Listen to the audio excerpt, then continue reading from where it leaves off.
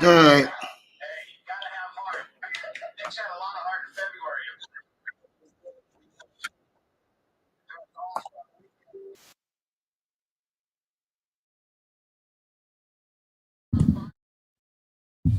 Right. Get this shit started. We got 3 great NBA games going on at the same time tonight. We're going to talk about we're going to talk a little football tonight. More news coming out there everywhere. Manzano's in the building. We got 3 great NBA games going on at the same time in about 13 minutes.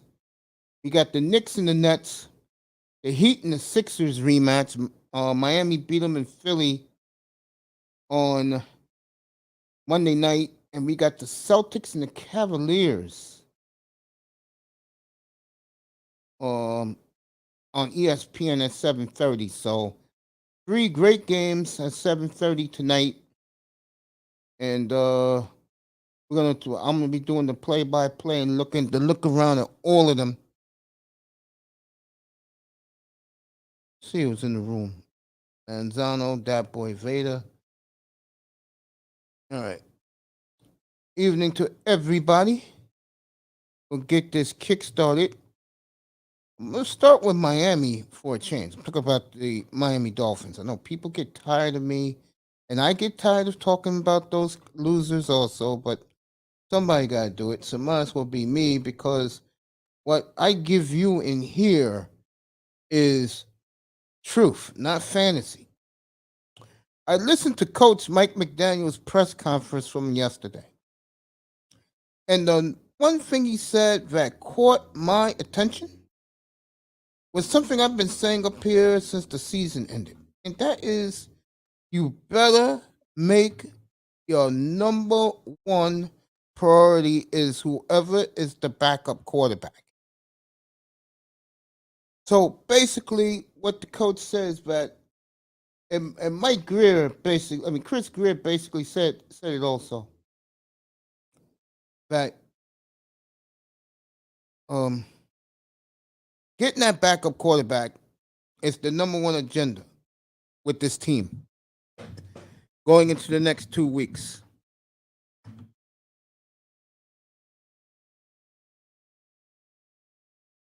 And I really appreciate that they have the same objective I do. You hear these Dolphin guys talking about, oh man, we need this player, we need that player. You better go get a damn good backup. Now, I'm not talking Case Keenum or Andy Dalton either. Okay? Not talking them. Right? Carson Wentz is out there, go get him. I don't want to hear about Ryan Tannehill. He's trash. Okay?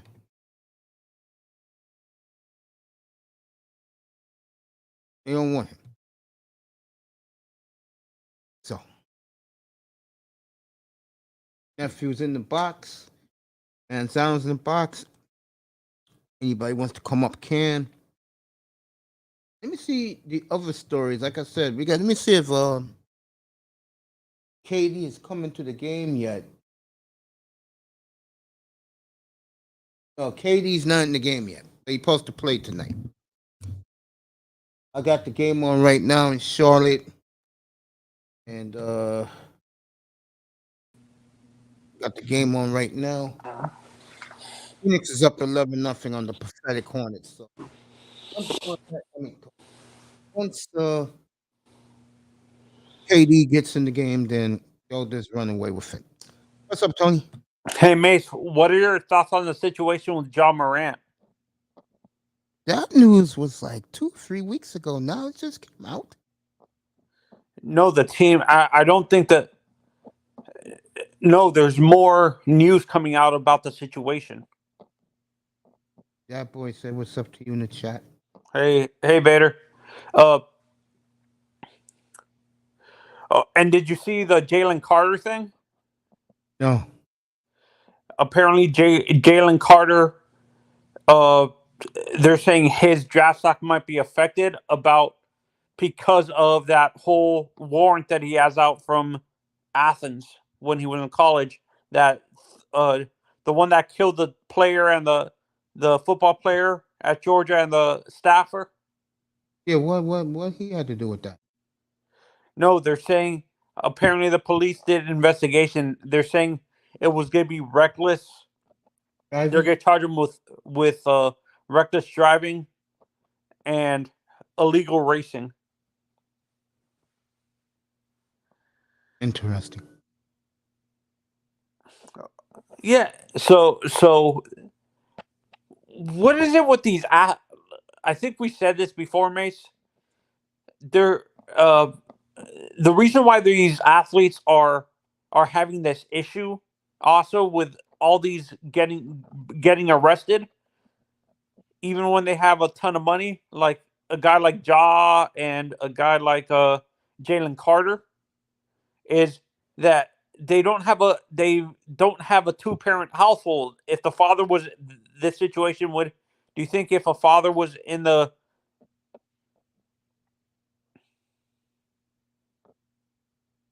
What's man? we were talking about this with was it who was it that we were talking about that the Platinum and coach. Coach. Yeah, what Dion said. Do you think if it's a single parent household like what this situation with Job wouldn't have happened in the first place? John's father is at every game at courtside. Or Jalen Carter, my mistake, the Jalen Carter situation. I don't know. I don't know. I don't know his background. Do you think that's going to affect his draft stock, or do you think he still gets drafted in the first in It the will top affect it. in the It, top it 10? will, it will affect his draft stock. Oh, and did you see what Damari Smith said recently? The the head of the PA for the NFL. He says he wants to he wants to he wants to talk to the NFL and see if he can cancel the combine altogether and have just regional pro days for every team. Or maybe instead of canceling it altogether, moving the combine around instead of having you can still have it in one place, but not having it in Indianapolis every year. You can like they're doing with the he wants he says it's either eliminate it altogether or um or move the combine around to different places. Which idea do you like better? I think they'll move it around to different cities. Miami will be a good place for the combine. No, seriously, Miami, the Texas, weather's or warm. California because they develop most of the athletes, most of the guys into the NFL. So it has to be in Florida, Texas, or the for Mace. Jerry. If that happens, damn well Jerry's gonna ask them to put it at Cowboy Stadium, and they're gonna please Jerry by doing that. You agree? They could, but remember, these are the players. These are the future players. Who nightlife is better, Dallas, Texas, or Miami, Florida? Miami. Well, there you go.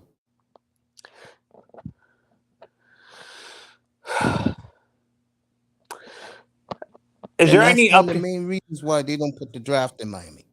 Why? Oh, the Like, nightlife.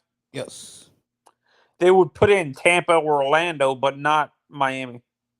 no. Hey, Mace, is there any updates on that whole situation with the NFL and Daniel Snyder? Has any new articles come out about him? About No, that I think situation? nobody wants to talk about Daniel Snyder right now. The NFL, it seems like the NFL owners are now, all the owners are turning on him and forcing him to sell the team. Yo, Canes, let's go. I can't think about Daniel Snyder right now. What I'm happy about this evening is the press conference that Coach Mike McDaniel had yesterday. And Coach McDaniel said the number one priority is to get a backup quarterback. Tyler Heineke. I don't see Tyler Heineke, man. Why? He can't reach Hill and what's his face? Or Cooper Rush. I don't see him in Miami either. Their arms are not strong enough. No.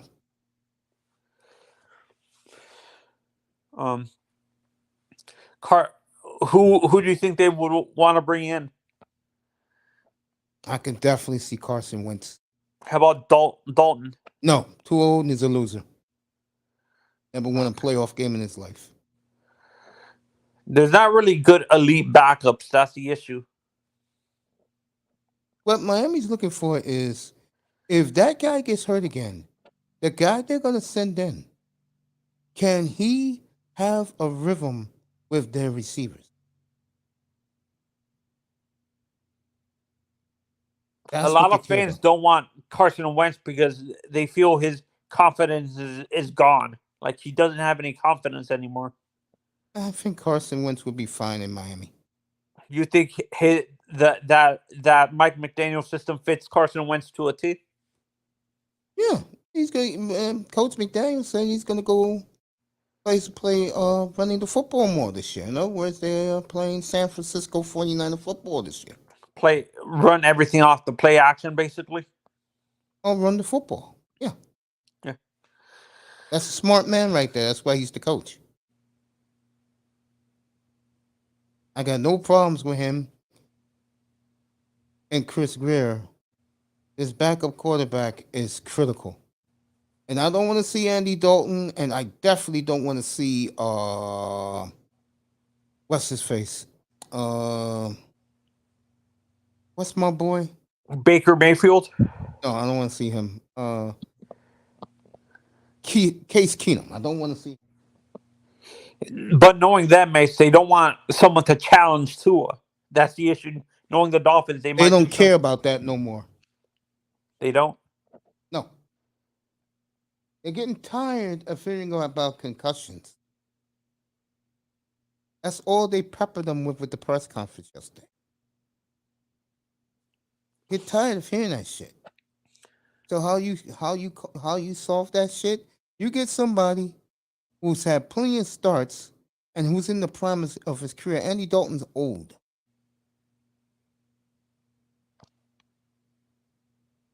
Okay? And what happens if Tua gets hurt, let's say game 14, and the team makes the playoffs and the quarterbacks never won a playoff game? He does your favorite word when it comes to the playoffs. He chokes. Yeah. I admit I use that word a little bit too much. Yes, you do. Trying to see if Gardner, if Durant's in the game yet. Doesn't look like it. He's not in the game yet. I was gonna say that boy's not in the game yet. I was gonna say this. I was so happy. It's like I was talking to Keynes earlier. This is why I don't really like talking about the Dolphins too much, because the questions I ask, they answer it.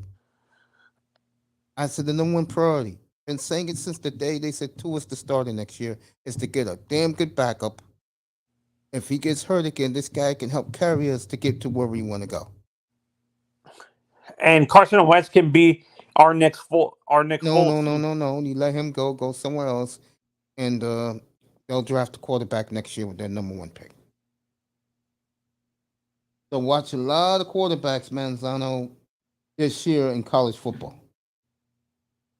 No. What I'm saying is, I understand what you're saying, but can you see this happening? You know how when Carson went down, Nick Foles took him to the playoffs, the Eagles.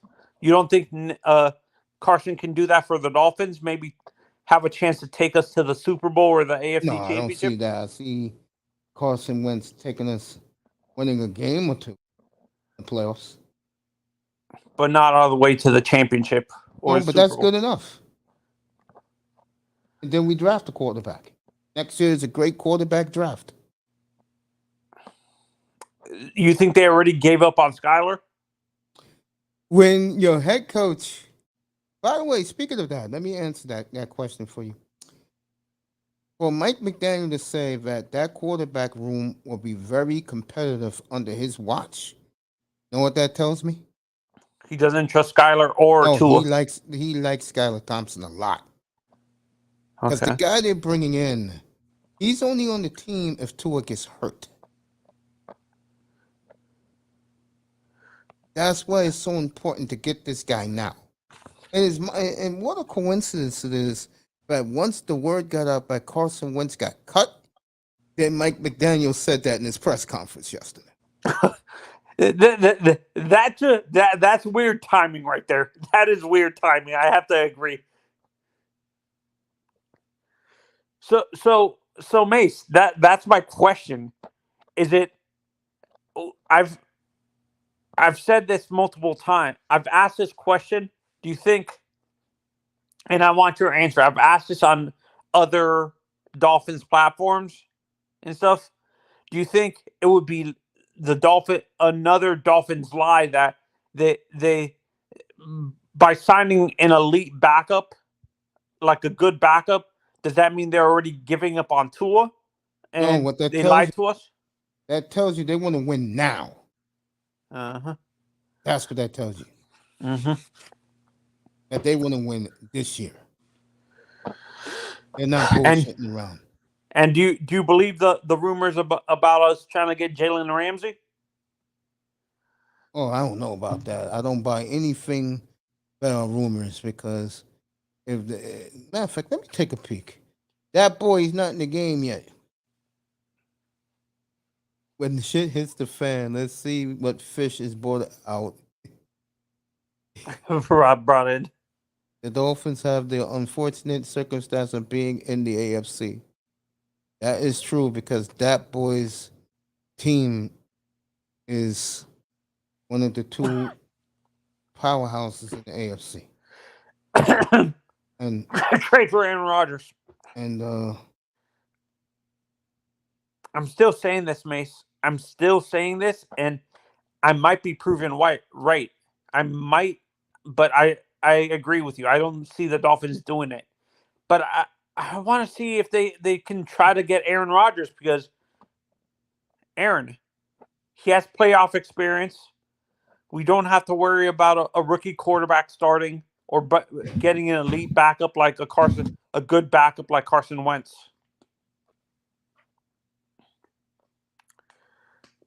To worry about if Tua gets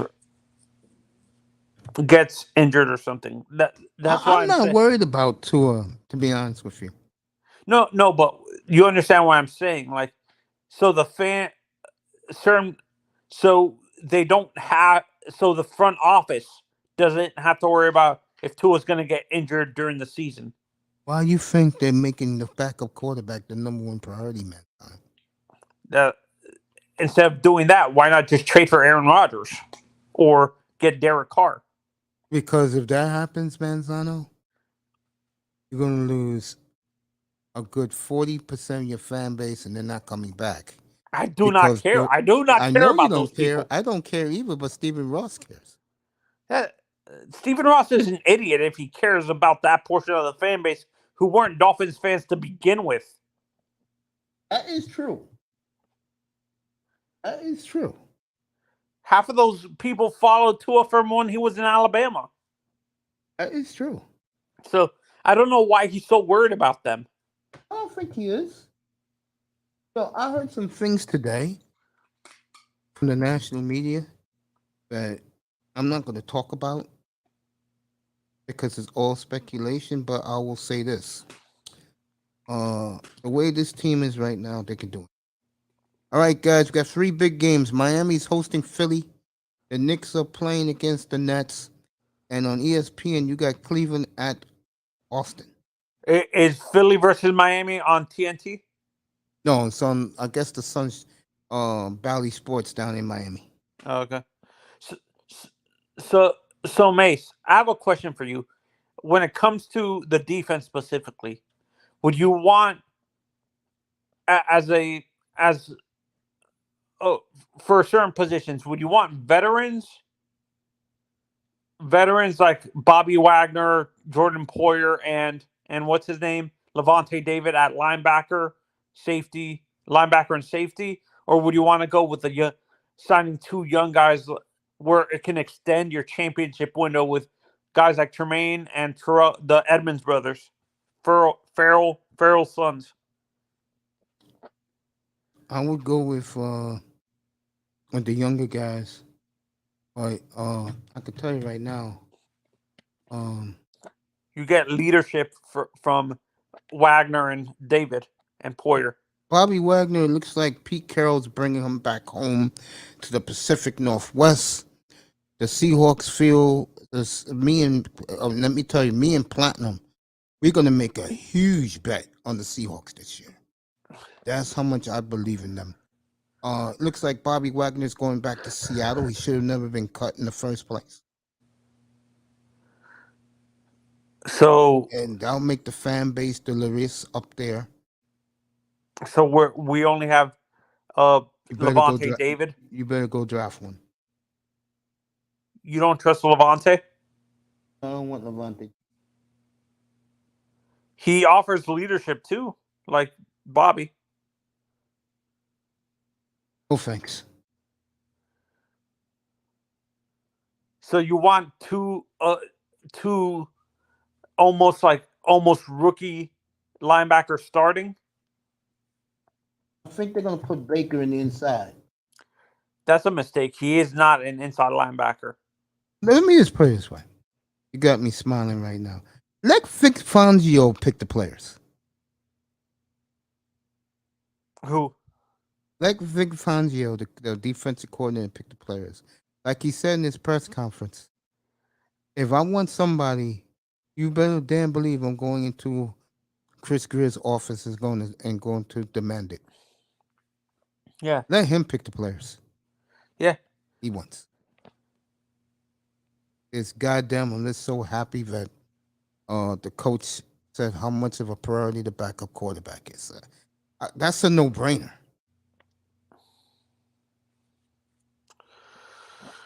Do you think we sign a running back or do we draft one, Mace? Definitely draft one. So you don't think we spend big money like getting a Kareem Hunt or someone like that? Yeah, I can see that because he hasn't been used much. Miami in the building. Kane's in the building. Let me see Aaron Rodgers train. Oh, Sean's in the building? Where's Sean at? Where my brother at? There he is. No. Sean. A report came out today. Go look it up. Matter of fact, you the one who sent it to me, but he may be going back to Seattle. You sent me that earlier today, kid. Genius. Sean in the building, 305 in the building, the family's coming in. I'm just so happy that he said that today. I mean, yesterday. I didn't watch his press conference yesterday. I watched it this morning, and McDaniel was absolutely superb on the podium yesterday. Absolutely superb. Sounded like a championship head coach. He said, "Yeah, he has Fangio in the building. That's why he sounds like that." He said, he said that the quarterback room would be very competitive. He said he wants competition in the quarterback room. You get Carson Wentz, baby. And Mace, and Yeah. this proves for me, this proves that they're not as behind two as we thought. You want to know why? The injuries. No. What did that idiot up here in New York do last week? And what did the Giants say to him? Oh, demand $45 million. Hell no. He also joined Aaron Rodgers' group, did tour, his father. Mm-hmm. And my good friend here in the Meadowlands is going to be in for a huge disappointment. Huge. and I'm gonna be laughing in here all the way to the bank. He is not going to get that money. 45 million. And then you got Iman and Auntie said, Pam. Yeah, I'll find the Bobby Wagner thing. Don't worry, I got you. I got you, Sean. I got you. Hey, Sean, what's up, man? How are you?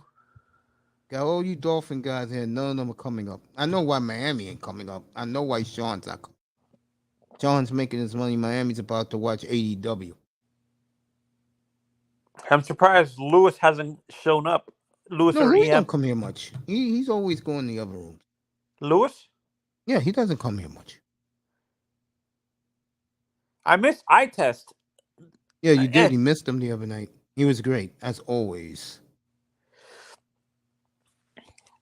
Catch him in the fan department on Sports Illustrated. He writes for the 49ers now. Oh, so he's not a Dolphins writer? No, he never was. He's a league writer. Like, what he does is he writes for the 49ers, but he travels around the league each week to go to the game that he chooses to go to. Oh, okay. So, okay. Wow. So, he started working for the 49ers instead of the Dolphins. We need someone like... he's working for Sports Illustrated. Okay. And he writes a column for the Niners because of Grant Cohn. You know, Grant hooked him up. But when he's doing his big job for SI, he can go any game he chooses. Hey, Mace, can you explain it's weird. I didn't think of this until iTest said this. Can you explain that that crazy trade history with the Dolphins and the 49ers? What is it? Can you explain that weird? I guess they like the same type of players. And when you have a team and their philosophy thinks like yours, they're a lot easier team to trade with.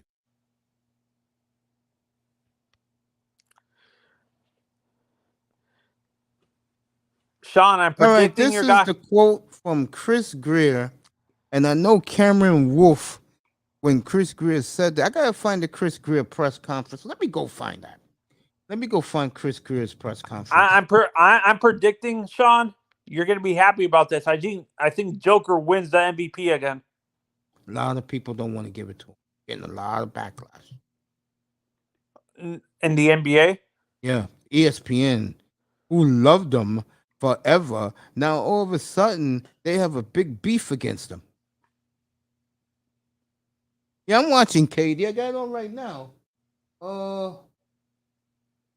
Yeah, KD's in the game now. Just to let everybody know, he's in the game now. I've always wondered how the NBA, like how TNT and ESPN decide which games are deserving of a national televised game, because that's an easy answer.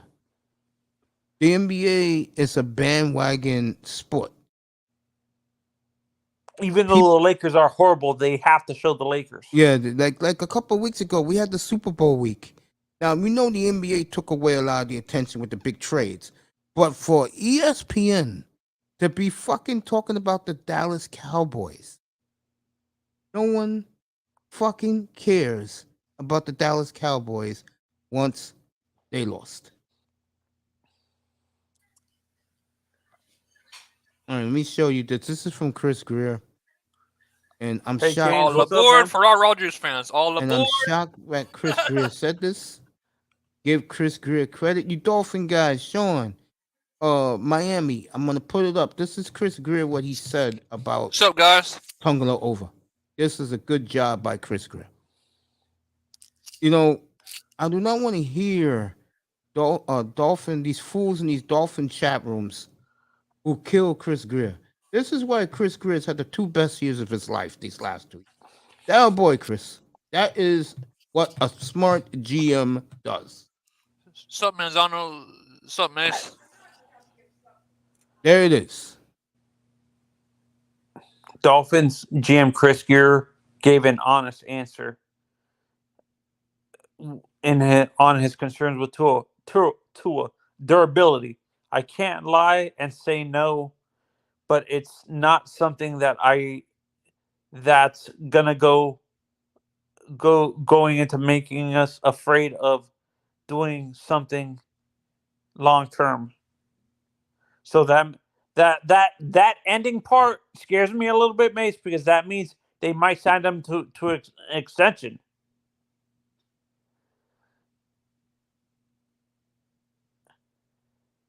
I read it wrong. Shit. Bro. Damn. Huh? That's true. You're right, Tom. I read it wrong. So I think you looked at it the wrong way. I think that means they want to sign him to an I extension. just said I just said I read it wrong. Okay. I just said that. What's up, guys? So I mean, you guys celebrate when I'm What's up, wrong. Manzano? Like I mean, jeez. I'm pissed. I read it I'm wrong. pissed. What's Oh. up, Manzano? Hey, What's up, Manzano? He's mad right now because I read it wrong. Chris Greer said that he's not afraid to give Tua a long-term extension. Didn't I tell you guys that 2 weeks ago? Yeah. Well, So I'm right I again. was hesitant to believe you. well, let's go hide now. Nothing to- Let's go hide Chris now. Man. had that hat since 2000. It's trouble. Oh man, let me turn around and start watching these games. KD's in the game for Phoenix. Let me start in Miami since the channel's right next to him. And Zano left. So you got your answer, bro. Grizz said he's not afraid to give Tua a long-term deal. Good luck with that, Miami.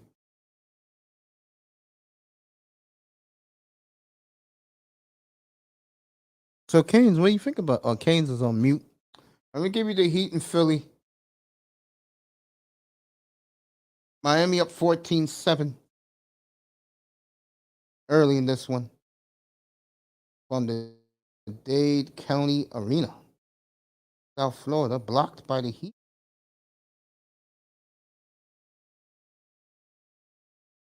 Three-pointer winning for Philly. 14-10 Miami. Jimmy Butler. Matt Strauss.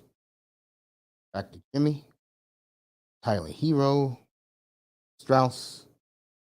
Jimmy Butler. And one. 16-10 Miami. Oh boy. That's the Heat. They know they win tonight, boy. This is big with the Knicks coming in Friday night. So Miami coming out flying tonight, the Miami Heat.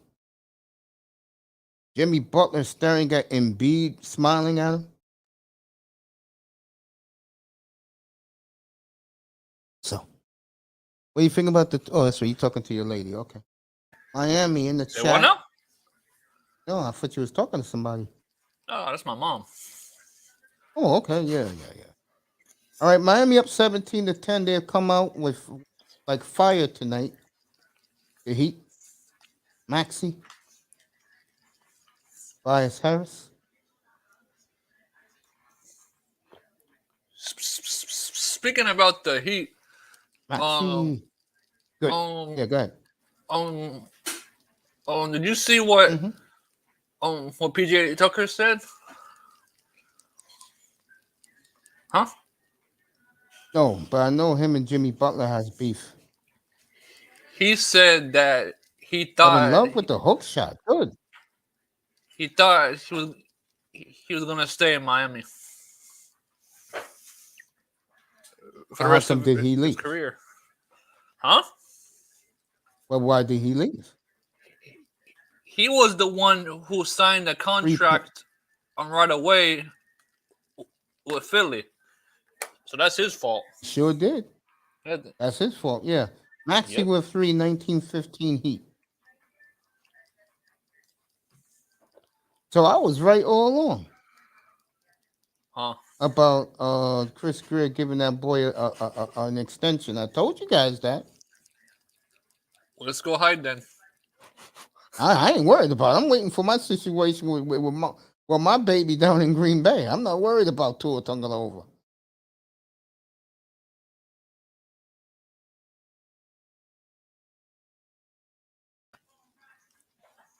Well, no rings for us anytime soon. I told you 2 years from right now we'll have a new coach in Miami. I just don't understand it, man. Why is Harris good? Yeah. Why? Because if the owner wants to win a ring, why in the hell would you sign this guy long term? I have no idea, man. I can't explain it.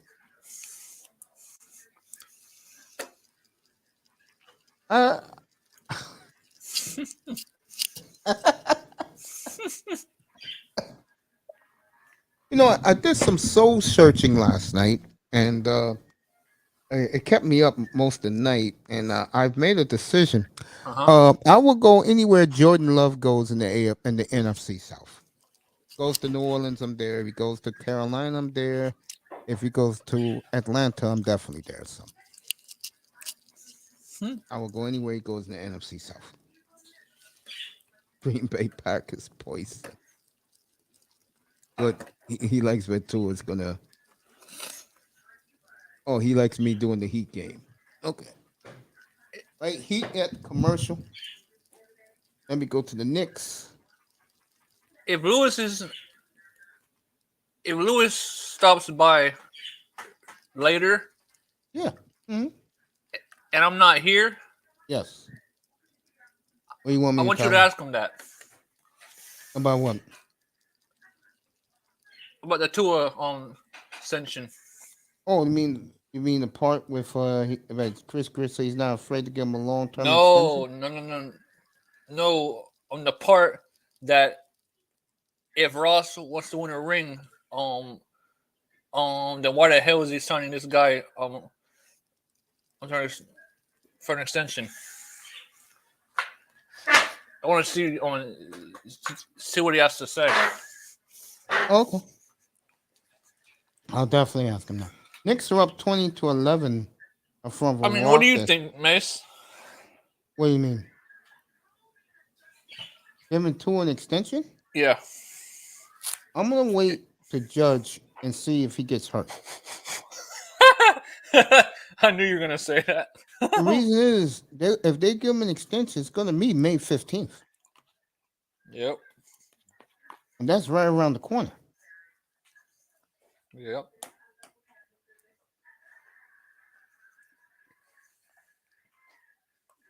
To me,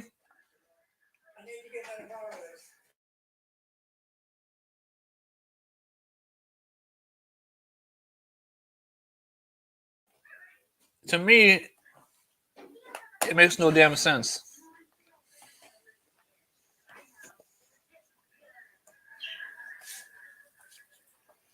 Does it make no sense for you?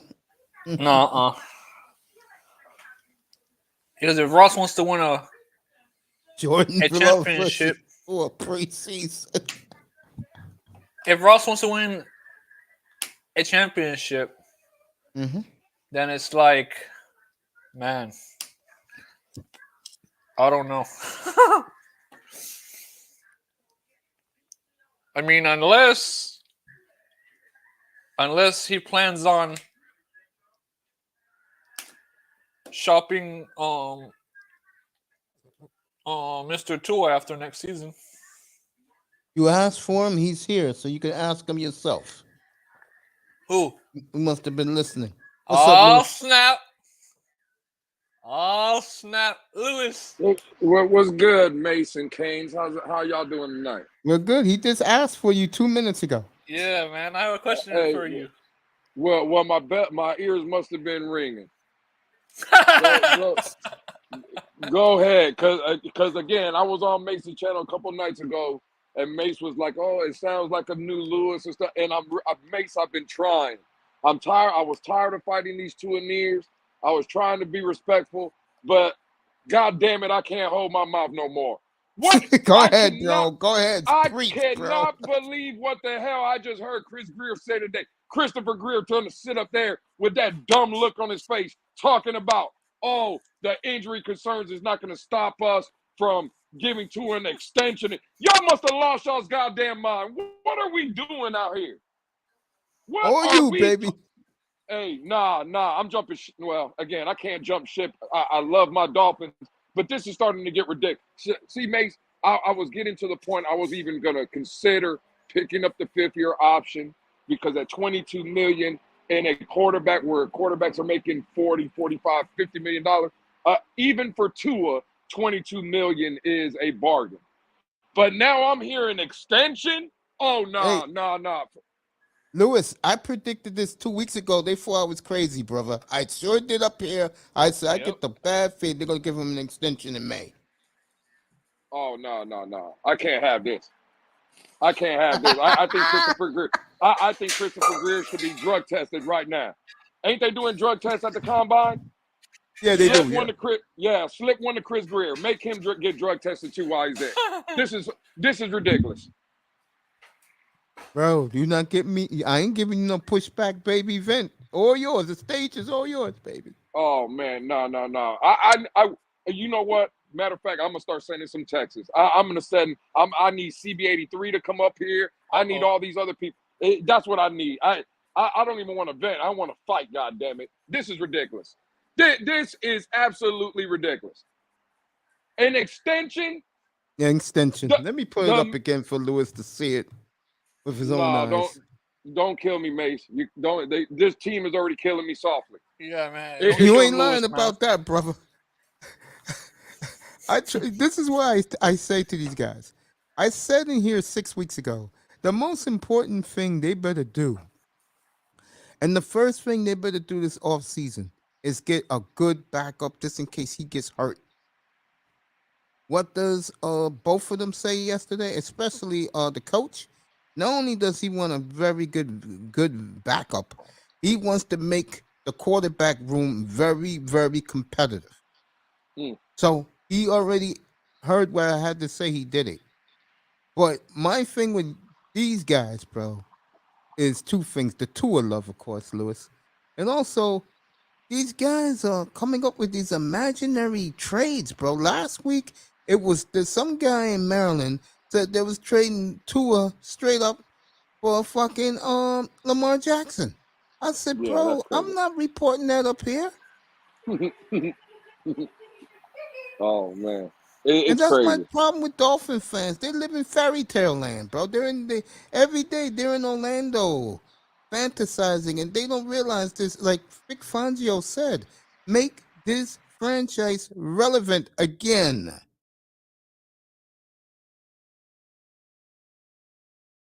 Relevant. They're irrelevant right now. I could have told these guys that, but they don't want to hear that. This team hasn't won a Super Bowl in 50 years. They haven't been to a Super Bowl in 39 years. They haven't been to an AFC championship game in 31 years. They haven't won a playoff game since 2000. Jesus. And these guys talk about this team like they've won 10 Super Bowls. You ain't lying, Mace. I had a guy today on a panel with me telling me he believes in this front office. Who was that? Who was that? You know who it is. You know who it is, Kane. You trying to get me to go off, Kane. You know damn well who it is. It's Alex Renee Diaz. I can't believe that guy. And I consider him a friend. Yeah, I consider him a Knicks friend, fan, man. yeah. Man, I consider that man a friend. And when that man, he followed me to 2 panels. I was on 2 panels today. And he followed me to both to say that dumb shit. I couldn't believe it. He has faith in this organization and in the front office. From what? Mace just told you our numbers, our track record. And Damn that's right, what baby. we believe in. And that's what we believe in? Bro, get the fuck out of here. What are we talking about? Man, listen, I've been trying. I've been on my best behavior for about 2 weeks now. I've been trying. This is crazy. I had a You can't make question this for shit you, up, but now I don't bro. want to set you off. I'm good. God I'm damn, good. you can't make Nah. this shit up with this. You asked for him. I'm giving him the link right now. He's in the chat room, bro. And he's laughing. Oh man. Yeah. I bring him up. Yeah. You Let's got get it, bro. CB8. Let's get CB up in here. All Uh-oh. right, man. There goes the Let's link. get Tua Leroy up here himself. Yeah, Uh-oh. you might as well, bro. After what Chris Greer said, Uh-oh, you want fireworks? You got it. Pew, pew, pew, pew, pew. I don't mind about the fireworks. It helps me. Uh, Yeah. That's why I was here first, because the real one is up here. well, I'm the real one, but in you guys' world, I let Well, you do. that is I true. let you guys do whatever you want. That Lewis, that is go ahead, true. baby. This platform's yours. I'll keep everybody abreast on the NBA games, but go ahead, Lewis. CB, you're welcome to come up, bro. 305, be up here at 10 o'clock. He's Unless running scared. he's enjoying these fireworks that's about to take place. If you just missed it, I read this about 10 minutes ago. And I was wrong and I was right. I said up here 2 weeks ago that in May the Dolphins will give Tua an extension. To the chagrin of Tony Manziel. Celebration for the 2 years, man. And Christopher Greer said this. Get it? If you want to pop in, I'll pop you up right now because I'm gonna get the Chris Greer quote. Yep. CB's in the building. Yo, I can't even take a shower in peace. These dudes gotta call me up on the show, bro. Come on, bro. This is You ain't ridiculous. got nothing. Hey, What's up, Lou, CB? Lou, you ain't got nothing for me, bro. You ain't Okay, got nothing okay. for me, dog. Hey, CB. Listen. You know me. What's up, CB? You know me, CB. I've been doing good. I've been trying to be better. I've even seen you in a couple chats say, "Hey, look at Lewis. He's starting to make sense." Right? I've been trying, CB. Yeah. You've been on your best behavior as of late. I've been trying. What's up, CB83? I've been trying. But Chris Greer done lost his goddamn mind. You're talking about an extension? Did you hear what that man said today? What did he say? Here it is. That I'm about to pop it up on the screen. There you go. Here Hey, you go. hey, you know why he said that, right? Hell, not because he was on drugs. That man was drinking. Hey, look, it's a gamble either way. Your boy is gambling on Tua. He say Tua gonna be that dude. He said that's Tua Leroy, bro. He said it's better to get him now. Better to get him now than get him when it's hot. I'm gonna leave that alone. You know what it sounds like to me? You know what this sounds like to me? I'm gonna let you guys talk. It sounds like to me he trying to get him on a discount. That's what it sounds like to me. You know the last quarterback we got on the discount? Ryan Tannehill. How'd that work out? Hey, he went to the playoffs with another team. Man, please. You need to stop. CB, stop that. Bro. You know better than that. Hey, did Tannehill have a team this good, bro? I don't give a damn about none of that. The man was trash. You ain't. Hey, come on now. I'm making too much sense for you now, huh? That ain't no super sense. Bro. You gonna sign a man? This man, Chris Greer came out and said that the injury concern with Tua will not stop this organization from looking at him long term. What the fuck have we been talking about, CB, for the past 6 months? He said looking at him long term. Exactly. He didn't say committing to. He said it wouldn't stop him from committing to him long term. He didn't say that. Hey, you didn't even have to say nothing. You could have easily came out and said, "Listen, the man is under contract for this year. We can always pick up his 5th-year option, and then we can explore options after that." He shouldn't even have said the word extension. What is he talking about? But you know what they're trying to do? They're trying to get him for cheap, bro. They're trying to get him for cheap. And if you want to get him for cheap, you got to put him on the extension, bro. Like, that's what you got to – I mean, that's just the nature of the game. If you put him on an extension for cheap, I mean, you're going to get him at a discount now. The bitch been hurt. He been hurt. You're going to get him at a discount. If he go ball next year, there's no way you're getting any type of discount on that deal, dog. Okay, and this is where you're proving my point, CB83. You think the Cincinnati Bengals are trying to get Joe Burrow at a discount? No, they're not going to be able to. He's played too good. Hey, perfect. There you go. I got you again. We ain't hearing about no discount talk coming out of the Los Angeles Chargers. And Justin Herbert hasn't done nothing, but they ain't asking for a discount. Look, they're not. His health isn't a concern. He's played. He's been there. He played in a playoff game. Exactly. They're not the same situations, bro. You're comparing. No. You're right. One is a great quarterback, and the other one is mediocre. No, one is a healthy quarterback, and one is not. Don't say Herbert is great because Herbert hasn't been great, bro. Come on, man. Okay, and Tua hasn't stayed healthy in 5 straight years. So what are we talking about that we now magically? So you're looking at a health versus a good quarterback situation. That's what you're looking Okay. at. If the man, let's say, remember, Ryan Tannehill was 3 years, what, 90 million, something like that. That was a cheap deal. Let's say that's the same deal for Tua, 3 years, 90 million. I don't give a shit. Is that worth Tua missing 4 or 5 games a season? No, but you know they're going. You know that Okay. contract. Look, that contract is not going to be. It's going to be a contract they can get out of. It's not going to be a contract where they're going to be stuck with a guy who's injured. I mean, bro, they got lawyers. Why, if you're trying to get out of it, why are you trying to get in it?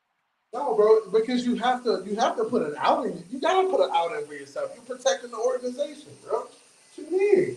You ain't protecting no organization. Bro, you can commit to cap. Tua. Look, you can commit to Tua without committing to Tua. That's what you can do. If he's hurt, you can get out of that shit. You can do that. That's what contracts are for. There's a lot of language in there. Yeah. I know you don't want to hear this. I know the Wolfpack don't want to hear this, bro, but it is what it is. The language should be, hey, Tua, we're going to pick up your 5th-year option. You have 2 years to prove it. Not, hey, Tua, you haven't done shit, so we're going to give you a contract extension. They done lost their mind. You know it, CB. This is ridiculous.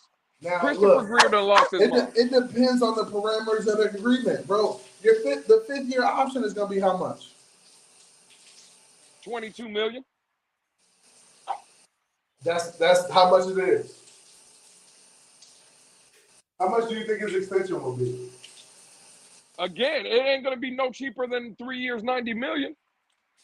You don't think so? Hell nah. Well, okay, well, I'm asking you, CB, what do you think when you hear contract extension? What do you think the numbers are going to be? Better not be $45 million a fucking year. I think for Tua in his situation, it's got to be 330 or like 328, 327.5 or something like that. Ooh, Get the hell out of here for him. that's expensive. Fuck. That's what I'm saying. Yeah. I mean, that's the nature of the market right now. Come on, guys.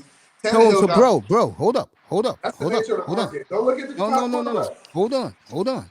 So he's represented now with Daniel Jones guy. Daniel Jones asked for 45 million a year. So you're saying Tua's worth 50? Bro, I'm not. Lou, it's all yours. No goddamn way. I said Tua is worth over $50 million, bro. Yo, he is not in the same league as fucking Herbert.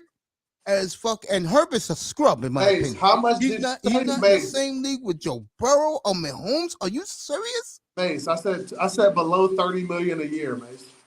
Oh, my bad. Okay, I'll give you that. I apologize. CB, I apologize. Yeah, you tripping, bro. Sup, CB83? I apologize, family. That's my bad. I don't want to get on your bad side because me and you're good. My bad. That's not what people have been saying, though. I'm saying that's not what people have been saying. That's how much he's worth. That's okay. People are saying that contract. People are saying that contract's going to be like a 3-year, $100 million deal. That's I'll do over that 30 million a year. I'll do that. That's what? But you got to think about the 30 plus million. Yeah, I'll think to that. I ain't giving, bro. Tannehill got 4 years, 100 million. The man hasn't completed a season. Do y'all hear yourselves? True.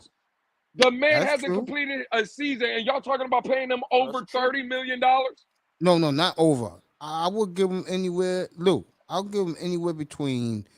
I'm gonna be nice here. I'll give him 25 a year. Me too. Bro, I'll give him 25. Between 25 and 28, I'm anywhere in there. Okay, I agree with that. And again, CB. All right. That's a lot, bro.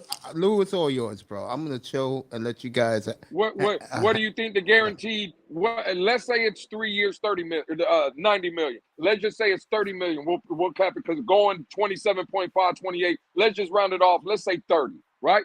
3 years, 90 million. Let's say that's the deal. How much of that is guaranteed? I would say 1 year. I would say like 1 mil. So I would say maybe 25, maybe 30 mil guaranteed. And you think, and I'm asking you guys' opinion. You think a quarterback, right, that has had injury concerns in the past is going to take that kind of deal? Because again, I agree with you. And looking He at it has, like that, hey, he has that to. is a he He don't have has. to. He's Why had would he? it. He has injury concerns, bro. Nobody else paying him that type of money. Look, can I add Hey, one thing to it? What I would do, I would give him the 5th year. I would give him the 5th year. But he gets hurt. Okay. And it's long term, like let's say he missed 3 or 4 games, bro. I ain't giving his ass no long term extension. That's off the table. well, Right, but that's what I'm saying. we talking about a different situation. They're talking about giving them a contract extension now. Is what they're talking about. Yeah, no. This ain't waiting. And that's what I'm saying. Why? Yo, Q, get up just here. don't. It's just mind-boggling to me. How did we were wondering 2 weeks ago if we were picking up a 5th-year option, and all of a sudden now we're talking about extension?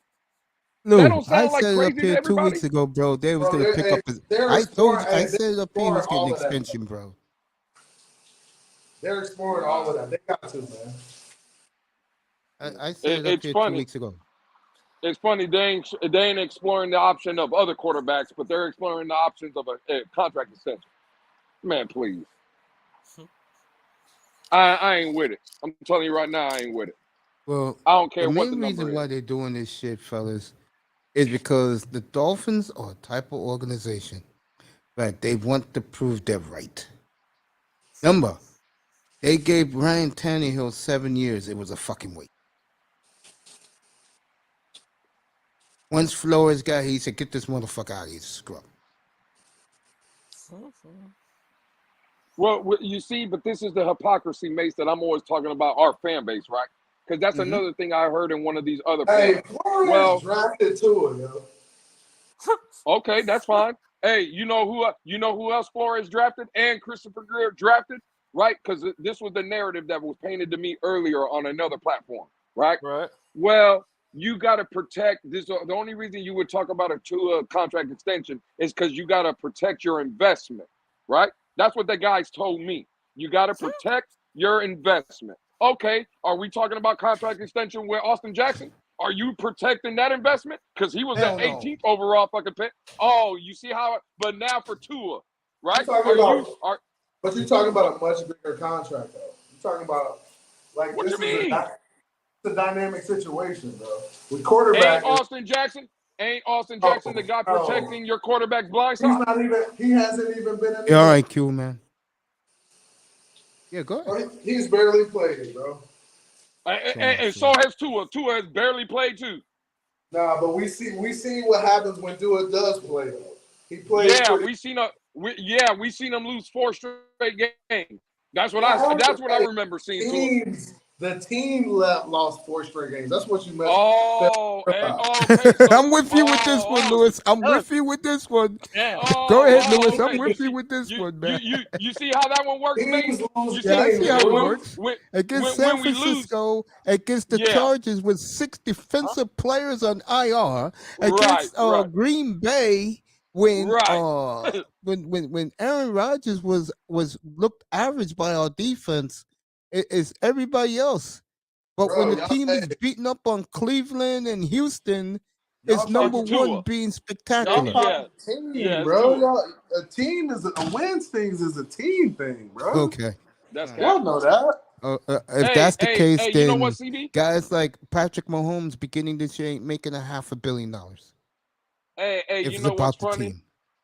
team. Mace, you know what's funny? CB says that, right? But I don't see him printing out no T-shirts that say Team Leroy. All That's I see right. is Tua Leroy. It's Tua Leroy. I don't see no team. Right. I don't see no Team Leroy that T-shirts. thumbnail up. Let me bring because quarterbacks are a big part of the team, man. We just they're the most important. They're the most important. Who have you heard that from, CB? I don't believe in that, bro. I just like it. Now you don't believe in that? Now you don't believe in it? Bro, I get a kick out of this, bro. Yeah. Hey, like I said, when you make a Team I got a T-shirt, CB. Lewis, I got a 305 Miami Dolphins T-shirt. Von Joe got it. He already bought the T-shirt. You want one? I'll get you one. No. bro. No. I want a Team Leroy T-shirt. Since it's all about team, I want you to make me a Team Leroy T-shirt. Bro, I got a 305 Miami Dolphin shirt. I'm gonna send you one, Lewis. I'm gonna send you one, Okay, bro. send it to me. I got you. Shit, man. I told. Send that with an iron too, Mace. Have you seen them shirts he be handing out, Mace? They wrinkled as hell, raggedy. They got Yeah, color man, I'll stains take on one. of them, Mace. Hey, my shirt clean, bro. Don't hate on my shirt. Hey, so I'll take one, CB. I got you, Canes. I'm gonna look out, bro. Man, I ain't got no Dolphin gear, honestly. You don't got no Dolphins gear? Oh, man. Where's Cap for Life? Cap for Life. No, Come up all I here, got bro. is Canes. Hey, Tua Leroy, Mace, you know what time it is, baby. I'm gonna leave this alone. Mace, don't be playing this shit, Mace. Don't be playing this shit. Oh, shit. No, Mace, thank hit the you, play bro. button, Mace. Hit the play button, Mace. Miami, bro. I'll see you after wrestling, man. I'll be up here, bro. Man, Mr. Miami, get your butt up here, man. Oh, he's watching This is crazy. AEW wrestling. This is crazy, man. Fighting Caleb Williams? Why are you Damn. fighting the best quarterback on the planet right now, bro? That's what they say, Mace. That's what they say, bro. Caleb Williams last week said he wanted to play in Miami. Everybody want to be a Dolphin now, baby. It's cool to be a Dolphin now. Well, the reason why they want to be a Dolphin is because the Hollywood. guy who's fighting Caleb Williams is the guy who a lot of guys feel they can beat out. Man, they ain't beating out Tua Leroy. Hollywood. Tua Leroy, that dude. Hollywood. Yeah. You know why they want to come to Miami? Because they know this fucking crazy ass general manager we got paid money for nothing. You don't have to do nothing. You can come over here to Miami and get the bag and not have to produce. It's crazy. Hey, you know better than that. Oh man! Damn. Jeez. God Look, damn. hey, just the man I was looking for. EM, if you got some time, homie, click the link. Click the link. He's Hey, coming Mace. up here, man. Hey, Mace. EM's coming up here. Wow, He's bro. up here, bro. Uh-oh. Mace. All right, so we're gonna Mace, we're gonna have fireworks tonight, bro. Oh, we capping Hey, tonight. I We just big dropped the capping link. I'll drop tonight, it again. baby. Cap, you can come up to Miami. EM has Be up been here running from me. later. This is Mace, gonna be EM's been running fascinating from me. conversation. Oh, this a big EM show has been tonight. running from me. This a All big right, there show you go. tonight, The link fellas. is up here. Raven Knight in the building. What's up, Raven? What's up, Raven? Quinte said he'll be here late. He's working. So What's up, this is gonna be a Quinte? long one tonight. So I'm gonna It's a drop big- the link. It's Guys, a come big up. show Cap, come up. tonight. And after you guys come up, you can start your war of the Gigantuas. I'm gonna get me a bottle of water. It's gonna be a long night. Hey, get hydrated, Mace. Fireworks. Get hydrated. Fireworks. Heat down by 4. They had a big lead. They blew it. Fireworks. Fireworks. Hey, this moves the needle, right? Yep. All right, EM is here. One of my favorite people on earth is in the building. What's up, EM? EM Dolphin fan. been I know he running was from upset last night, but San Antonio won the game. Mace, what is good, my friend? I am What's up, good EM? tonight, family. It's good to see all Salute. you Dolphin guys up here tonight. I Damn, appreciate you guys Mace, being here. you got all the heavy hitters out tonight, dog. What's up with that? With the exception of CV83. With the exception of CV83. Of You got the course. heavy hitters out tonight, Hey, Mace. What the fuck? I'm a nobody. I'm a nobody, man. It's because of What? what Chris Greer said today We about all know that. We all know that. and it got Lou upset, has Hey, me he puzzled. got Lou Pennies in a bunch tonight. No, Yeah. hey, about hell what? no. What? EM, hold on. You know, homie, I've been trying to be good for about 2 weeks now. I've been trying to jump on the Tua train. I was even warming up to a 5th-year option. When this motherfucking Chris Greer came out today and talking about, we don't have no concern about the injuries. We will look for Tua having like an extension. Man, Chris Greer done lost his goddamn mind. He should be drug tested. Hey, EM, I'm sorry, homie. Again, me and you talk. I was There trying it to take is. your advice. I was trying to be good with Tua, but they done lost their goddamn mind. Hey, my question is, again, please answer this. We go from 2 weeks ago if we were going to pick up a 5th-year option to where we are today talking about an extension. How the fuck did that happen? Yeah. Hey, Nah, man. nah. So hang on, a couple things real quick. Okay. Chris Greer, when they pressed him about that whole, his contract status, he didn't say that he didn't, he said that there is concern about Tua's durability. He did say that, but he said that, it's not going to prevent them from, working something out long term with Tua. So what I gather from that is, if an extent, and this is what I think is a strategy from the Dolphins, it better be the strategy from the front office's standpoint. If you are to extend Tua, right, which they're giving him 2023, if everything works out, Tua plays well, he plays 15 to 17 games, we get to the playoffs, we get further along in the playoffs, hopefully the Super Bowl. I think what's going to happen is they will extend him, but there's going to be some language in that contract that protects the organization as a whole in the event Didn't I just say that? Tua's durability issues, surface somewhere down the road. But That should be the strategy. But why would you have to do that, right? Why would you have to do that? Let's say to your scenario, he plays 15 to 17 games. You could always pick up his fifth-year option, which I believe they're going to do. You have him locked in for another year at $22 million. You still don't have to extend him. Because again, to your point, if it's 15 to 17 games, then you already have him locked in for $22 million, the fifth-year option. Make him play on that. If he gives you another 15 to 17 games, now you got a body of work to say, listen, the kid has obviously overcome his durability issues. He's given us 2 basically full seasons. Now we can break the bank. But why are we talking about giving this man an extension? Bro, we're still 2, maybe even 3 years away if you wanted to franchise tag him after the fifth-year option. Like, I don't understand why we're even talking about extension. Why? I don't think. I don't think they're gonna extend him. I think the smart play here is to exercise that fifth-year option. I don't think they're gonna extend. They're not extending him this year, bro. That's just that. Again, that's just posturing. You know what I mean? That's appeasing to the crowd, man. That's Nah, bro. There's no way in the world you working out a long-term extension in excess of $150 million after one. But after 12 games, aren't they gonna do the discount now though, Ian? Ian, don't. No. Tua.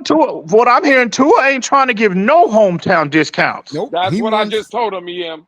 I'm hearing Tua is shooting for that bag, bro. Did you hear what Daniel Jones did last week, fellas? Because him and Tua went to Aaron Rodgers' people, AAA, athletes first. Yeah, they went. Athletes first. They went with Aaron Rodgers' people. Daniel Jones last week told the Giants up front, 45 a year. He wanted. Let me see, man. Trying to do the math here. He wanted 240 for 5 years. Giants hung up the phone on him, bro. Crazy. Nah, hell no. That's what I said, bro. I said he's out of his effing mind. Tua, CV said you could probably get Tua on a cheaper deal of like $27, $28 million a year. He ain't signing that. No. He ain't. Tua ain't trying to hear that, bro. I'm told that nigga trying to get the bag, and I don't blame him.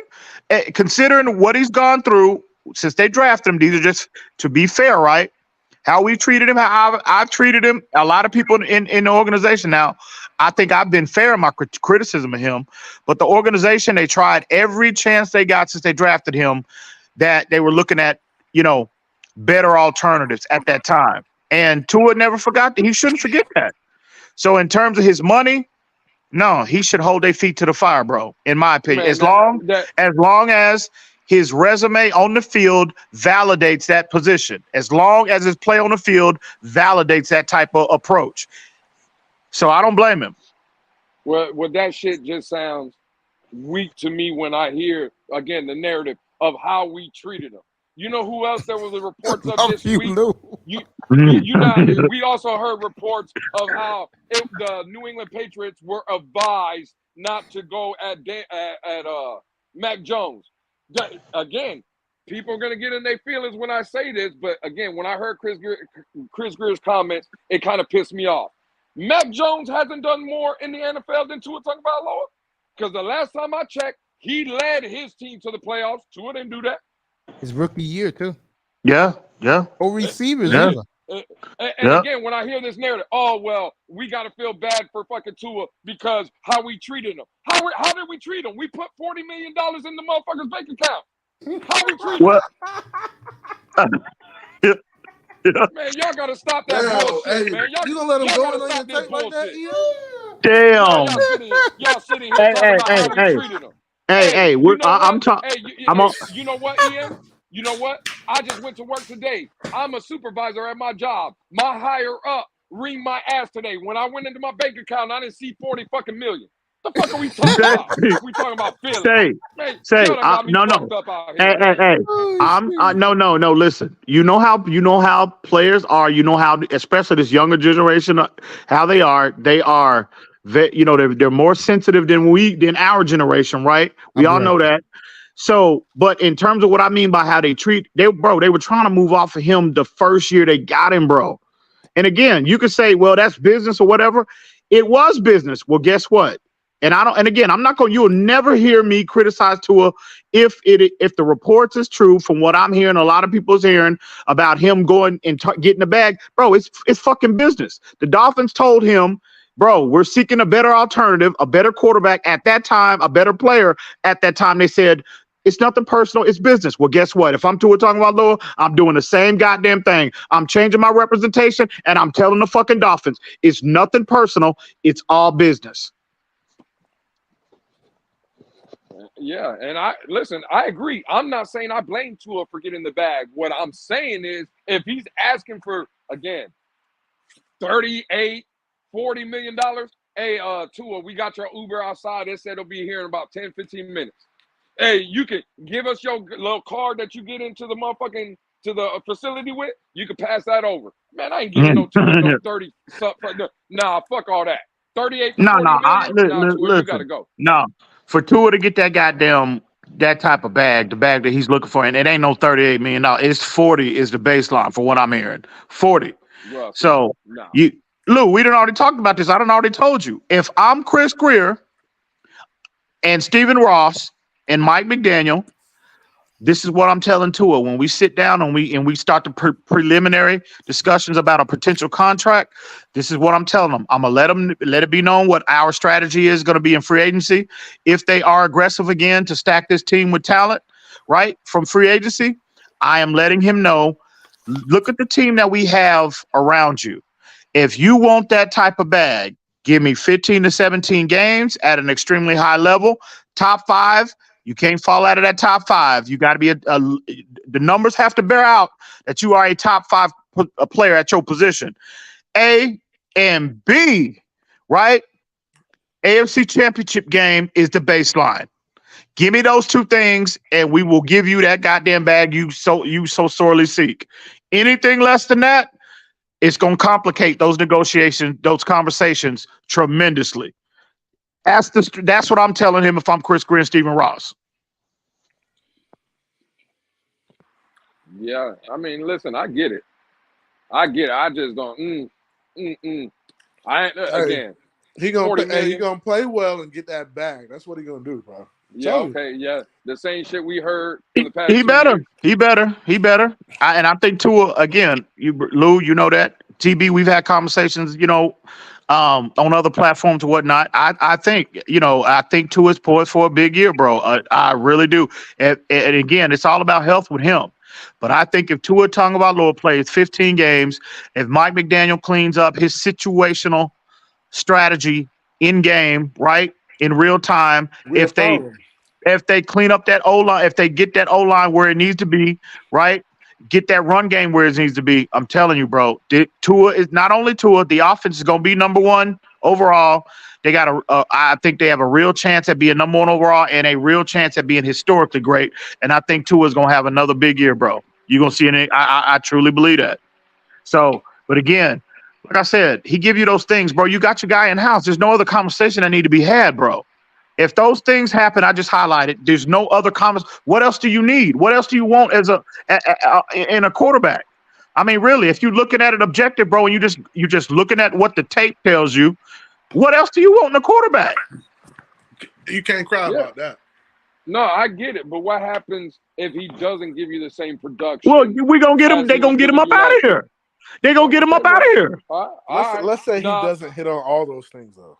Let's say something happens. Because that's the and he doesn't hit on all the parameters. Let's say he misses out on one or two of those. What happens then? Well, that's going to complicate, like I said, that's going to complicate the negotiations tremendously. Well, we're going to be at a standstill, you know? If he want to be one of the top 2 to 3 paid guys at his position, these are the expectations. Josh Allen, Tua, this is not relative to Tua. Patrick Mahomes has some expectations. Josh Allen has those expectations. Joe Burrow has those expectations. So if you want to be one of them top 2 to 3, 4 guys in the league, these are the expectations. If you meet them, you meet or exceed them in 23. Well, again, I'll be more than happy to oblige whatever contract demands that you want, that you requested. But if not, it's just going to complicate things. Nah. See right there, the highlight. It's already starting. If he goes off and he plays and he stays healthy, it's $200 million guaranteed. Man, are y'all done lost y'all's goddamn? Bro, but honestly, if he goes off, that's what I didn't say 200 guaranteed. Ain't nobody said 200 guaranteed. Bro, I'm looking at it right here on the screen. But you see the comment right there. They already started EM. Damn.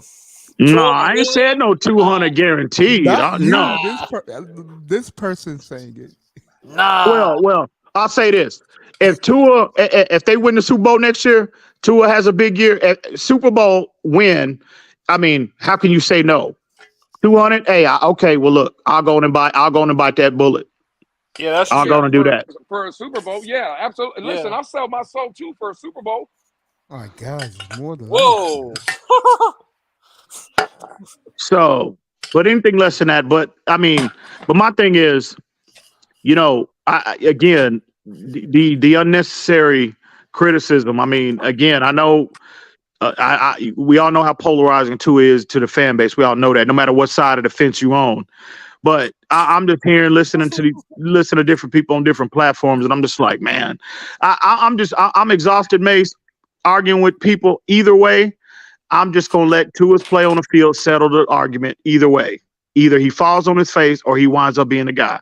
I'm done arguing with these folks. We talked about this last time you was here. I said if he plays a certain style, which he won with, he's going to win big. He's proven it. Just watch him in 2021. And he had garbage around him except Waddle.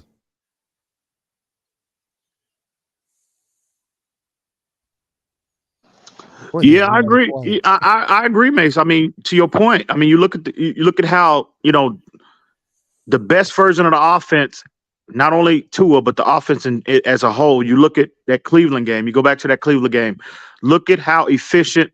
Look at the offensive. You know, the yardage they gained on the ground. Look at how Tua was diverse in terms of distributing the football to 6 different people.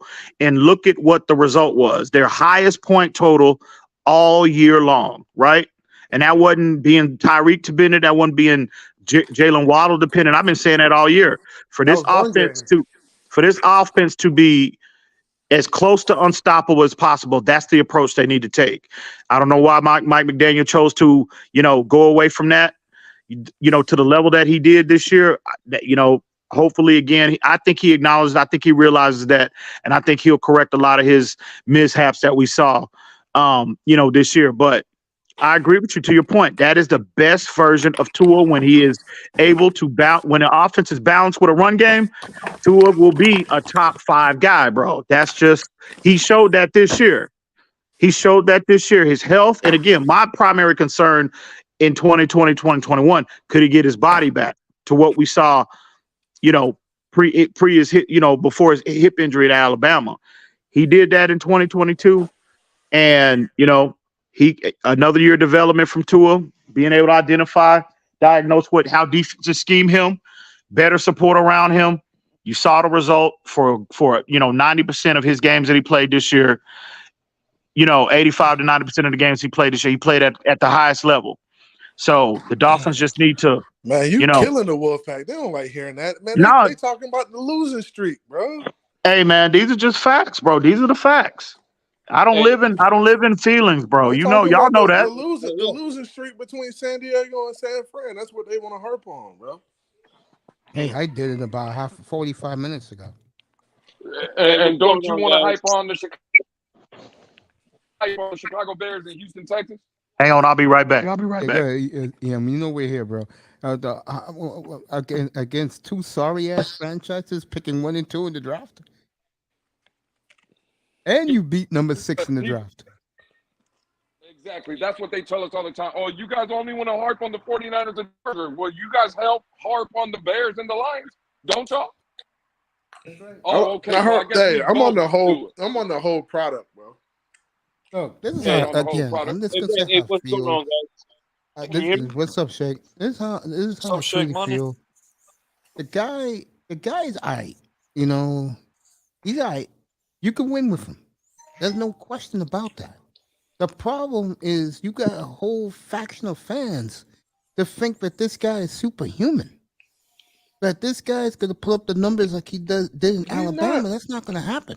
He's not NFL, look at their schedule coming up this year, bro. That's not the SEC West. Bro.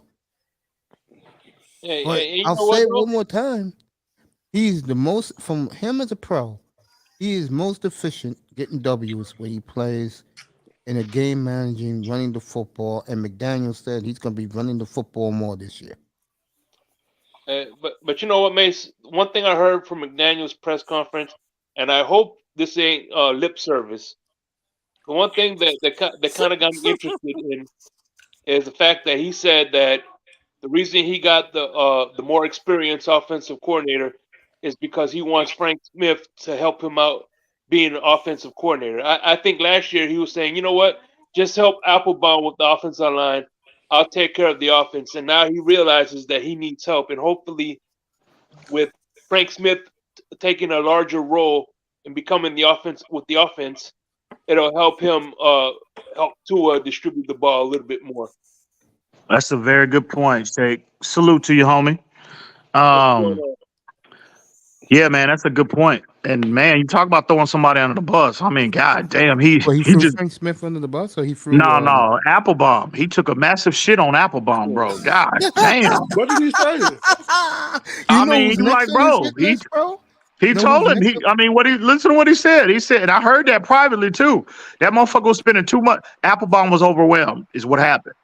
And they had to pull Frank Smith, right? And he became even a bigger influence in that O-line room than what Matt Applebaum was. He just got overwhelmed, bro. And man, you know who's next? Yeah, but the end of the day, if he doesn't see improvement, it's gonna be the goddamn special teams coach, whoever that is, bro. Yeah, Crossman. Yeah, he'll be next if he doesn't see improvement. Are we talking about Frank Smith more in the building, right? In team meetings? Because again, I heard the same thing, and yeah, that's all fine and good. But Mike McDaniel didn't say he was giving up play call duties. And again, no, he ain't doing that. No, hell no. You know he ain't doing that. Well, then how in the hell is Frank Smith supposed to help him? Because at the end of the day, we all know Mike McDaniel has an ego. It's with game plan. Yeah, well, it's with game plan. It's with game preparation during the week. Okay, that's what I said. Okay, so yeah, during the week, but that shit ain't gonna matter because again, on the field. When it's crunch time and there's plays that need to be called, that's going to be Coach McDaniel. That game plan can say one thing Monday through Friday. I guarantee you on Sunday, if Mike McDaniel don't like what the fuck that game plan, or if it's not working, I bet you that shit changes up quick. Bro, that's making adjustments. But the preparation during the week is important, man. And how you attack teams. How you attack teams is important, bro. That's how you plan to attack teams. And the game plan. And the game plan during the week. I mean, game day. I'm not saying it's easy, but formulating the game plan, compiling a game plan, and strategizing during the week. That's the most important part of of the whole process. That sets you up for success, right? But exactly. Louis, it's just like in New England when Brian Flores was the linebackers coach and the play caller. Bill Belichick was the defensive coordinator. He came up with the schemes.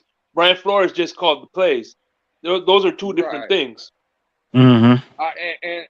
And I get it. What I'm saying is, at the end of the day, bro, Frank Smith is there to wipe the sweat off Coach McDaniel's forehead. That's all he's there for. We're making it seem like he's going to have this much input. I'll ask everybody up here, right?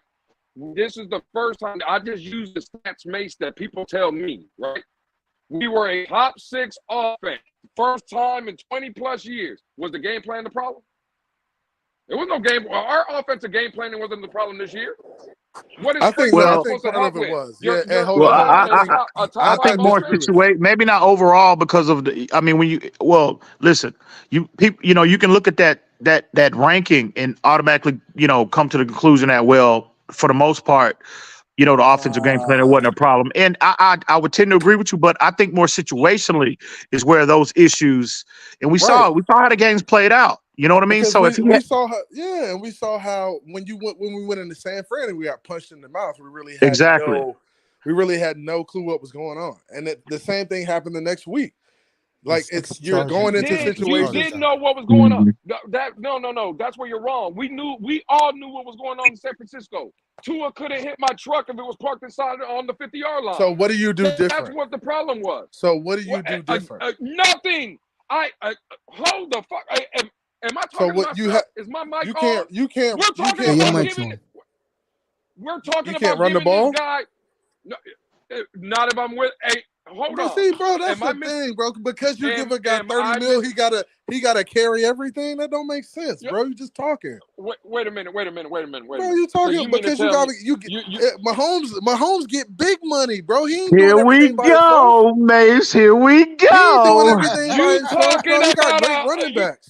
You talking about? They got a great running back. They got a rookie running back. Bro, they got and they run his ass and they run him and they do it well. Pacheco's okay. He ain't nothing special. And they do it. Motherfucking mind.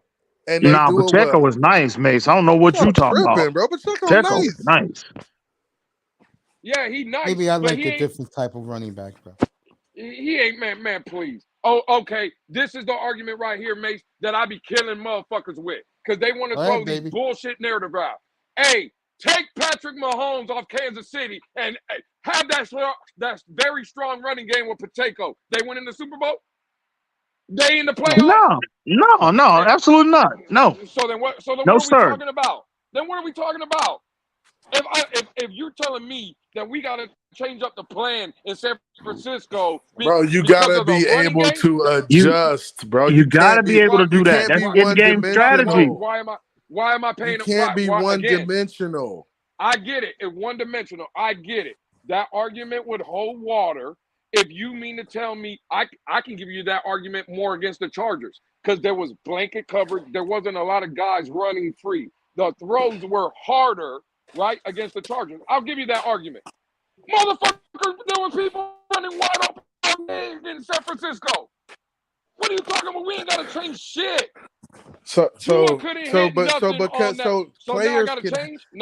Players are allowed to have an off game, bro. Like that's what you got to understand. Those players, Tom Brady has off games, Lewis. Like Aaron Rodgers has off games, bro.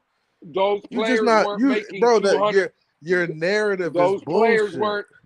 Those players weren't in a contract dispute, and supposedly from what my it don't matter what every player is in a contract. $45 million a year. What are you talking about, man? Y'all okay, bro? You just, bro, you got to be realistic sometimes, bro.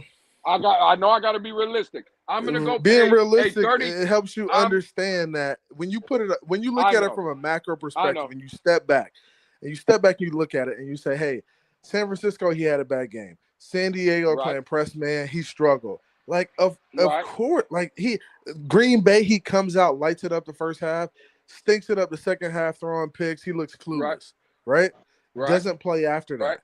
Man, it's just a roller coaster of a season. In the second half of Houston, for the time that he was in there, he looked like dead off. He was in there for one series, right?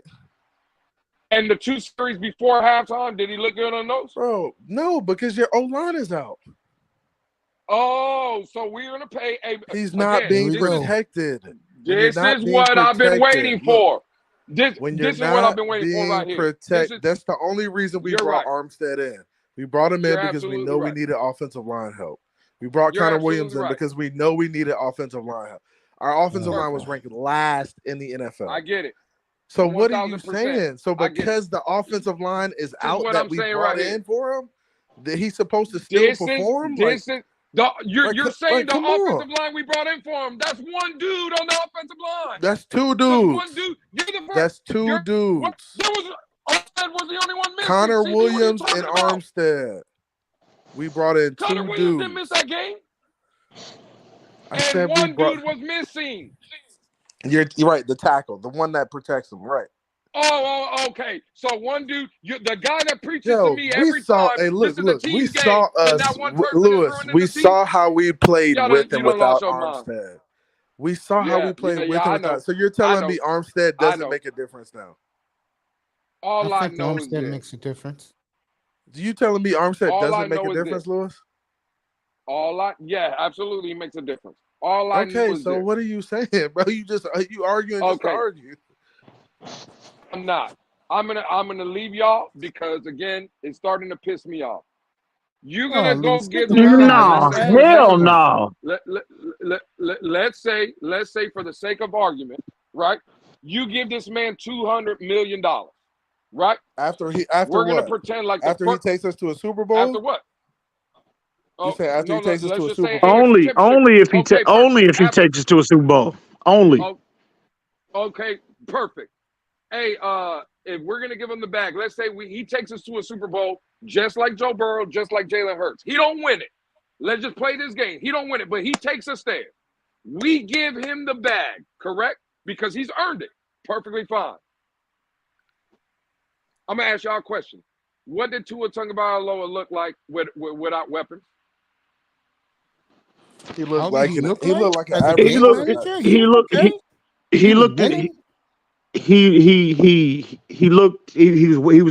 an inconsistent player is what he was. But listen, Lou. What I think a lot of our fan base, when they try to sell that narrative that, because again, and please feel free to correct me if I'm wrong. A lot of our fan base, they truly feel that Tua is a product of only the talent around him. And see, that is where I part ways with people. When people say that narrative, right.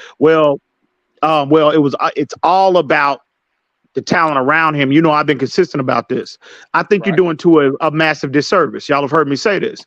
What people, when they try to sell that narrative, they're not factoring in the year of development that went by from 2021 to 2022 in this system, right? Better coaching, offensive minded coach. They're not factoring that into the equation enough, in my opinion. And again, I think Tua, if you take Tyreek Hill, now, first off, any quarterback, you got to have weapons. It can be Patrick Mahomes. It can be Joe Brady. It can be Joe Montana. Everybody needs weapons. We even seen when Tom Brady, his last year in New England, remember they were talking about he was washed up because the ineptitude at wide receiver. He had nothing to throw to. Remember that? So with that being said, so I think if you take Tyreek, I think he's further along in his development that if you take a Tyreek Hill off the Miami Dolphins, is he going to be? Well? I think he'll play. I think again. This is a projection now, and again, we'll see what 2023 brings. But the growth that I saw from a processing standpoint, I think Tua will give you still top 10 play without Tyreek Hill. I truly believe that, bro. No, nobody is debating that. I've told you this plenty of times. I think Tua, besides the weapons, he would have been productive this year because I think he seemed to feel better. He was reading progressions better. He did all that you're saying. All I'm saying is go. Absolutely. I've told this to Ian plenty of times. Where it misses me, right? Russell Wilson went to 2 Super Bowls, had the Legion of Boom, had a strong running game. They had pieces around him, right? As soon as he got the bag and they had to break up that team, what happened to Russell Wilson? Aaron Rodgers, as soon as he got that Super Bowl, wanted the bag. As soon as he started getting the bag, what happened? You start losing Devontae Adams. You start losing Jordy Nelson. You start losing Donald Driver. You start losing But Greg Jennings. Right? you can say the Wait, same thing no, about. no. But look, Patrick Mahomes got the bag too, and he's still winning. You know why? That's Nobody one. of his Are you receivers, comparing other than Tua? Kelsey's getting paid. Are you comparing Tua to No, Patrick but Mahomes? what I'm saying is there's other instances. There's the other instances Yeah, where no, guys there's get one. paid and still win. One. Josh Allen Patrick Mahomes. Josh Allen Go got ahead, show- paid. They were still Did he- winning games. what has Josh Allen won? Playoff Here we games. go That's with it. Josh I Allen. mean, Oh, playoff. okay. Playoff. You Bro, see that's right there? bro. You That's see all right you. there? What are you trying That's to? You the want problem them? with Everybody this fan can't base win right a here. Super Bowl, man. Mediocrity. So We being a will playoff settle for contender playoff year wins. in and year out is mediocrity to you. Lou, well, let me ask you this. Lou, let me ask you this. Okay. And I get your If narrative. you win And again, playoff games, it's mediocrity, bro. What you mean? hang on. CB3, to be fair, Josh Allen's money kicking this year, not last year. Yeah, that is true. That is true. That is Let me ask you this. Lou, let me ask you this. And I mean, well, to the panel in general, but Lou specifically, we're talking about Tua. Okay, I get your concern about, okay, if you take this away from him, you're worried about him. There's a a lot of concern of him reverting back to his 2020, 2021 form, right? Am I correct on that assessment to your point? No, I don't think it'll never get as bad as what we've seen. But because I strongly believe Tua's getting better playing the quarterback position. Absolutely. I'm just saying, again, you start making the kind of money that we all believe Tua's asking for. You're not going to have Jalen Waddles all the time. You're not going to have Tyreek Hill. And that does, again, besides the growth from Tua, you cannot deny that having two dynamic outside receivers like that help that production as well. Real talk. I agree with that. I agree. But here's the thing. Here's the thing about that talent. And these are just, again, here's the point about that talent, what you just said. And again, these are just the facts. Yeah, talent helps. We all know that. Everybody needs weapons. But what gives me comfort with Tua, right? It'd be one thing if Tua had all of that around him this year and he got marginally better or he finished top 12, which I projected him to get to. I would have been satisfied with top 12. But he even exceeded my expectations to go all the way up. It was, 85% of the season, him and Patrick Mahomes were number 1 and number 2. Back and forth all year long. So what gives me comfort it moving forward, and that's just not talent around him, bro. That's developing, again, mentally, right? I'm getting significantly better from a mental standpoint. And what I mean by that is processing, because that was the biggest concern with me from Tua coming into the season. So that's just not talent around him, bro. It's not. But we're only talking about offensive talent, EM. Right? I'm going to use CB's narrative. It's about the team, right? Aaron Rodgers is a more talented version of Tua Tagovailoa, right? What hasn't Aaron Rodgers had? He's always had good weapons. We went down the list. I told you 4 or 5 multiple receivers that you can consider legitimate number 1. What has been Green Bay's problem? In his career. Right? What has he not had? What did Aaron Rodgers not have that Tom Brady had for all those years? No, that's not true. The last 5 years now, hang on. The last 5 years, now, they've been the number 1 seed. They were top 5 in defense for the last 4 years. Number 1 seed, home field throughout. That's on Aaron Rodgers. Okay, but did they have the offensive weapons? And how come they couldn't win? And that's on him. It wasn't talent. That's on him. He didn't get it done. No, last year it was the special teams. They blocked the punt. The 90. Well, I'm talking not with the. I'm talking the previous 4 years, before 2020, before 2022. The previous 4, bro, they were number 1 in the NFC 3 years in a row with the number 1 seed overall. They should have beaten top 5 in defense, top 5 in offense. Got home field throughout. He didn't get it done. That's on Aaron Rodgers. The year that the Niners went to the Super Bowl, the Niners had home field. Nah, bro, you still had Aaron Jones. You had the best O-line in football, bro. Nah, he had weapons. And by the way, that game they lost to Tampa Bay, he had the last drive to win the game and lost. Well, that's them. I mean, bro, why you think? Well, I'm not going to talk. I won't talk about that tonight. But you know what my mind is. Didn't he also have in that game against the Tampa Bay Buccaneers over 350 yards passing and 3 touchdowns? Yes, he did. And Tom Brady threw 3 picks in that game. And in the fourth quarter too. And wasn't he going to throw a 4th touchdown pass if Aaron Jones, that great running back, didn't fumble the ball at the Buccaneer 4-yard line? Yes, sir. No. Yes, What was the final score? What was the final score? It was close. They lost by what, 4? Oh, it was 4 or close 5? though, right? So all of that, 3 turnovers, all of that. What did that? It ain't like they got blew out. They was well within reach. If Aaron Rodgers would have made he fell on his face in that game. There was did. 4 plays that he needed to make to decide the outcome of that fucking game, and that nigga fell completely on his face. Yeah, he had the ball. They had the ball the last drive to win the game. The man had 350 plus yards. The man had 350 plus yards. Well, he needed 400. Well, I'm gonna do y'all like y'all do Tua. Hey, he needed 400. He needed 400. He needed more ayahuasca. If Aaron Jones don't fumble that ball at the 4-yard line, that's another score. That's 4 touchdowns. I'll throw in one more that you alone. didn't mention. I'll throw in one more. None of you guys have mentioned. On 4th and goal at the 3-yard line, Matt LaFleur decided to kick a field goal. That is true. Yeah. That is a very good point, Mace. Very good. Hey, man. Well, again, it ain't like they got blown. If they lost by 20, I'd be like, you know what? That ain't no. Bro, they was close enough. They lost by 4. They was with all of that. We all know how the game of football goes over a 60-minute football game. We all know that. Questionable play calling, fumbles, turnovers, right? We all know how that game goes. But when the game is that tight, if you're that guy, right? If you're the guy, if the game is that tight, NFC Championship game in your backyard, nah, man, there ain't no excuses. You didn't make enough plays to decide to influence the outcome in a favorable manner for your team. That is on Aaron Rodgers, bro. 3 years in a row, number 1 seed overall. No. Hey, Ian. Hey, Ian. Was Aaron Rodgers on the field with 4 seconds left right before halftime when Tom Brady threw that 60-yard bomb to Scotty Miller? When they played, instead of playing prevent defense, they played press, bump and run, man-to-man coverage across the board. Was that Aaron Rodgers' fault? What's that? Oh, yeah, you didn't hear. I didn't hear you. What's that?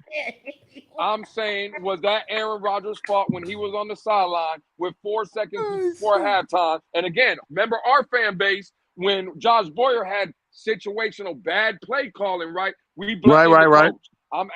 Was it Aaron Rodgers' fault when they played press, bump and run, man-to-man coverage with 4 seconds left when Tom Brady threw that 60-yard bomb to Scotty Miller before halftime? Man. Was that on? Hey.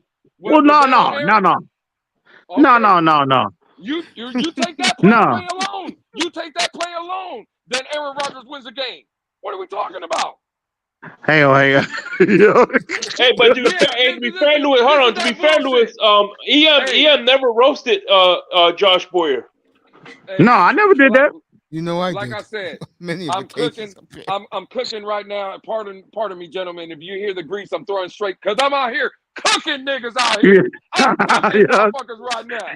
You done lost your goddamn mind, Lou. You done lost your goddamn mind. I ain't never, bro. I felt like Boyer should have got a 4. Well, that's only if Vic Fangio was not available. I felt like Boyer, he deserved to get a 4th year. So I didn't shit on Josh Boyer, bro. Shit on his ass many times. We know somebody on this panel shitted on him. You know I did. I'm not even afraid to admit it. Who was shitting on him? Who? CB? Oh yeah, you know CB was shitting on him. Oh no, CB here. I shit on everybody, huh? I shit on everybody. Hey, did y'all see Brian Flores walk behind Chris Greer when they was interviewing him, dog? Did y'all miss that, huh? I missed that. No, did he give him no, I'm tripping. No, he didn't. I'm just tripping. I was watching. That would have been good. Hey, I know. Hey, I was watching that interview when I got home, and I was watching the Chris Greer interview, and I was like, please let Flores walk behind this nigga. please. Yeah. I would be playing that right now. Oh, man, bro. Oh, I said Flo about to pull up here shortly. He about to pull up any minute now. No, you know Chris Greer has security with him. Yeah. He ain't trying to see. He ain't trying to see Flores like that. Yeah. We all know that. We all know. So specific. Like I said, So I'm just Lou. trying. So Lou, Go ahead, Ian. specifically, in terms of the contract, bro. And again, I'm not trying to extend to no long term deal this year. I'm gonna give him 2023, and they give him that 5th-year option and give him 2024 to earn it. Yep. But Right. so I want you to clarify for me, and it's to the panel, CB, YouTube, Shake, Mace. Where are y'all at with the contract? What position, if you're Chris Greer, what position are you taking with Tua in terms specifically about his contract? I'll let these guys answer. I'll go last. I'll say real quick. I agree everything you said. I would like to give him the 5th-year option. But one thing that Chris Greer, whenever they bring up injury, he always brings up Kevin Falk as the staple of his argument. Oh, he got injured so much in college and this and that, and then and the pros, he never got injured again. So that's what he always brings up, Kevin Falk, for some reason. So it wouldn't shock me if he gave him the bag, but at the same time, I agree with you though. But like I said, what I would do and what Chris Greer do are two different freaking things. You know what I'm saying?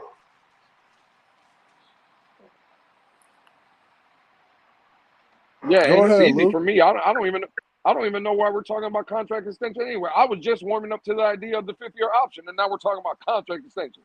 That's the farthest thing away from my mind. I agree with Ian. Lou said he wasn't even giving him the 5th-year option. He was trying to get No. rid of him. No. I said I was giving him the 5th-year option at 22 You said you was million. just warming up to it. I've been warming up. When you look at it, the landscape, and again, I'm trying to build this team. Giving Tua the 5th-year option gives us a bigger window, right? Because again, you have him for this year, you got him for the 5th-year option, barring any injury or setback. Even if you didn't want to give him the long-term extension at that point, you could still even franchise him for another 2 years. So yeah, at 22 million, I'm definitely picking up the 5th-year option. I think Tua has earned that. From what, even the limited play that we've seen, the 12 or 13 games that he gave us, the production is undeniable, even for me, a Wolfpack member, Wow. according to CB, right? Wow. That 22 million is warranted, right? But again, I'm not giving him that should be the farthest thing away. We shouldn't even be talking about contract extension, in my opinion. I don't see the need for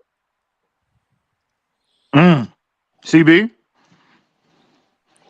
Yeah, I think Chris Greer's in a situation, and the Dolphins are in a situation. It's like damned if you do, damned if you don't. And honestly, I would like to see the Dolphins pick up the 5th-year option, let them play through, and see what happens. But I have a feeling, then this is my gut feeling, that he's going to ball out next year, and we're going to end up really having to pay his ass after he plays a complete year of football, stays healthy, and takes us very far in the playoffs. So you're going to end up paying a much bigger contract next year than you do this year. But I understand it. I mean, sometimes that's the nature of the game. But right now, if you extend him right now, you get him on a discount. If not, you're going to pay him the bag, the big bag, the millions of dollars guaranteed bag. Right now, you can probably get away with paying him a little bit less. And I think that's what they're weighing. They're weighing those options. And honestly, I think they're going to bet on him being healthy. I mean, I think that's what Chris Greer leans towards, and that's what the organization leans towards. Jalen Phillips was a big guy who had concussions in college and stuff like that. They drafted him anyways. Hey, they understand that guys get injured. It could be a 1-year thing. It could be a couple games thing where it shit happens. But I think, it's a tough situation to be in for the organization.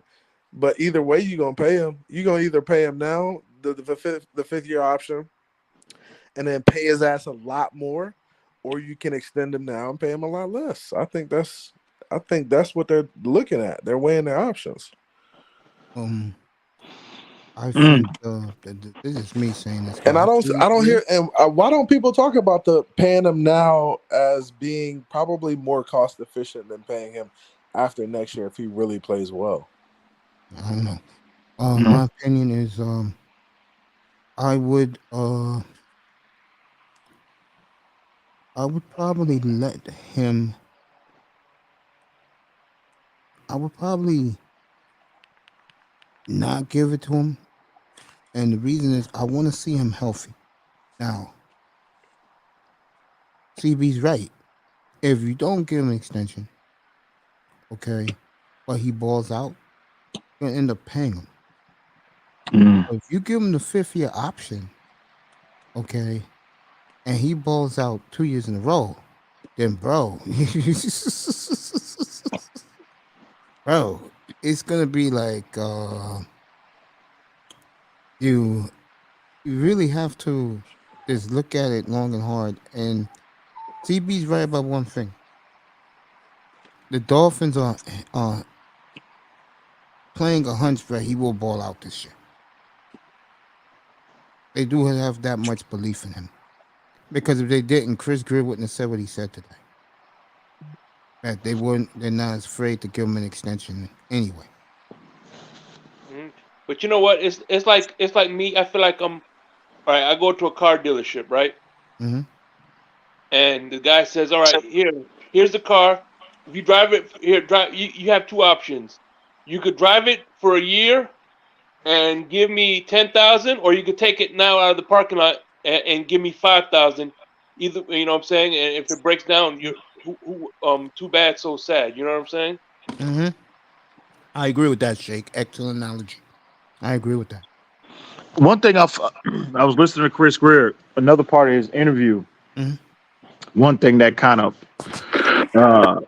piqued my interest was how he alluded to, Tua behind the scenes, off the field.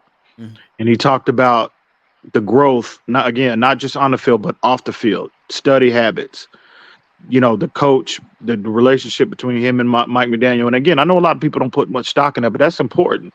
You know what I mean? Especially about the head coach and quarterback, they are joined at the hip. Especially an offensive coordinator. When it's an offensive minded head coach, I think that's true. Except Belichick. Well, I think either way, the head coach, period. You could be a defensive minded coach or offense. They are joined especially if you drafted that guy, y'all are joined at the hip. But to hear Chris Greer, and again, my point, this is a direct, right, 180 from what we've heard from about Tua, especially when it comes to off the field, 2020, 2021. We've never heard Chris Greer talk about the work at the enhanced work ethic, right? Never heard, not one time all we heard was criticism about Brian Flores. From Flores about, well, he needs to do this, he needs to do that. But never heard that especially from Chris Greer. But to hear him sit and talk, and again, I think a lot of our fan base, no matter what side of the fence you're on, put your feelings aside and just pay attention to him. Chris Greer last year, now you go back to last year at the combine when they asked him about Tua, he was very indecisive, very non-committal, right, about Tua. But to hear him sit there now, and his neck is on the line now. That's that man's job, is on the line. He ain't just sitting there. He's not just sitting there lying and telling people what they want to hear. And to hear him say that was very encouraging for me. And you're right. And I taught and coached for years, right? And what I want you guys to understand is that, like, when it comes to teaching, coaching, kids and people don't learn from people they don't like. Like, they just have a hard time learning from people they don't like. I agree. And if the relationship is not good between Flores and Tua, and it's a bad relationship, guys, you remember being in class and just hating a teacher. You didn't like it. You didn't like her. You didn't like being in the class. You didn't want to be there. Like, I think everybody has been in those situations. So you can look at the Tua relationship and Flores relationship how you want to look at it. But Tua, I mean, you got to be able to understand the dynamic of people not learning from people they don't like. It's part of human interaction. Well, I understand that, but my stance on that is that $30 million check was deposited and cleared in your bank account. That right there, right, places you got to that be were. professional. I mean, You you still gotta got to be be professional. So I don't Yeah. give to in that regard. Listen, I'm not disagreeing with you saying it don't But help. you also got to remember that even being professional, there are still egos, relationships in the NFL and NBA and everywhere in America, corporate America, Fortune 500, where relationships are hindered and it causes issues in the workplace. Well, That Tom is the Brady and Bill nature of that is human Tom, interaction. Tom, I understand that, but listen, no, I still I can't give to. I can't co-sign. Look at Tom I Brady cannot and Bill give Belichick. Look at Hey, again. Zach, hey, They listen. can't. There's They people couldn't that go to work. I'm stand each sorry. other. There's people that go to work. There's people that go to work making minimum wage. They have to get along with their boss. Yep, So that's a fact. Absolutely, that's Yep, bull crap. absolutely. The way of the And look world, at bro. Aaron Rodgers and LaFleur. Aaron Rodgers and his coach. Like it's just like guys, you got to look. These relationships is real. Like if they don't like each other, that shit ain't gonna work. It's not. Bill Parcells and Phil Simms couldn't stand each other, It right? worked. But they coexisted. They coexisted and they were able to put personal feelings aside. Both of them be professional enough to put a winning product at the highest level on the football field twice, And 2 Shula Super and Bowls. Bob Greasy didn't And get some along guys either. can So do that. And some guys I can't. cannot. No, I fought Tua, and Say- if Tua was not, showing up day to day, every single day, giving his maximum effort on and off the field, But what no, if? But what if I'm he? not going to give But you a what pass if he because you don't was? like your coach. What if he was showing up and Flores was saying, "Nah, bro. Like I don't even want you around here. Like you're not my type of guy." Like what if he was doing that? No, We he didn't just do don't that, know bro. the dynamic of it. Like we just Flores, don't. I seriously doubt Flores went to them extremes. I mean, I at mean, the end of the day, we seen the dude leave the franchise and then go do basically create a lawsuit against and tell everybody that he was forced to tank and that he was forced to take meetings with Tom Okay. Brady. Like, Okay. are we serious? Can we kill this narrative? Can we kill this narrative right here? Hey, CB, CB, real quick. Did you? Because if you haven't watched it, and there's no fault on you. I'll send it to you right now so you can watch it. Did you see the Jerome Baker interview? And when he was talking about Brian Flores, when they asked him about the comparison of Flores and Mike McDaniel, have you watched that? I did not see that. I didn't see that part of the interview. No, I I saw. highly recommend you do. I highly recommend you do. I'm gonna send it to you. Hey, Right? hey, So you watch send that. it. Hey, send it to Mace and have Mace pull it up I'll right pull now. I could probably put it in the private chat. Yeah. Yeah, go ahead, Let bro. me And I'll pull it get up. that up. You know what, Mace? I- You can probably look. You can probably just look up on YouTube and say Jerome, like type in Jerome Baker interview, All right, I'll do it Yeah. right now. and you might be able to Type pull it in up that I'll do way. Jerome it right Baker now. I'll Flores. do it right now. It'll probably Yeah, pop up. Jerome Baker. Yeah. And you Give me a tell second. me, see again, I just think that, maybe Tua, to CB's point, maybe Tua and Flores didn't have a relationship and stuff. But I agree 1000% with Shake Money. Bro, like at the end of the day, you got a job to do. To EM's point, Mhm. when that $30 million check clear, bro, you got to put your big boy pants on and say, hey, I don't like this fucking coach, but I got a job to do. And that's it. Exactly. Right. And Hey, what if I don't know. and what if he feels like he's being hindered from doing his job? But How how is he being how hindered? I mean, he's How? not- so there could be a number of things. I don't know, but so you think he was sabotaged? CB, is that the narrative you're trying to put up? I don't think it's sabotage, but I think he was. I think he didn't. I think Flores didn't feel like he was his guy anymore, and he wanted to move on. Yeah. I Is mean, it that's the- obvious. Yeah. is it- He didn't want it from the get go. All right. Is So, it the so interview? if that's the case, do you think Flores was trying to put him in positions to be successful in the NFL? Okay, well, you bring. well, hold Like, on. is No, the no, Ba- is Hang the on. Baker no. is the Like, Baker come on interview now. Varsity House? Hang on. Hey, hang on. What's that, Mace? Is the Baker interview Varsity House? Yeah, Talks I think about it's something Tua, like I think Tyreek it's something Hill, like or that. Is Ohio that State? what it is, Lou? No, I I don't think rem- it was Dolphin Talk is the Hey, one that listen. had it. Type in this. Dolphins linebacker compares Brian Flores to Mike McDaniel. Yeah. That's what's up. That would be it. Yep. And just let me answer CB to CB's point, right? Because he's trying to paint this. Well, I'm a why? I I, ain't, bro. I'm not paying nothing, bro. I'm yeah, just you telling. are. I'm just Okay, playing devil's okay, advocate and playing the other side Oh, because y'all think okay. Well, Flores let me didn't do play no the other. wrong. Okay, then No, you nobody play. said And that. you think Flores, that Tua hey, didn't do no wrong either. So look. No. Flores gets there's Hey, Flores there's gets two paid sides. to coach this is where players. we got him. This It is where don't we got him. matter. So And this is Tua was my CB, coach to hold on. quarterback, was getting paid the It quarterback. doesn't So look. CB, This is CB. my thing. Wait, Lou. This is my thing. No matter who is in the building, Brian Flores is responsible for coaching them and putting them in a position to be successful. It doesn't Okay, matter if he absolutely right. likes them or not. It doesn't matter if he picked them himself or if the GM picked them. His responsibility is to coach the players and get the best out of Absolutely. the players that he has. 1000%. and Tua's responsibility is to be the quarterback no matter who the coach Exactly. is. And show up. Show and up, CB, play, perform.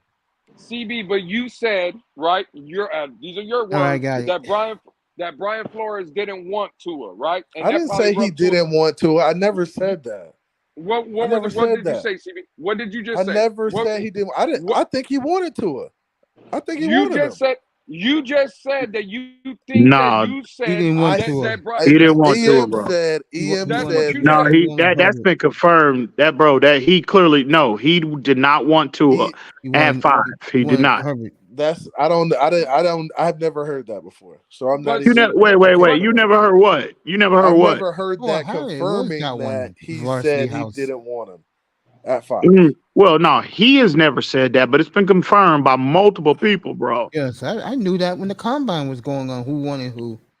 Up here 2 years ago. Exactly. And- You remember when and it's you not- remember when it came. You remember in the combine when he went in that meeting with Flores. Yeah, Flores the only was one very cold to him. Yeah, the And he- only quarterback of the 4 of them that was with the Dolphin brass the entire time was Jordan Love, because that's who what's his face, Right. And it's not only that, but this narrative that is only Brian Flores, right? We all know who signs the checks in Miami. That's Stephen Ross. Stephen Ross tried to move off of Tua. I bet you Tua don't feel a way about Stephen Ross. Chris Greer is the general manager. He's the player. He's the guy that bring the players in. This is the comparison between Brian Flores and that's it, man. Yeah, pull that up. That's it. Yeah, that's it right there. and Turn your volume up, CB. Yep. Here you go. This is the comparison. Let me roll it.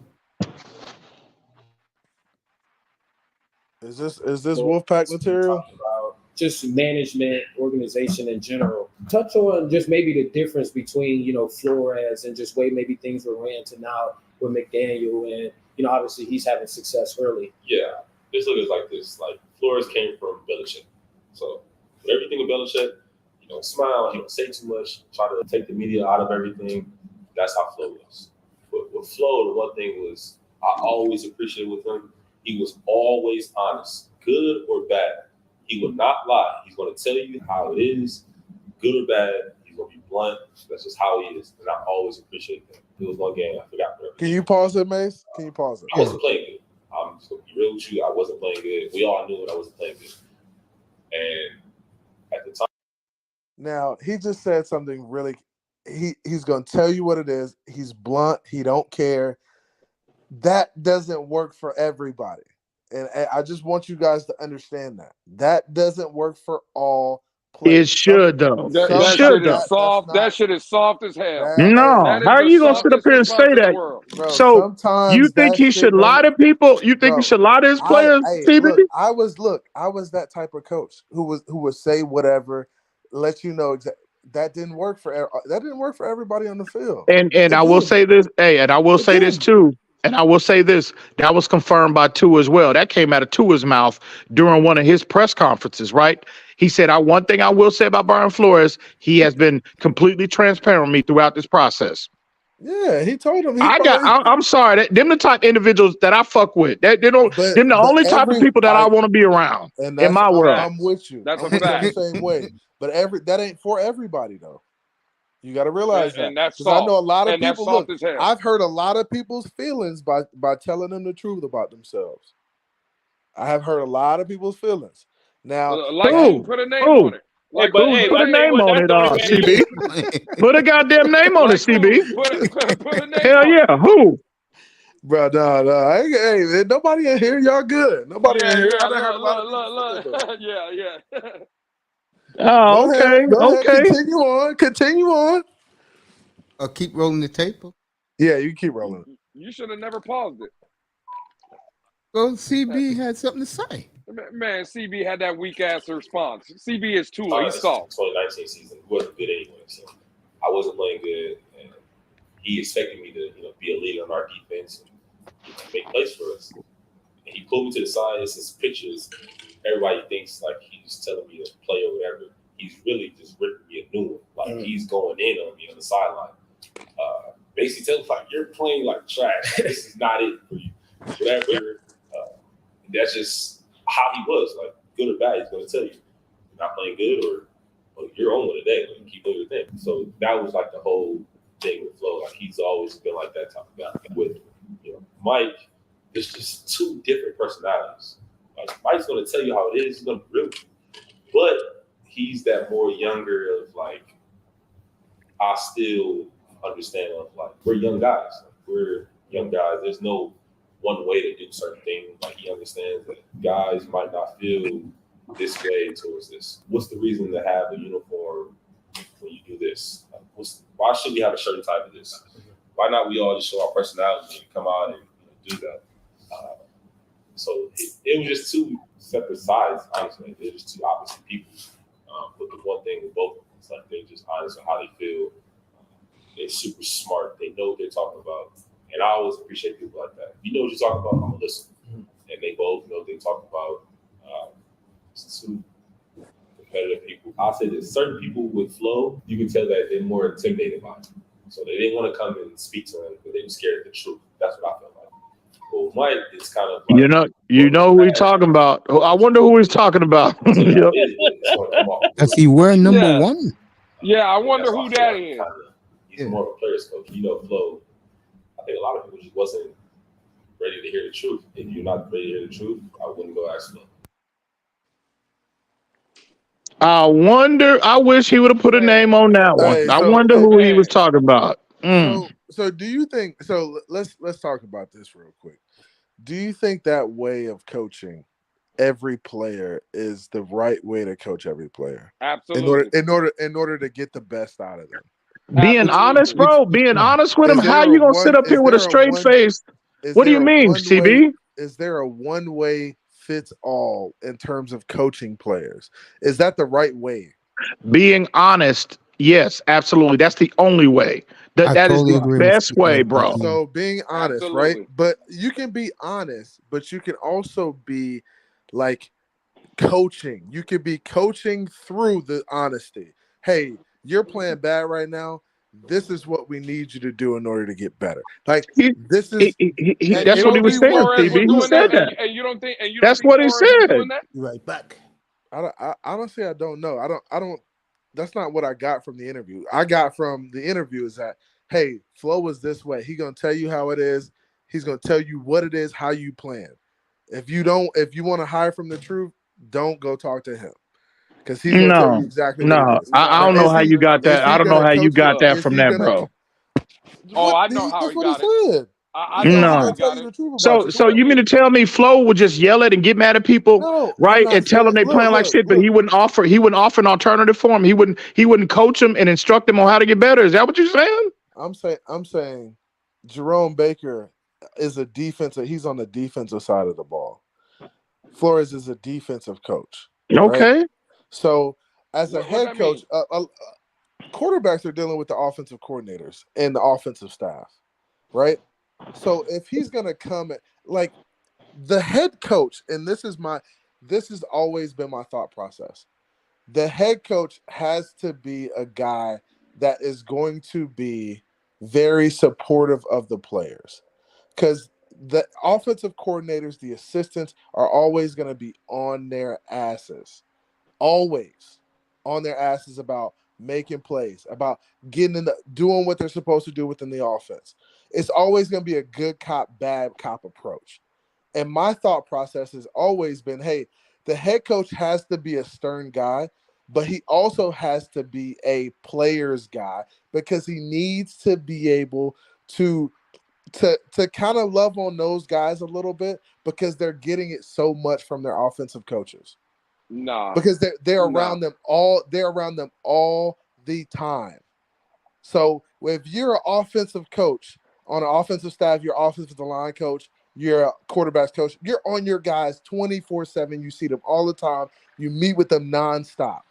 If I go to my head coach and I want to talk to my head coach has got to be a guy that's going to be supportive, kind of coach me through, hey, what do I need to do, coach? What can I do to get better?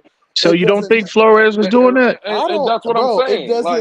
It doesn't sound like he was doing that. What? That's got to be the dumbest shit I've ever heard, CB. No, it's not. Where'd you get that from? It doesn't sound. Just from the conversation I just heard from Jerome Baker. Again, I don't know what conversation you heard, bro. That's why I told you to turn your volume up. And when you don't, have a good offensive staff around a guy, and he doesn't feel like he's getting the best coaching, it's gonna be. It looks very bad on you as the head coach when you're not getting the best out of guys because you didn't put a good staff in place. Hey, CB, let me ask you a question. We had a great staff this year, right? To your narrative, Jerome Baker is a defensive guy. Well, was Mike Gesicki very productive? Because he was an offensive guy.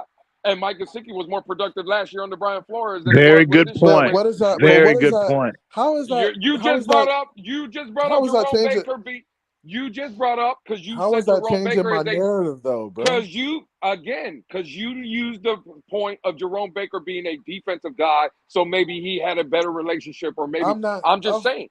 Mike Gesicki, Mike Gesicki with a lesser offensive coaching staff. To your point, that has nothing to do with the relationship. Had a better season under Brian Flores. Right? Look, was more productive. Jerome under Baker. Brian I didn't say Flores. Jerome Baker was a good player because Flores was a great because he was a good head. What are you talking about, bro? Okay, CB. All right. I never said Jerome Baker was a good player because he had a defensive head coach. What are you talking about? Okay. Even Durham Smith had a better year under Brian Flores. But you're saying that Flores didn't have an offensive staff, and we're giving. Look, I said the offensive staff was poor. And me and Shake Money just gave you two examples of offensive players having better seasons under a poor coaching because staff you have a $30 million receiver in the room. Of course, his production is going to take a hit. What kind of dumb ass shit is that? Do you think? Are you serious, bro? Again, do you think if Flores, Lou, you gotta come better than this, dog. You gotta come better than this. Okay, I'm gonna come better than this. Please, you think if Flores, please. Okay, are you done now? Saying please. Are you done? Hold on. First of all, CBD. Do you think if Brian Flores had a $30 million receiver last year, do you think that offense would have looked as poor as it did? Bro, so now we're going back to that. Now we do they? I think that's a fair question. I think that's a fair question. Mike Gesicki didn't take a hit. He took a dump. It don't matter what he took. He took a back seat. That's what he took. We got Cedric Wilson. We got Sherfield. Hey, we had. So you can't work in a weapon like that. Cedric Wilson. We had all these. We got 3 new receivers. Cedric Wilson had 100 yards receiving. You said who? He only threw the 2 guys in reality. Cedric Wilson only had 100 yards receiving for the whole season. We had Trent Sherfield, who had a lot more yards than Gesicki. 400. We had Waddle, who had a lot more yards than Gesicki. Tyreek, who had a lot more yards than Gesicki. Don't worry, you miss Gesicki come week 14. Only one why are we even talking about Gesicki? By the way, only one receiver had more yards than Gesicki. By the way, just so you know, one receiver only one wide receiver has more receiving yards than Gesicki, and that's Sherfield, and that's only by 50 yards. It don't matter. We're not even talking Gesicki. And half of Gesicki's yards came from Teddy Bridgewater and Skylar Thompson. That's true. Cool. So that means are we back to Flores? It's the offense. Or are we still talking it's an offense, not just 2 wide receivers, bro. Yeah, I know. Speaking of Skylar Thompson, Mike McDaniel's response. Skylar Thompson's stock going down, huh? Hey, Mike McDaniel's response when they asked him specifically about Skylar Thompson.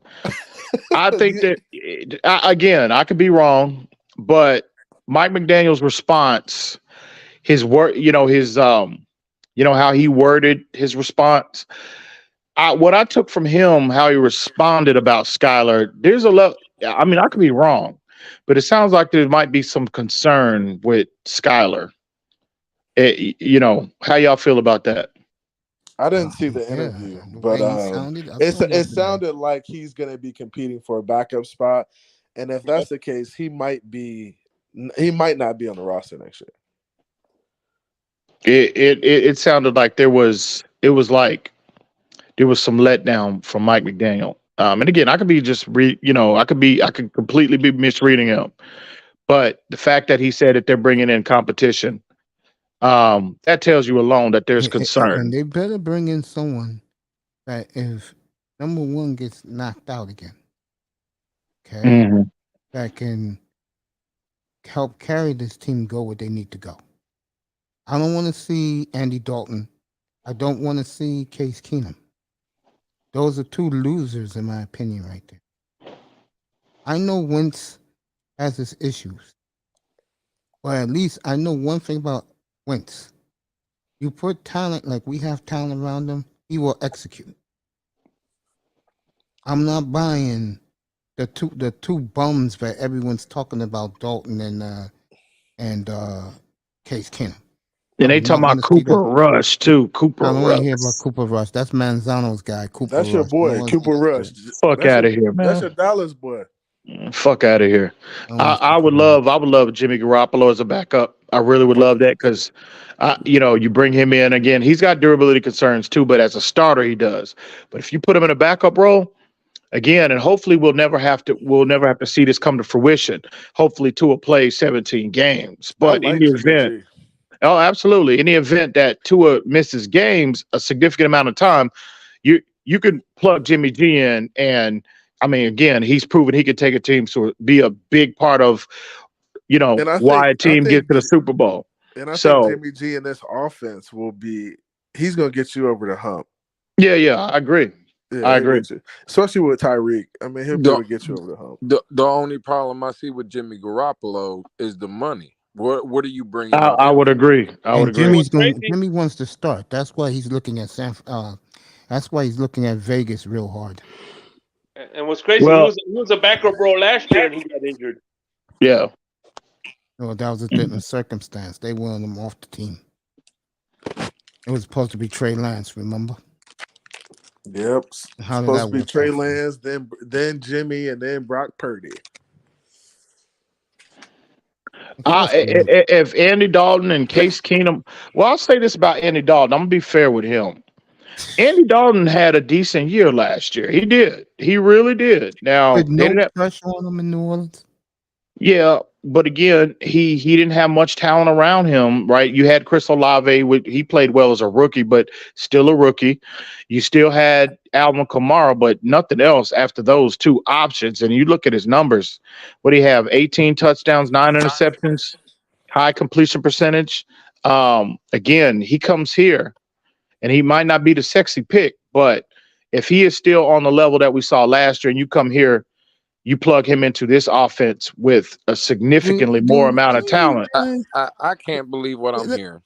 Listen, hang on. For a 2 to 3 game stretch, for a 2 to 3 game stretch. Don't you think these guys like Dalton, Jimmy G, Carson Wentz, don't you think that these guys, especially those three, like I said, I could care less about Case Keenum. Don't you think these guys' ego is big enough that they want to start? Not Andy Dalton. Who's banging on the door to give Andy Dalton a starting job? Who? I ain't saying who's banging on the door for it. I'm talking about his psyche. Well, first off, every quarterback that if you're in a National Football League, if you're the first guy, second guy, or the scout team guy, your mentality should be, I'm prepared. My preparation is going to be like as if I'm the starter. That should be everybody. With that being said, Andy Dalton, again, Lou talk. I heard what you said, Lou. Don't think I didn't hear that. For a 2 to 3 game stretch, if need be, Andy Dalton would have had. You combine that, you balance the offense out with a run game. Andy Dalton can be serviceable for a 2 to 3 game stretch. Mace, this is the same dude that had me up till like 3 o'clock in the morning with another individual. This dude went back to Andy Dalton's rookie year, gave me every stat in the book about how trash Andy Dalton was, and now When was that? This was what, like 2 weeks ago? It was me, you, and another gentleman. I know he ain't gonna get mad. Crypto.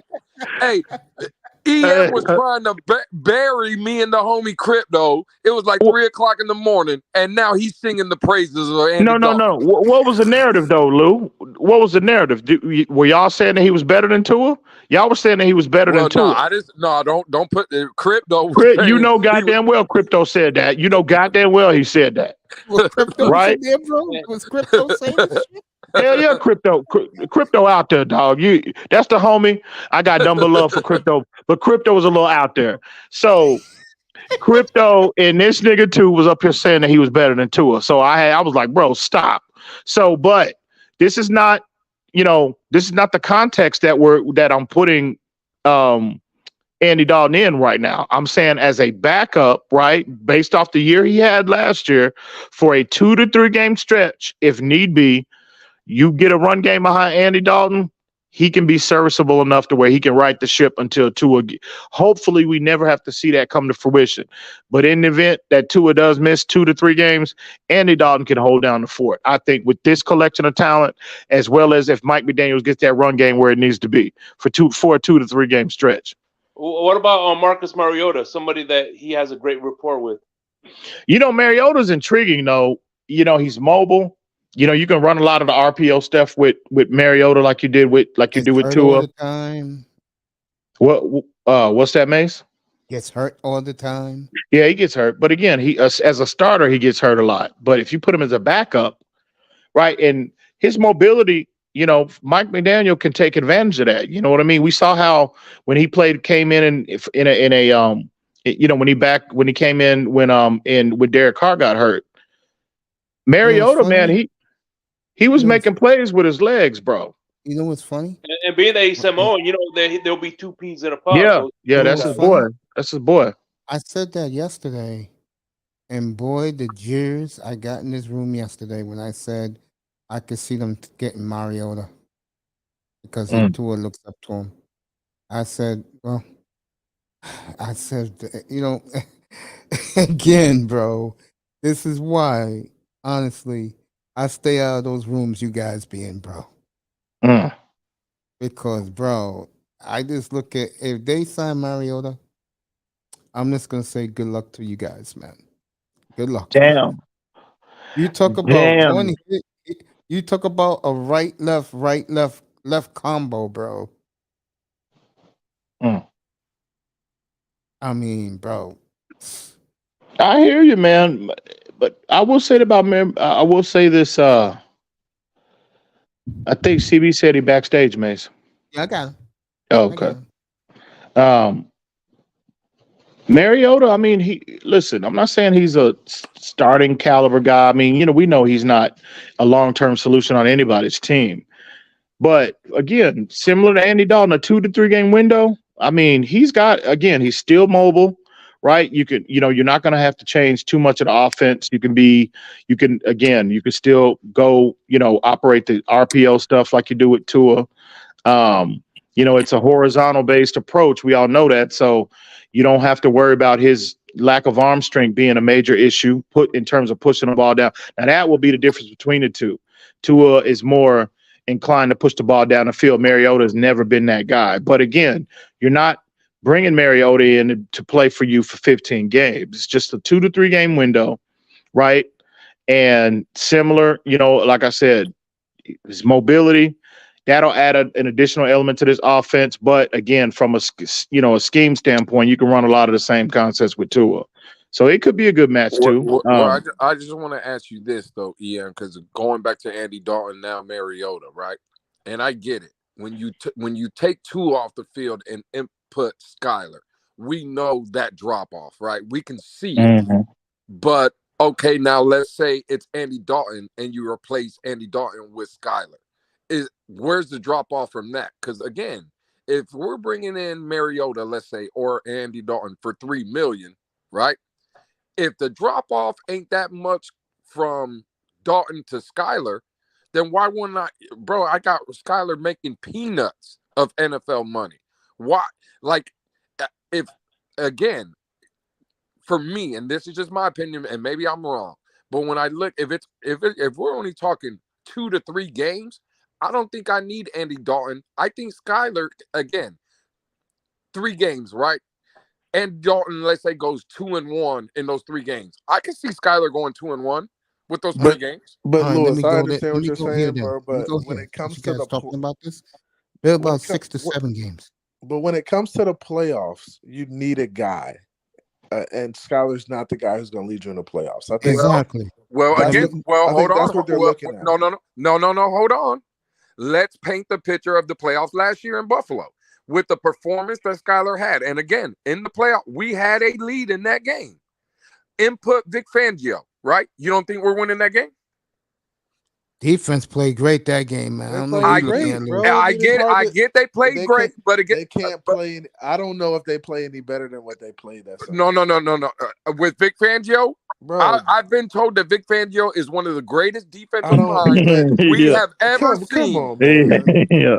Bro, You I'm gonna see how say we it move the again, bro. goalposts? You see what I'm Yeah. saying? Yeah. This Yeah. is why I That's why avoid, EM bro. You laughing. gotta be Again, careful, man. EM, I'm cooking niggas tonight. You know it. Bro, Vic Fangio has no You cooking yo, ramen Lou, noodles. Vic You ain't Fangio cooking has no shit. chips left. Oh, he got that grease popping in the background. I hear. I He has hear. no he has no Cooking with chips left. Crisco, That's Vic goddammit. Fangio. No Hey, chips. Louis, you're a Cuban. You cook masola. Y'all too solid. Say, you already know. You know. Damn, that is funny. But let me get back to my question. What happens if it's 6 to 7 games? Well, then we're fucked anyway, Mace. Because, again, I don't trust Andy Dalton. Oh yeah, I'm not even thinking about his ass. Wouldn't you go for Wentz because it's a strong arm, and then this is No. No, You know what I'm no. doing? And again, this is why for me, this is why I'm going with Skyler, right? Because let's say Tua gets hurt to Mason scenario 6 or 7 games. Then we all on this panel realize going in for Tua's not the future, right? If Skyler is as bad as everybody is telling me, well, then let Skyler play. Let him fall on his face too. And Caleb Williams will be waiting for us. And we can get a better draft pick. Correct? Yep. I hear you. Yeah, okay. But nah, that ain't gonna ride, bro. Fuck that. This team, I ain't trying to hear nothing. I ain't trying to hear no tank job. Nah, hell no. This bro. Stephen Ross is not trying to hear no tanking. Nah, hell no. That nigga told. He did it 3 years ago. Why can't he do it 4 years ago? Again, 3 years. Again, 3 years ago. I'm just talking about losing. That motherfucker. No, that nigga told Mike McDaniel and Chris Greer. No, hell no. I just wrote a check last offseason for $250 million. These niggas leaning on me again to spend another $100 million this offseason. Nah, that nigga said, you better get it done. I'm not trying to hear nothing about no goddamn injuries, no tanking, none of that. You got to get it done. And I ain't trying to hear it as a fan either, bro. I'm done with that tanking shit. It's too much goddamn talent on this fucking team to be talking about some goddamn tanking and losing games to try to get another back. No, fuck out of here with that. The Wolfpack want to talk about us losing games and tanking, bro. For Caleb, I didn't say that. I don't even want Caleb Williams. Bro, y'all funny. I'm just saying. Y'all funny. Okay. All right. Hey, you know what? Go pay $20 million for a backup, and it is what it is. 20 mil, huh? 20 mil. No, it ain't gonna cost that much. But realistically, if you bring in Jimmy Garoppolo, let's say Jimmy Garoppolo's at 12, 13 million. No, Jimmy's looking to get paid, bro. Okay, well, but that's nah. Jimmy G ain't getting no $20 million as a backup. Now, I bet you he'll get it as a starter. He ain't getting 20 million. Period. We've had You people. Want to bet me on that, CB? We've had people in this fan base say they were willing to pay Garoppolo up to $15 million a year to be a backup. People Who said that? Stephen Who D. said that? Stephen D. Nah, I'm gonna hell keep my no. I ain't mouth paying shut no about goddamn that guy $15 because million. he was the No same backup. guy. He was the same guy last week. He said that Tua was being traded straight up for Lamar. So, oh my God, Manzano came up here broadcasting it. I said this will not be accepted on my platform. But and then I said it again later, and EM said, "Put a name on it, Mace. Put a name on it." Bro, again, I don't know who said that. Again, this is why I stay away from you guys' spaces, man. Nah, Jimmy ain't getting no goddamn $15 million of no goddamn. He'll be bro. He might get that as a starter. If the Jets, a desperate team like the Jets, because they need somebody competent, and they are in desperation mode. They're The saying Jets Tampa might too. pony up. Tampa Bay as well. So, they might pony up and pay him that. But if he ain't coming into Miami for no paying no goddamn $15 million for no goddamn backup, bro. You must be crazy. I'll be right back. Let you guys talk. You know what I think what's gonna happen though? I'm gonna be honest with y'all, and this might be an unpopular opinion. They might just run it back with Teddy, bro.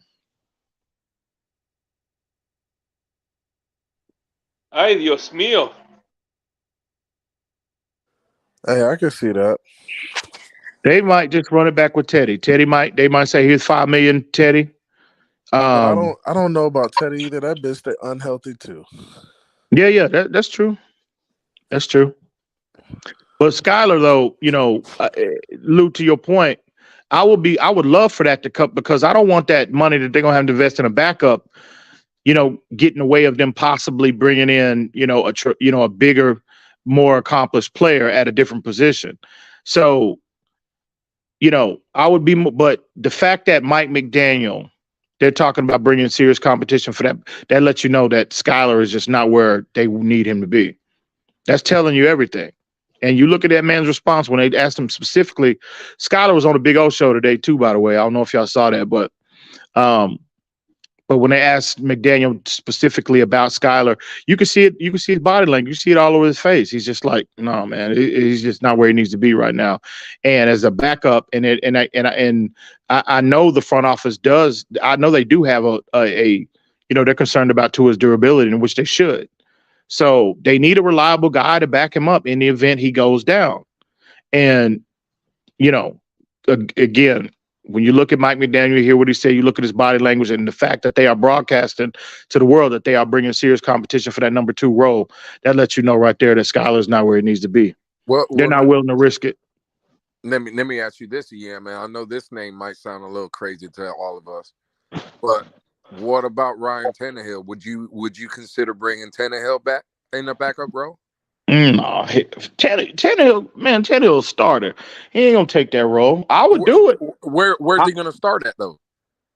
They talking about the Jets have called about him. That would be the only team. Well, in Tennessee not rushing to get rid of Ryan Tannehill unless they blown away. I thought that cap hit though was crazy. Well, they'll be. I listened to their GM today, and he was saying, bro, I'm not saying he was 100% committal with Tannehill, but there was no. What I gathered from what he was saying about Tannehill, there was no sense of urgency to get rid of Tannehill. So again, his cap hit might be an issue, but we all know the nature of the NFL, the salary cap, bro. They'll restructure and maybe shake him down, get him to take a pay cut or whatever. But I didn't get from them because if you get rid of Tannehill, okay, you're right now you're incomplete. You're hitting a reset button. So I don't think Tennessee as a team. Are they the same team they were 3 years ago? No, but I don't think they're in a position to where they're going to hit the reset button. I still think they were competitive last year. If they would have had Tannehill, dude, Jacksonville wouldn't have won that division last year. If Tannehill would have played 15 to 17 games, Tennessee would have won that division. So I think they're not, I don't think they're in a position to hit the reset button. I still think they're a competitive team. They feel like they're still a competitive team, which is why I think they probably hang on to Ryan Tannehill in 2023.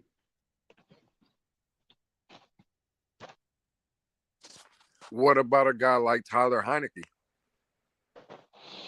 Now, Heineke as a backup is intriguing. He's won games, right? He's mobile. He don't have a cannon of an arm, but he's got a strong enough arm. He might be the best in terms of like other than Jimmy Garoppolo. At all the candidates as backups, Tyler, he might be at the top of the list. You know what I mean? I mean, he's won games in the league, bro. I mean, we've seen him big games. So I'm not saying he's a bona fide starter or he's a top 10 guy, but as a backup, he might be the best option available next to Jimmy Garoppolo.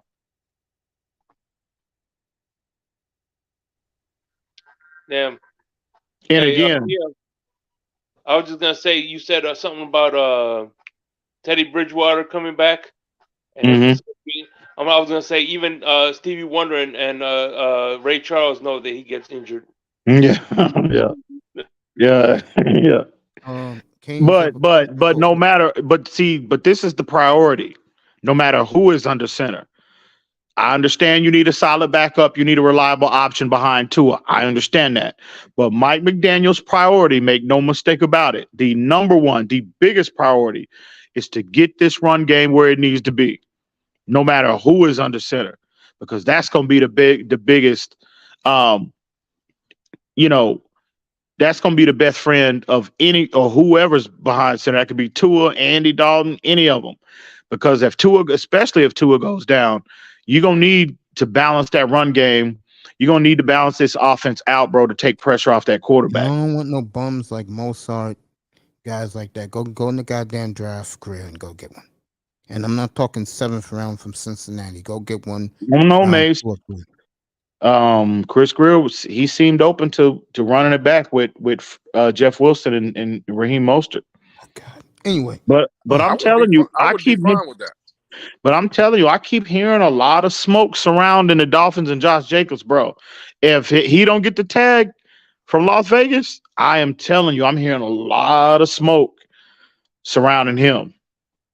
So we'll see how that shakes out. But if he don't get the tag from the Raiders, I think Josh Jacobs is the guy we should need to be honing in on, paying real close attention to. Yeah, but I'm not paying. And me and you talked about this again. I'm not. Even in a scenario at 8 or 9 million, I don't think I feel comfortable paying a running back that money. Yeah, I just don't. A 1,600-yard back, bro. Remember, he was running for his money, bro. Let's see him. 12 touchdowns. Once he gets his money, let's see how he is. 12, bro. He done had 3 straight seasons of 1,000 yards, bro.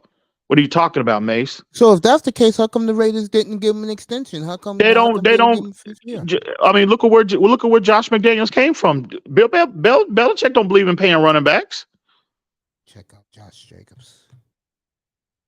So, but another thing that caught my attention with Chris Greer when they talked specifically about the running back position, what this came out of his mouth. He said, well, they talked about Mostert. They talked about, obviously Jeff Wilson running it back. But he said this year, right, my approach to the draft might be altered somewhat. I might be more inclined to make a bigger investment in a running back from a draft perspective. So if they're thinking that from a draft perspective, well, damn well they're taking that approach in free agency. So this might be the year where they kind of alter their plan. Again, like, look at what and I think to hear him say that, look at what San Francisco did. They were totally it was totally uncharacteristic of Kyle Shanahan to make that type of investment in a running back. And look at the results. NFC Championship game. So I think Mike McDaniel had San Francisco in his rear view. He looked at the impact Christian McCaffrey had on that offense, and I think he's looking at Josh Jacobs, and I completely agree with him. I think his style of running is what this offense needs. He's that big, bruising, physical, right, running back. That element of physicality is what this offense is needed. It is missing at running back as well as wide receiver. Now we'll have that wide receiver situation. That might be a different conversation I had for another day. But I think, John, I told you this privately, Lou. that style of runner he is, 1,600 yards, 11, 12 touchdowns. Bro, I'm paying $12 million for that. In a year that you feel like you're close, in a year that you feel like you're clearly in win now mode, you think you've got the talent on this team, right? A few additions here and there that you could possibly make that could put us over the top. Give him a 2-year deal. Give him a 2-year deal, guarantees for 2 years, and move off of him after that. Create a window in that contract at the 3rd year. That way, them 2 years, it's right in line with Tua's 2 years if you pick up the 5th-year option, and you can move off of him. And again, you can still be aggressive and go in the draft and draft a guy high if a player shakes loose and gets to that, falls to 51. I think that's a win-win scenario. But I just heard you say, let's say $12 million, right? Mm-hmm. Would you pay Josh Jacobs $12 million without solidifying this offensive line? And again, if I told you, yeah, you can have Josh Jacobs for $12 million, but it's going to cost you, let's just throw 2 players out there. Let's say a Bobby Wagner and a Jalen Ramsey, right? Is Josh Jacobs still the move? I don't think that it will, Lou. We talked about it. At $12 million, though? Yeah, if the Dolphins create $40 million of cap space, right, and it's easy with 2 contracts, you can get 35 with Chubb as well as Tyreek Hill. You can create 30 to 35 million. You cut Ethan Carter, you cut Fledglam, you cut a few other guys. That'll give you your 40 million. 40 million in this offseason, free. If you're able to free up, that can get you him, that could get you Wagner, and that could get you Jordan Poyer. I would love to have Ramsey. Ramsey is a luxury pick. I think they get healthy. And again, if you listen to what Chris said about Brian, and again, it could be just, he just could have just been talking, but he didn't seem like he wasn't eager to move off of Byron Jones. You heard Mike McDaniel say, I'm sorry, not Mike McDaniel. Yeah.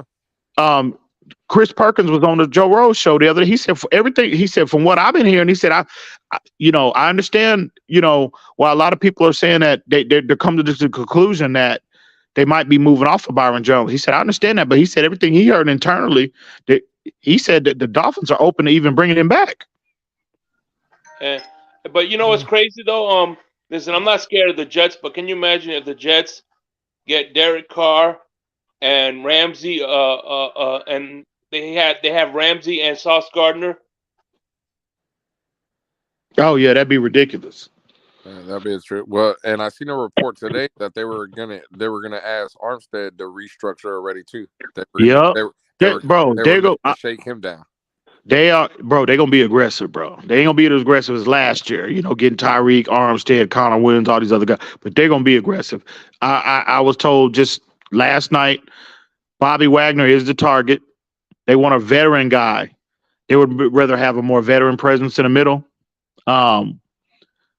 Obviously everybody knows Jordan, we've heard the stories that's public, that's pretty public about Jordan Poyer, but Wagner is a high priority, right? Middle linebacker alone, the position through free agency, right, is a priority for the Dolphins. You heard Mike McDaniel talk about Channing Tindall. They are expecting a significant jump from year 1 to year 2 from him this year. So they want a more veteran guy that will be more, that can kind of, bring him along and probably mentor him somewhat. Maybe more so than a younger guy. But I was told that Wagner as well as Levante David are priorities because they think Chase Edmonds is going to get like 15 to 16 to 17 million, and they're not willing to pay that. Anyway, Kane's asked for all you. I'm not even going to answer it. He wants to know, do you believe Tua will deliver a Super Bowl in Miami?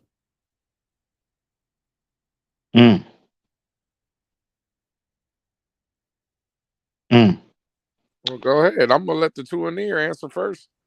Who was that? You're the two in there. DB. Who?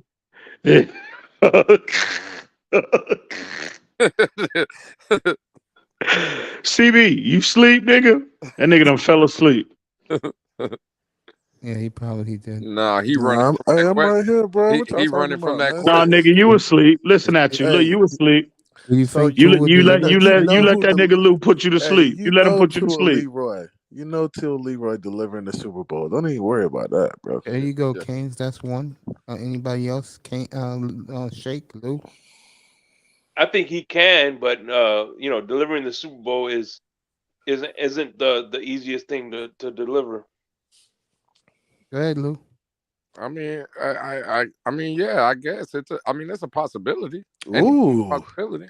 it's a possibility, Damn, huh? Everybody, what is that, Lou, Lou? something got to you you sound Are like a tonight, you bro? sure? Sound like a Hey, tornado to hey, me. hey, Mace, you see, Is that the rabid dolphin? hey, Really? Mace, hey, Mace, you see it, Rabid. I call her Rabid. That's Rabid. Hey, Mace, you see how these people do me? Yes. I said it's a possibility. Yeah. If I go to my corner store Oh. if I go around the corner to my house and go to the gas station and play the lottery, there's a possibility I hit. It ain't a good chance. It ain't a good chance, but there's a possibility. That's all I said. Rabid. Oh, well, let me ask you this, Lou, and to the panel.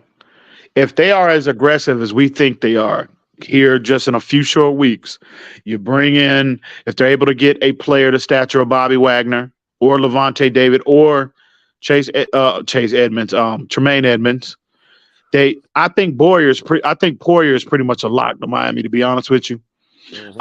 Ooh, a lock? Yeah, I'm hearing he's pretty much a lock, bro. He done lowered his price and everything, allegedly. We'll see how that shakes out. I was the first one to say that too. Don't let him hit. I was the first one to say that one. So I think if they're able to bring in Poyer, you already got first off the offseason started when we got Vic Fangio. I hold that man in the highest regard in terms of defensive minds. We all know that. So if they're able to get Poyer, they're able to go get a Bobby Wagner. They have a good draft, right?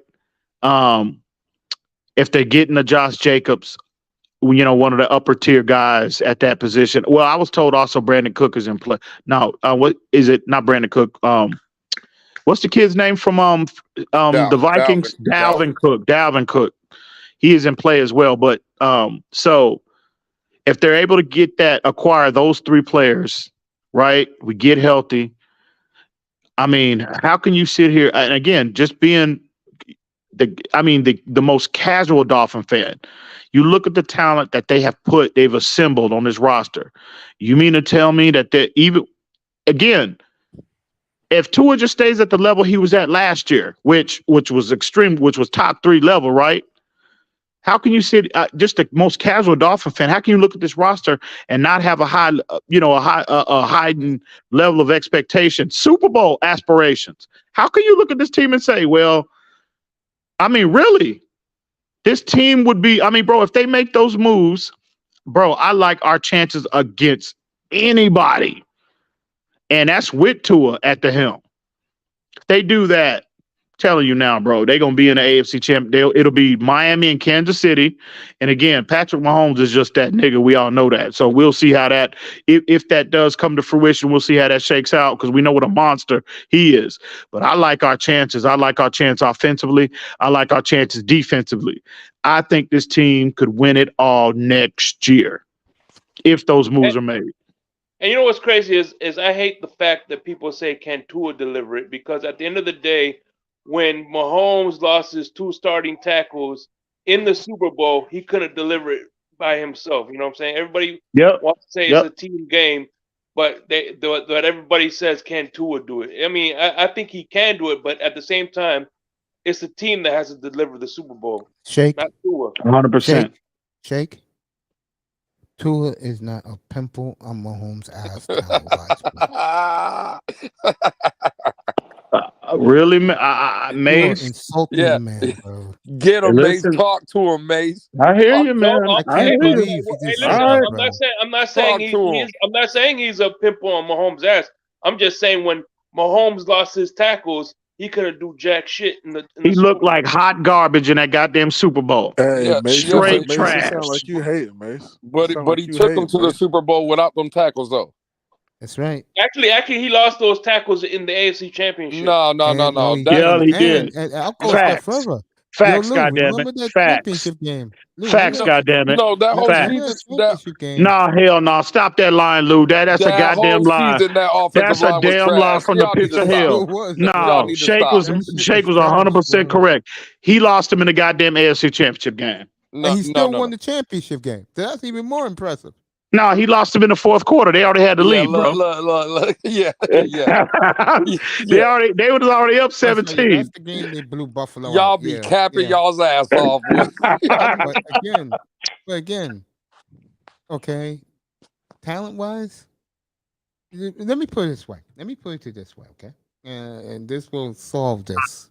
All right. They took Mahomes' biggest weapon to Miami, right? Yeah. His weapon blew Miami's offense up, right? Yeah. Mahomes had to learn. Andy Reid stripped them down from Mhm. the moment they lost to Cincinnati and built them back up and taught him how to play the position of quarterback, right? From the pocket, from one in the pocket, yep. Does he have a new shiny chip on his finger? Yeah. Enough said. With no receivers. Oh, he has a bunch of no names. Tony came through for him. I give him that. Tony from the Giants. So Travis Kelce was the one. He's one of the most dynamic weapons in the league. He ain't no Travis Kelce ain't no tight end. That nigga is a dominant wide receiver. Travis Kelce was even when Tyreek was there. And you got the best, and you got arguably the best O line in football. Really? Come on, y'all tripping, man. Don't act like he don't have nothing, bro. And Come best on. offensive coach in the league. All right, let me ask you a Clearly. question. Who receivers you take right now? Miami's or theirs? That's no doubt. But don't. Who's head taking their coach running you back taking and right their now? offensive line. And who's Whose head O coach line are you right taking, now? Mace? Who online I'm taking Kansas City. Okay. Who's head coach you taking right now?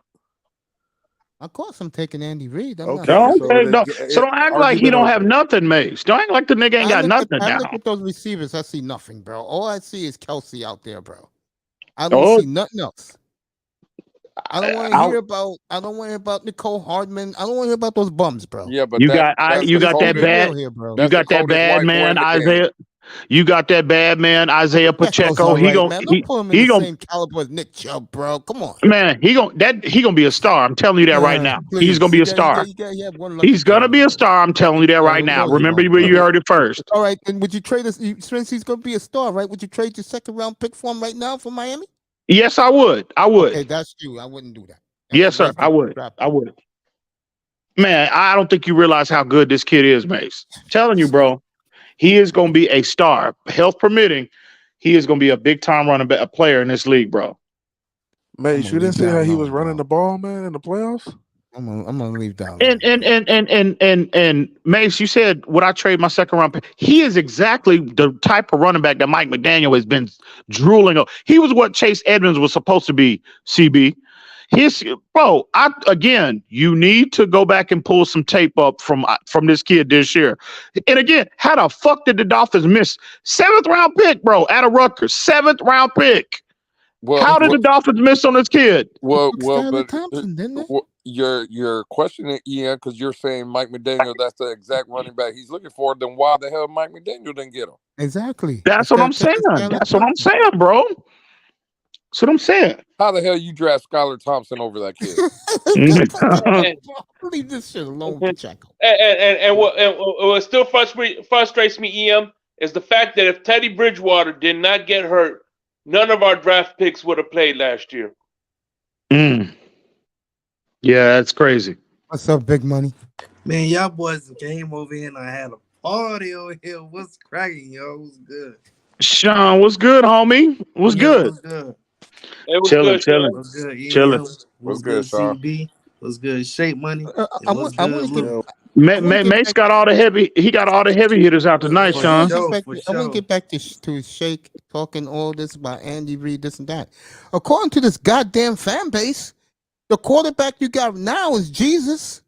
Man, the head coach you got now is supposed to be Boy Genius. Get him, Mace. Mace, get him. Why does the Wolfpack feel like guys supporting. Shake, you got an answer to Hold that, on, please? They ain't no Mace, Wolfpack can I over ask you a here. question? What's the question? I'm sorry. What's the question? According Can to I your ask you a fan question, base, Mace? your quarterback is better than Mahomes and Mike McDaniel's boy genius. Yeah, most of my fan base brains dried out in the sun. Sorry. Why can't we? Why does anybody Facts. supporting QB1 have to be like making him a god though? I don't get it. From what I hear, they do. I don't hear nobody out here saying Tua can do no wrong. That's bullshit. Nah, that's some Bro, bullshit. you do a No, show and hell no. I hear a lot of niggas. I don't. No, that's bullshit. I hear a Niggas lot of saying niggas that doing that Who shit. says that? it's a Ian? act. hey, Hey, you you know ain't what's moving funny? around enough, CB. No, I hear no, that You hell ain't from no. moving Mace, around bro. enough. No, EM. you got a lot of niggas that be trying to put that out, that be saying Who? that dumb shit. Who? I don't even know. I don't know half of them, bro. I mean, I hear them. I know one right now. The motherfucker that be on his panel show wearing a Tua Leroy shirt. God damn it. Bro, Tua Damn. Leroy. Damn. But I tell you bad stuff about Tua. Fuck Though. I we tell you the talking good about? and the bad. My nigga with the magic glow. Mercy, bro. The glow, bro. This dude got a Tua Leroy shirt. He talking about he don't know what niggas be saying it. Yo ass be saying it. No, the That- second Tyreek Hill said that Tua threw a better spiral and a better ball than Mahomes, bro. These fucking accurate. Tua worshippers were going on and on, like, yeah, man. Yeah, don't worry about it. With Tyreek, we took his guy, bro. Yeah, we're gonna throw 50 out there, yeah. How did that work out? Tyreek had a big year though. Let's not Hey, forget his that. best year. His best. I mean, these are his best year. Come on, best No, year. I'm man.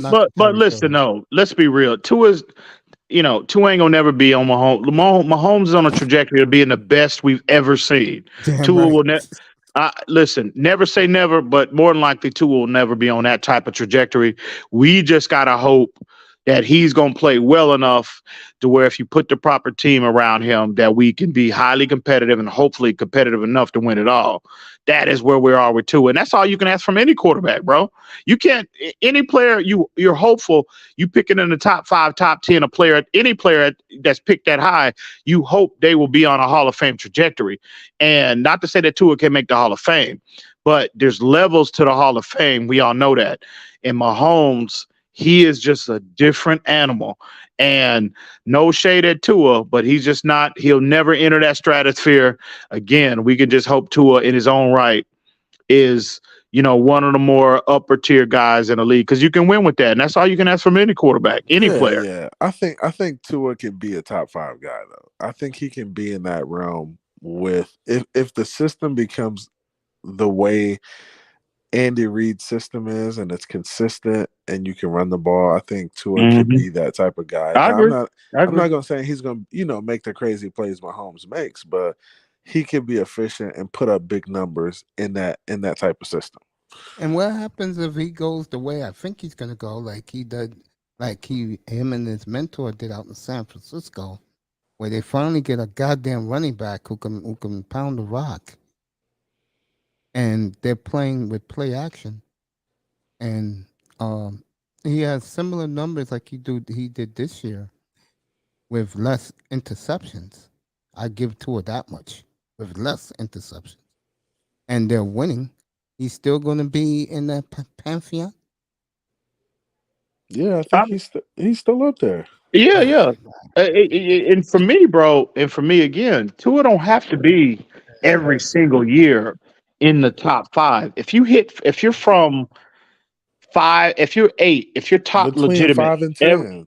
if you're at 8, if you hit that consistently, bro, you can win with that. Those are the Let top me play guys. devil's advocate then.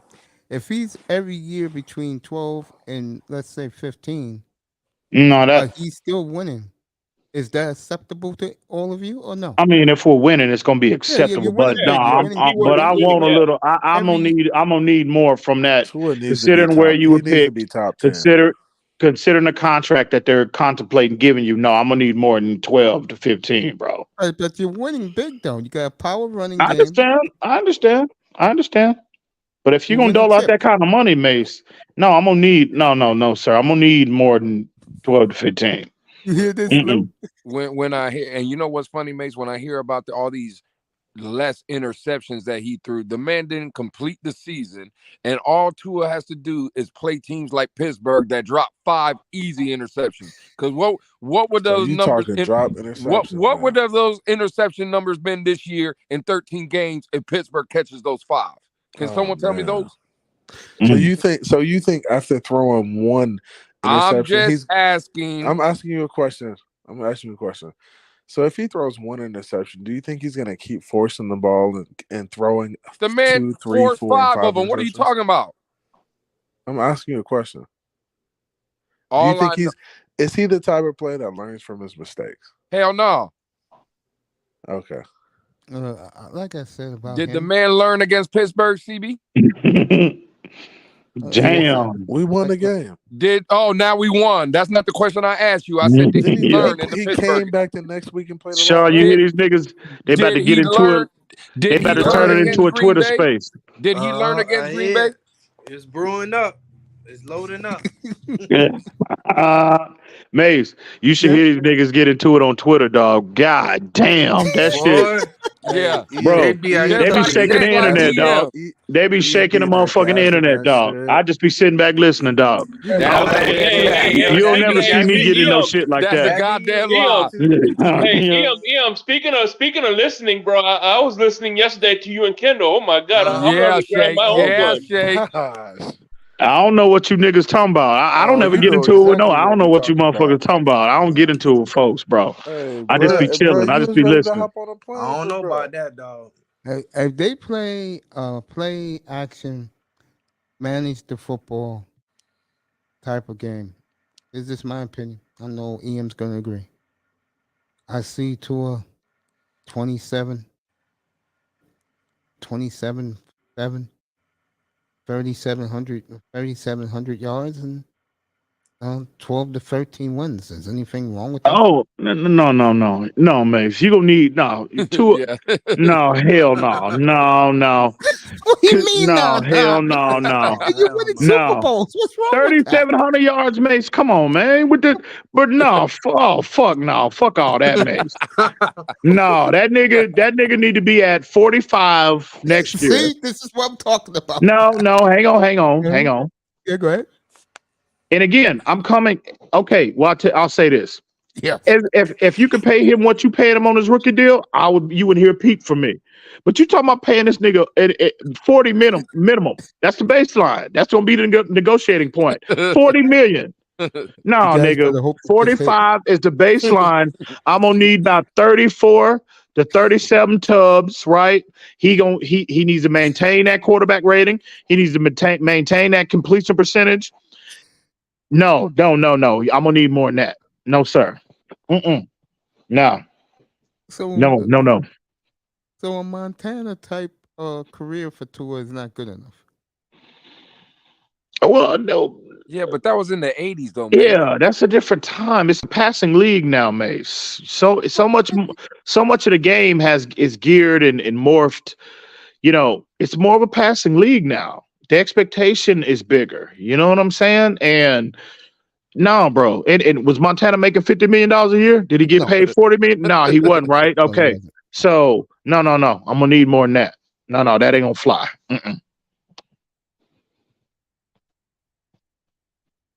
But I think Tua can attain that. I think Tua can get to that level next year. He was on that trajectory this year. With an unbalanced offensive approach, no run game, last in the league in rushing attempts, right? Which is, I mean, bro, that's unacceptable. A run game guru. That is, and again, you got two guys that are averaging. One guy's averaging 4.6 yards per carry. Mostert's averaging 4.8 yards per carry.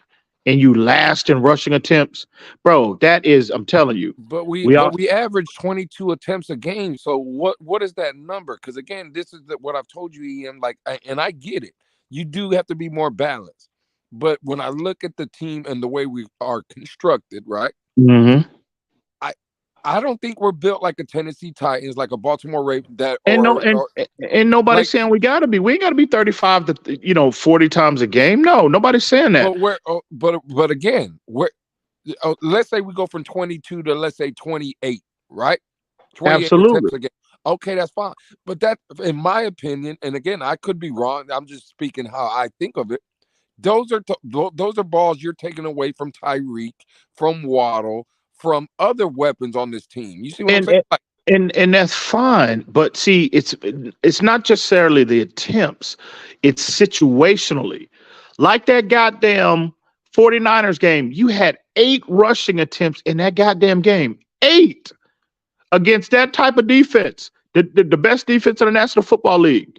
That is unacceptable. That is nothing but a coach completely disregarding the run game. He's misplaced his focus, right? What's best for the offense overall, not what's best for Tyreek Hill, not what's best for Tua, talking about Loa, but what's best from the offense. Were there players? That's a dereliction of duty, bro. Were there players running wide open up and down the field?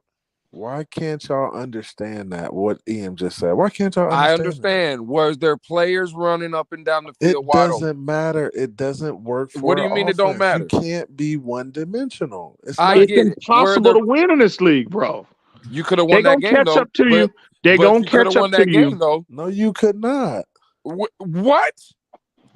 You could not win. We obviously couldn't because we didn't win. What the hell are you talking about? I bet you put Patrick Mahomes in that scenario where 8 rushing attempts, he wins that game. So you want to put the best quarterback in the world there. Part of the offense is Patrick Mahomes here? So now you want to compare him to Patrick Mahomes. No. I bet you put Justin Herbert in that game, we win that game. No, you don't. Silky is part of the offense. You don't lost your mind. No, well, you put Herbert in what game? In that San Francisco game with those players. Why are you so you bro? As much as bad as we've seen Herbert miss niggas and throw interceptions, you really definitively can say that. Oh, if we got him, we have a decided advantage in that game. You really think so? Come on, I can't say that now. I can't say that in that game. I can't say in that game. Okay, what about Joe Burrow in that game? What do you think? Yeah, hell yeah, bro, absolutely. Oh, okay. So what are we talking about? Y'all talking about you said Herbert. You just changed the narrative 10 times until it fits what you need. No, you said Herbert. Changing on narrative. I can't say Herbert against that defense in that game. Y'all motherfuckers talking about 8 rushing attempts. Y'all niggas talking about 8 rushing attempts. If you put Joe Burrow in that game with 8 rushing attempts, he blowing out the 49ers. Hey. And speaking of Herbert, they played him 2 weeks after we did. Go pull his numbers up in that game, Lou. I'm gonna let you go pull his goddamn numbers up. They got blew out in that goddamn game. He did not play well. Hey, and again, after the 49er game, did Herbert have more than 25 yards passing against the 49ers in the first half? Because that's what Tua did against the Chargers. The nigga had 25 yards. Hey, we talk about the 49ers game now, too. That was a complete... Okay. No, hell no. Yeah, okay. That was a complete meltdown in that Chargers game. That was a complete meltdown, right? Was that because of rushing attempts?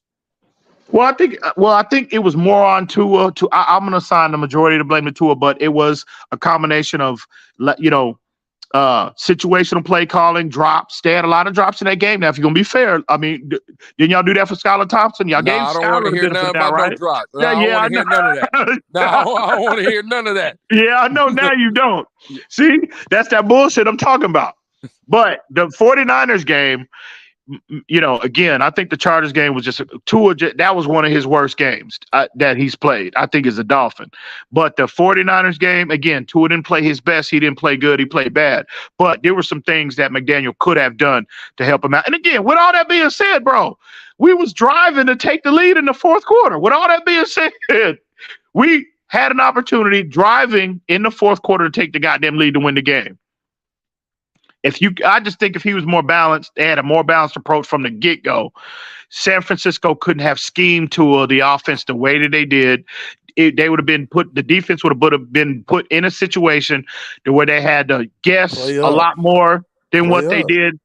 And again, that creates opportunities. That creates opportunities, bro. But again, they weren't balanced against the Detroit Lions. Well, that's Detroit. That's Detroit. It's a whole different team, bro. Oh yeah, a team that's trash. So you got to be balanced. You can only be. Gosh. What? Am I missing something? Bro, yeah, you're missing Yep. the whole point of this. Turn up, Nick. Hey, Sean, you about to turn up, You're dog. missing the whole point. Yeah, The I whole miss. point. I miss. No, I got the point. Tua's great against trash. When you put him against good competition, he folds. Yep. He beat Buffalo was trash. bad competition. Baltimore was trash. That's two playoff teams right there. Man, Buffalo please didn't stop. make the playoffs. Buffalo was Remember, trash? number 8 was taking a vacation. No, Baltimore still made the goddamn playoffs. What you talking about, Mace?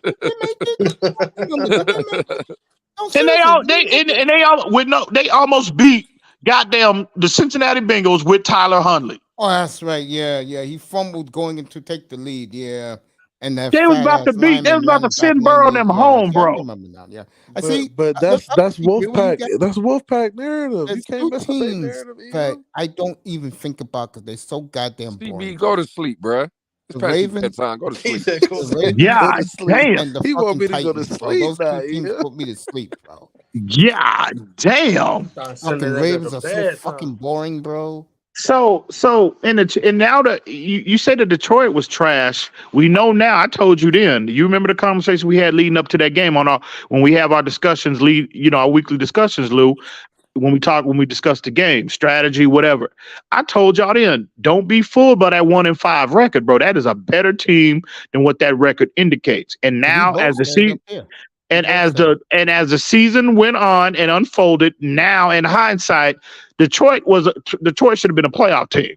So that team is not garbage, bro, by any stretch. That's why I said they finished 9-8. Fuck out of here with that nonsense they garbage. They were garbage when we played them, though. No, I told you they was better. No, I didn't think so. Bro, hey, that trash team. When we played the Lions, what was the Bears' final record? Well, they got the number 1 pick of the draft. We know Thank that. you. They were drafted when we played pick in the draft. that same Chicago Bears team beat the San Francisco 49ers this year. With Trey Lance. When it was raining. Oh no, Jimmy G played in that game. No, that was Trey Lance. No, that was Trey Lance. Oh well, I don't give a fuck who played. That team is still loaded. Yeah. And week 1. I don't want to hear that. No, but they still beat them. It don't matter. No, San Francisco is loaded, bro. It was in a monsoon, bro. They beat them niggas. Call it what you. Well, okay, well then why you don't give Tua and the Dolphins a credit? I mean, the benefit of the doubt that they played in snow, bro. It did 5 feet of snow in Buffalo. No, I give them. And they played great. Up here, I gave them all the love that night, bro. Yeah, you can't have it both ways now. Yeah, I gave them all the love that night when in Buffalo, and both losses to Buffalo. I gave the Dolphins a hell of a lot of credit. And this narrative and again, to me, on the road in inclement weather, in a hostile environment, a place that Tua has completely looked like a goddamn. He has fallen on his face in 2020 and 2021, and for him to rebound to the level that he did in that second Buffalo game, beat him the first time. Now I don't know why a lot of our fan base just gloss over that. Oh well, that's a fluke, right? It's a fluke. That was a. Both teams were dying on that. Man, Mostert had almost 120 yards in the first quarter. Okay, your point is what? That's what he's supposed to do. That's what he's supposed to do. Oh, really? 120 yards in the first quarter? He did his goddamn job. Burrow and Tua had the goddamn identical numbers against the same goddamn team. That same Buffalo team, right? The same identical. But what was the difference? Cincinnati defense shut them niggas down and held them to 10 points. Our defense gave up 33. That's the difference. So I don't want to hear that. No, he played well. He rebounded well in that game. He did. I give him the credit, bro. What do you follow up that game with? Hey, he had a bad game, bro. He did. No doubt about it. No doubt about it. He had a bad, I would say the San Francisco game. I would say San Francisco. I'd say the Chargers. They played Buffalo, and then they played who was that? Green Bay, right? So 3.5 quarters out of that four game stretch, Tua played that was the worst he's played all year. I'll give you that. I can see that. I'm not trying. I don't make excuses for nobody. So yeah, I will say this though, in Tua's defense, yes, I do defend Tua up here. I know it's hard for you people to believe. In Tua's defense, though, that he really needs a running back in the first way. Yeah, I think, and again, I said this, Mace. Mm-hmm. Again, that's encouraging moving forward because we ain't never seen any quarterback probably the last 20 years to have a consistent run game to rely upon to take pressure off. Right? Hadn't seen that, and Tua included. And we saw Tua get to a level that we did this year. And I don't know why their fan base just glosses it. Just don't register with them. Yeah, EM, I say it up here all the time, bro. The problem with those fucking morons is and we have to use Tua in this because Tua is our quarterback. Hey, Mace, if Tua Tonga over through 45 touchdowns, 11 picks, near 5,000, but we're 6-11. These fools are dancing in the streets fucking every day, bro. No, hell no. I ain't. You got to win too. Not with those fools. Those fools, all they care about, all those fools care about is the quarterback. They go. Well, it ain't Tua's fault. No, hell no. You got to win too, bro. That's the expectation. You got to win. You got to play well at the. You got to be at a high level at relative to your position, and you got to win. That's the expectation at this level. You got to do both. If you're not able to do that, I'm gonna get you up out of here, and we're gonna get somebody in here that will. So, but damn, everybody's dropping off. But at the end of the day, I think Tua rebounded extremely well in that Buffalo game. He just gotta, he's not a finished product by no stretch. He's got stuff he's got to work on. His decision making needs to be more consistent. He's got things he needs to work on, but to see Tua get to the level that he got to without the whiff of a run game, being last in attempts. Look at Burrow. Look at how they lean on. They got Joe Mixon to lean on. Look at Herbert. He's got Austin Eckler to lean on. Look at Mahomes, Isaiah Pacheco, Clyde Edwards-Helaire. Josh Allen is the only one that don't have nothing at the running back position, bro. And think about how balanced Buffalo is. And we were worse than them in terms of rushing attempts. Worse than Buffalo. All of these quarterbacks have balance, bro. Tua needs that as well. I'm not going to argue that. I think Tua's best friend is whoever's the next running back there is. That's so hopefully, if they're able to get that right, if they're able to get that right, this offense will be number one in the league, and I think that would be Tua will be more consistent and more what we saw the first half of the season, the level that he got to, that 3 to 4 game stretch where he was at the top of the league. You killing them tonight, EM. You killing them tonight, my boy. Hey man, these are just the facts, bro. You starting to sound like me, bro. No, hell no, never, hell no. We're agreeing about the. But I'm just, bro. Y'all know, y'all been listening to me long enough. Y'all know. I just keep that, bro. All how I see it. Hey, you're a believer now, EM. Get you're on. a believer now. I'm a believer before. No. What's up, everybody? How y'all doing? What's up, Mr. Miami? What's good, homie? What's good? Chilling, my brother. Just sitting back, chilling. There you go. Always respect, homie. On that hand dog. I ain't drinking today. I ain't gonna let EM get away. I ain't gonna let EM get away with that neither. About Buffalo having more. Buffalo had a running game in that. You know why they had more rushing attempts? Because Josh Allen. That's why. Yeah. Oh, yeah, you're right. But where did they get him though? No. You said, even Buffalo has Buffalo because the Josh Allen dual threat quarterback. That's why they have more rushing attempts. They ain't running the ball neither. That's what I'm saying. And actually, that's an even bigger feather in Tua's cap, bro. Because Tua ain't no dual threat. There's no threat of the run from the running backs or the quarterback, but yet Tua still got to the level that he got to this year. So that's even a bigger feather in his cap, bro. But again, when I hear this narrative that we didn't have a running game, Mostert almost had 900 yards rushing. He didn't even complete the season. You're right. Again, we would have had, if he would have played a full 17-game season, in my opinion, Mostert would have hit the 1,000-yard mark. You had Jeff Wilson Jr. Now, I know a lot of those yards came from San Francisco, but he also had, I think, over 600 yards. You know what I'm saying? But it's not like we didn't have no running game, bro. Compared to the league, compared to the rest of the league, we had no run game. Exactly. Last in yardage per game.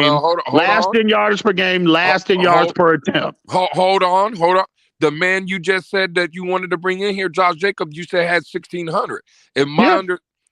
If Mostert has 900 and Jeff Wilson Jr. has 600, that's 1,500 right there. There's not a difference. No, bro, stop. Stop. You talking about yards. You said the running back you wanted 1,600. The two running backs that we had 15. What's the difference? 100 yards. Look, bro. So are you saying that Mostert and Jeff Wilson are the caliber of running back as Josh Jacobs? Is that what you're? Absolutely not. I'm saying. Okay. I'm saying with them two though. I'm saying we had the same production. Yeah, but you gotta look at in terms of like your point about, you're just looking at the yardage total, but you got to look at like, situationally, like game by game. Okay, Josh Jacobs, their offense was a more ball controlled, clock management type of offense.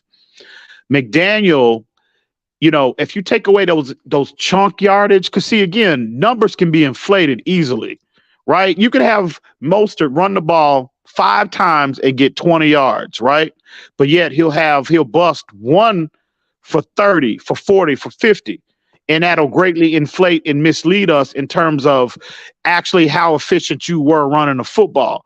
But if you compare game by game, rep by rep, with Josh Jacobs to those guys, you will clearly see the consistency is more, aligned with Josh Jacobs as opposed to what we had in house. And again, look at the rushing attempts that, were the regular. I mean, they were top 10 across the board in every category almost, right? So again, just don't look at them numbers and say, yeah, we had 1,500 combined with them. You got to look at it. You got to take into account into the equation situationally as well on a game by game basis. We all know most of them run, with the exception of just like that game against Buffalo. He had one goddamn run for 70 yards, right? He wound up with 85, 90 yards in that game. So you had 1 yard, you had one run for 70 yards that you didn't even score on, but yet for the rest of the game, them other 10 carries, you got 15 yards for the rest of the goddamn game. So you can't just look at those numbers and say, well, damn, they're the same. You got to look at game by game. You got to look at reps. You got to look at clock man. All of that factors into your equation. That can be very misleading when you just look at the number on the outside and say, well, damn, we were close to Josh. No, you can't do that. And with all that production that Josh Jacobs got the Raiders, what did that get him? But, you had a bottom tier quarterback. You had arguably the worst defense in the league.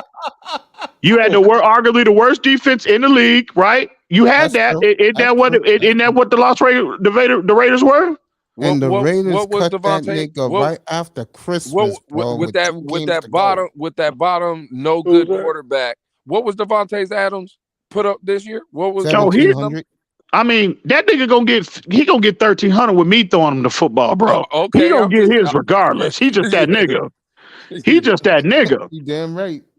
So, but nah, bro, that needs to improve. Yeah, you could say we were at 22. Well, again, we need to get to me, even with Tyreek Hill, Jalen Waddle, and all these other guys, the sweet spot. And you can, bro, if you look at the numbers going back to since Brian Flores took over in 2019, when they get 30 yards per attempt, the Dolphins, their number is, bro, they winning like 90% of their games, bro.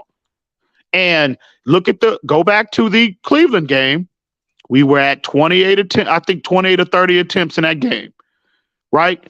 And again, was it by coincidence that was the best version of offense that we saw all year? I don't think so.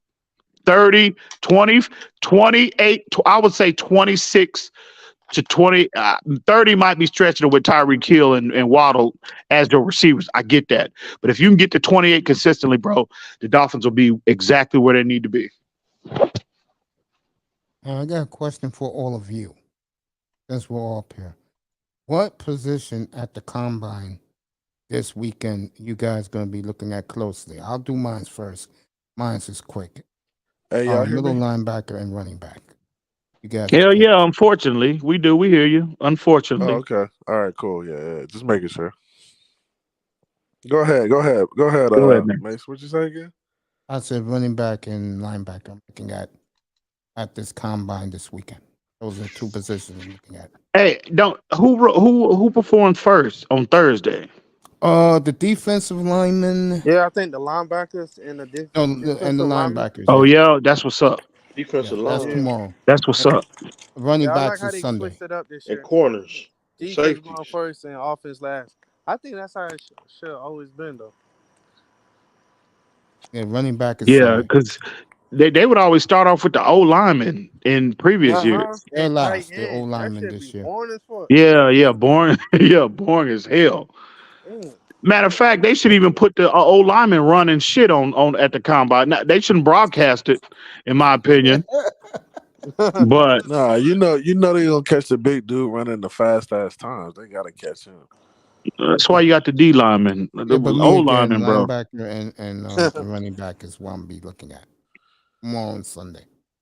Yeah, I'm gonna be looking at tight ends too, bro, because the Dolphins at 51 and possibly want their first third round pick. I think tight end is in play. From a draft perspective, I really believe if one of those guys fall, they shake loose and they get to 51. I think the Dolphins might be they might be inclined to pull the trigger on one. I think tight end. I think obviously running back is in play. I think obviously linebacker is in play. How do y'all feel about corner? Do you think the Dolphins might, because corner, there's going to be a lot of quality corners in the I second was round. Do you just think about to corner? ask that question though. Hey, What do you guys think about Jalen anything Ramsey? is possible, bro. It was the question, Ian. What do you think about Jalen Ramsey coming in a trade? I would, bro. I'd be all on that. I'd be all over Ramsey, but If they want the second, you give it to him. It's that, yeah. I don't care about the draft compensation. It's that contract is what concerned me. We got too many guys you got to pay, man. And we ain't even talk before you even get to the quarterback. And guys, you know what I mean? And we And we can't got let guys another in the defense outsider coming up, come in young and guys. get paid before our guys that was in house too. Yeah, I agree. Yeah, got young dudes. Holland, Phillips, the name too. In the future, they keep performing.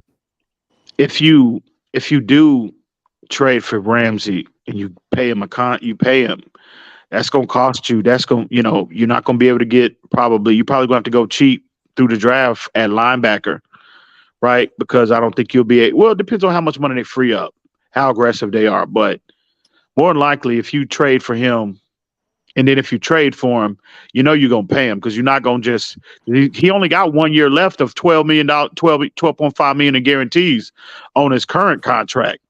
So if you give up that kind of compensation, you don't want to sign him long term. You're not going to just, give up that level of compensation for a 1 year rental, right? So if you pay him, that's going to cost. It's going to cost you that linebacker. You might be able to still bring Poyer in house, but then how aggressive are you going to be at running back? So you might have to go cheaper at linebacker and running back. So I would entertain Ramsey, but I look at it for the money. I would rather go, Wagner, because he's going to be cheaper than Tremaine Edmonds. He's, I'm hearing he going to be asking for like 10 to 12, right? I'd rather go that route with him, Jordan Poyer, and possibly get a running back maybe in free agency, as opposed to giving, because Ramsey, Ramsey going to want 18 to 19 million. You know that out the gate. So I'd rather go the other route. I love Jalen Ramsey, the player, the talent, but no, I just think he's going to be, that contract is going to be too much at this time, considering what the franchise is. You got too many guys that's got to be paid. Yes, sir. Facts. To you guys, I don't see Wagner going back though, especially if we offer him some little something. You don't see him coming here, Sean? No, I don't see him going back to Seattle. There was a report out there. Yeah. And, him going back to Seattle, but I don't. That's where he gets paid the big bucks by me, fellas. Yeah, he said he want to win, bro. He said he want to win, and I mean, a lot of these niggas, Poyer, all of them. I mean, Ramsey too. If he want to win, Miami is the spot to be, bro. I mean, it is. Telling you, Miami is the spot to be right now. Seattle to me is going to be a juggernaut this year, bro. You think a juggernaut, Mace? You think a juggernaut? Yeah, I do. I really do. Like I you might be think right though. I think they'll hit on their draft. They're gonna get the best defensive tackle in this draft if they don't trade down, bro. Mm. And let me say this, because I know you guys, because we're not picking like we should have been in this year's draft. I think the Bears are doing the right thing, trading down, trying to trade down twice, because you have a whole goddamn inept division, the NFC South, that doesn't have a goddamn quarterback, and I don't care what that GM in Tampa Bay says. Kyle Trask, really? You're gonna go with Kyle Trask? Mm. The Redskins with that kid from North Carolina last year, really? Mm. Sam, whatever his name is. Sam Howell. I mean, good. I'll say this right now, and this is not what we want to talk about because this is Dolphin topics. I really wonder what the hell Eric Bieniemy is thinking going there, bro. Especially with that owner. Mm. Well, they about to get him up out of here though. He a dead man walking. He on borrowed time right now. And then Shady McCoy doing the brother like that last week, bro. Yeah, I know, and he sounded personal, bro. It I was mean, like Tyreek said in the tweet. Shady's mad because he couldn't, because he told him to hold on to the rock. mm-hmm. Yeah, I didn't like, and he was just talking not gibberish, bro. I'm like, I couldn't even understand the point he was trying to make. And I'm like, bro, you saw that man name up like this on national TV, bro. Come on, man, stop it. But see, it's unfortunate that being, and again, I don't know.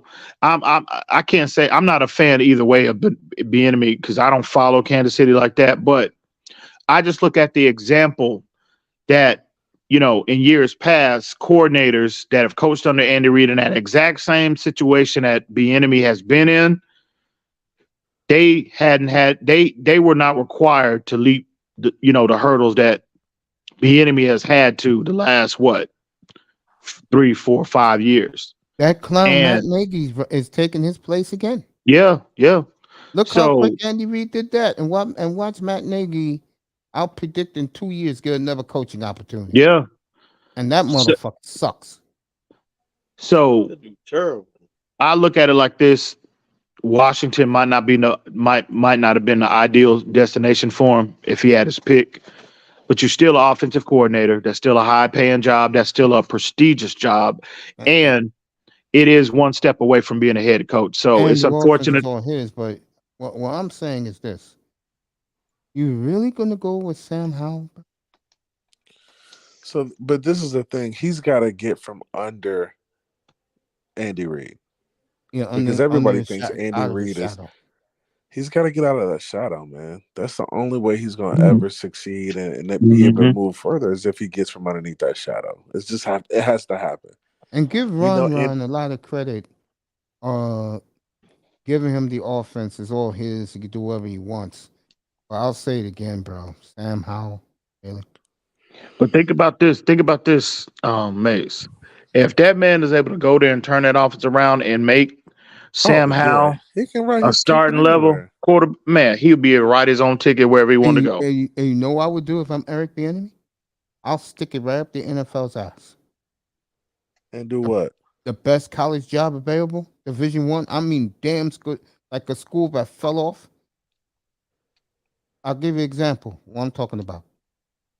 Oklahoma fucks up again. I'm out. I'm out of the NFL, bro.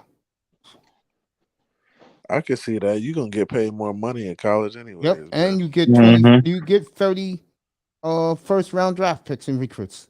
And it's Oklahoma, for example. I dip on their ass too. But he may be an NFL guy. He may be an NFL guy too, though. So you just never know. He said he'll coach college or pro. Oh, did he? Yeah, he did last year. He said he was going to play out his contract, be a free agent, which he did. And if a college or good pro job come up, he's there.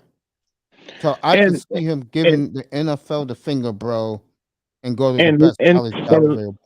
In listening to him in his introductory press conference, because I had heard horror stories about his interview process. Like, that's what I heard too. I heard the But same thing. so when I purposely watched his his introductory press conference because I really wanted to I wanted to hear him. You know what I'm saying? I wanted to hear his articulation and how he presented himself. And man, listen to this dude. I'm like, whoa, how is he? I mean, listen. Bro, I mean, he presented. the white boys will sell you some shit now, Ian. Yeah. I'm like, what? I mean, he does not look like and sound like a man that was going up and fucking up and didn't know how to present himself on these interviews, bro. So, I mean, I don't know what that was about. I don't know what transpired, but you already know what that was about. Yeah. I don't know what it was about, but I do know what it was about. But I mean, he just didn't look like a guy that, because the picture that they tried to paint of him like he was just a complete buffoon in them goddamn interviews, bro. Anybody who's an NFL coach and is stepping in front of a podium, offensive coordinator, assistant coach, bro, they gotta be able to talk. Like they not letting anybody get them jobs, man. Exactly, bro. Exactly. You see McDaniel? You saw McDaniel's press conference yesterday, CB? Yeah, I saw parts of it. I didn't see all of it. I saw the one with I saw the interview with Florio and what's his name, man? Chris Sims. But what a difference. McDaniel being interviewed by Florio and him being on the podium. I found McDaniel very refreshing when I listened to it this morning. Oh, he's always really good. I mean, he says a lot without saying a lot. Yeah, he be talking around some shit a lot. So he in that regard though, he get on my nerves sometimes. I'm like, bro, just answer the goddamn question. Yeah. You know what I mean? Just answer the goddamn question, bro. I ain't gonna lie. You don't like his Ivy League? No. Hey, bro, he be going off on funny. tangents and talking about when they asked shit, him the bro. question. I'd be like, what, bro? What is you talking when they asked him about? a question about him being a kid, and he goes, "Yeah, I was a 10-year-old kid going to Colorado Rocky games." I'm like, dude, bro, cut it out. I'm like, man, bro, I ain't asked for all of that, bro. Just man, bro, gonna give you the fluff now. He gonna give you the fluff. Yeah, he annoying. Listen, he's annoying at times, but I like Mike McDaniel. I like, I was critical of him this year, and I felt like it was warranted. But for the most part, when you evaluate him, I think he's on the right track, bro. I think he's got the team on the right track. So, and most important, I think he's got two on an upward trajectory too. So, we'll see. We'll see how things shake out in 23. But yeah, his interview process. I try to listen as less to his interviews as much as possible. I'm like, listen. Yeah, he's annoying at times for me. Yeah, man. Hey, let me get out of here, man. My phone about to die, bro. Yeah, you better run, CB. Never scared. Like, dang, you running though? You can easily put that thing on the charger. Yeah, I know, right? You know that nigga. He stay running. CB stay running. Hey, y'all. Hey, Ian, pull up, man. We gotta do a little convo. You ain't talked to your boy in a while. I got you, man. Hey, listen. We can let bygones be bygones. Hit me up sometime this week. Call me this week. We'll chop it up about something. Yeah. All right, sounds good, bro. I'm gonna holler at you, Mace. All right. Hey, you too, man. Salute. All right, my brother. Shake, Mr. Miami. Hey, afternoon shot, Mr. Afternoon shot. Yeah. We don't call them boys hurricanes. We call them boys afternoon drizzles. I got a better one, sprinkling in cold games right now. That's how bad it is for the hurricanes. Lou's looking that boy, shut up. That nigga Lou. I knew that nigga. Look at that nigga Lou. He lurking. He's lurking. He gonna drop them eye emojis in the chat. Look at him. Yeah. I see you, nigga. I see you. Lurking. I was thinking about you last night, Ian, when the Spurs won last night. I said I was mad the motherfucker Mace. I'm like, Pop, what is you doing? Nigga, what is you doing, Pop? No. He pulling a goddamn bro. Brian Flores, dog. I said, bro, you lost 15, 16 in a row. Don't ruin the streak. You know that nigga can't. You know that nigga can't lose to save his life. Man, this nigga, he pulling a Brian Flores, dog. I'm telling you Save now. his life. If that nigga fuck this up, if we ain't in the top, at least top two, okay, I You're understand still that. number 2 right now. You're safe. Man, come on, bro. You know that lottery is bro. That is no guarantee. We know that. Niggas been tanking every year, and you get a motherfucker with the worst record in the league picking at 8. If that happened, I'm telling you now, Mace, I'm gonna lose it, bro. Yo, bro. And the way Houston's looking, they're looking like they don't want to win a game at all, bro. Yeah. Houston looks pathetic, bro. I watched them the other night. Let Dame score 71 points, bro. Yeah. I'm like, damn, man. You let this man do this to you? Like the man used to say, really? And that's my squad, too. I'm like, bro, Dame, you pumping your chest against the worst scrub ass team in the league, bro. Yeah. 71. Oh snap, Mace, you no Portland is your team, right? Who is that? Squad, Sean, Mr. Miami, Sean, y'all a Laker fan, right? Who is that a Laker fan on your platform? I'm a Heat fan. Oh, who's the Laker guy? I thought one of you niggas was a Laker fan. We didn't talk about that. We didn't talk about that. How y'all? Well, my point was I want to bring up how y'all feel about that trade that went down a couple weeks ago with the Lakers. Yeah, with the Lakers. I think next year they'll be real good. LeBron's last year in LA, and then LA, and then Bron in 24 is going wherever his son goes. Wherever his son goes in the NBA, LeBron's going. Yeah. I think Los Angeles is going to be real good. Oh yeah, my man Dolph Slowfist, he's the big Laker fan. Yeah, I've been a Heat fan since 1983. Yeah, I think LA will be good. Nigga, little fool, man. By the way, for inquiring minds, KD looked unstoppable tonight. But remember, it was the Hornets. Did they win? Did they blew him out? Yeah, they blew him out. Yeah. How many did KD have? I think he had like 20. I'll let you know exactly right now. But I was watching that; it was unstoppable. If I come a Laker fan, I will eat a whole pot of chitlins in front of y'all. I can't do it. What you don't eat chitlins, Mr. Miami? Damn, bro. I don't fuck with too much pork. I don't, but if prepared right, chitlins, bro, that's a delicacy, dog. I mean, you being from the South too, bro. Damn, you don't eat chitlins? All right, KD had 23 points in 27 minutes. I used to eat it a long time ago when I had to make some chitlins. You was up there like The Exorcist. Oh yeah. KD had 23 points in 27 minutes tonight. They blew him out though, Mace. Yeah, they did. Yeah. Yeah. So, where you think that in terms of the the top teams in the West, do you think that puts Phoenix at the top? Because Golden State, bro, they slipping. No, Memphis. I picked them since April. TD, Sean, and Mr. Miami could tell you. I love Denver in the West. Denver, yeah. He got his boys. He's averaging a triple-double. The team I thought would challenge Denver, I don't know what the hell fucking Ja is doing these days, bro. Yeah. I mean, but in the West right now, I like Denver. I like Denver in the West. Always did. I liked them since April when Jokic won that MVP again, and Murray and Michael Porter Jr. was going to come back. I said Denver should win the West next year.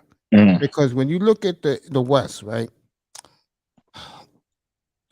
Let's say you guys get Wembanyama.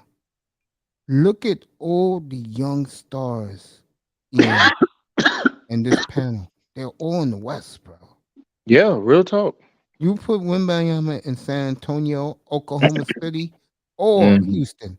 That's another star for the West, bro. Yeah. And then you got Ja Morant, you got Luka Doncic, you got the big three in Denver, bro. Kyrie over there too in Dallas. Don't forget about Kyrie in the West Yeah, I now. think Kyrie will end up in What you either said? Say it LA or again, Miami. Mace. You said What I who? just Denver. said? Mm. Yeah, Denver in the West. Yeah. Yeah, you said Oh, okay, Denver. Sean. You Yeah, I joker. said the Yeah, Denver right, big man. three, bro. It's a big three there. Matter of fact, Niggas hating on my it- dog now.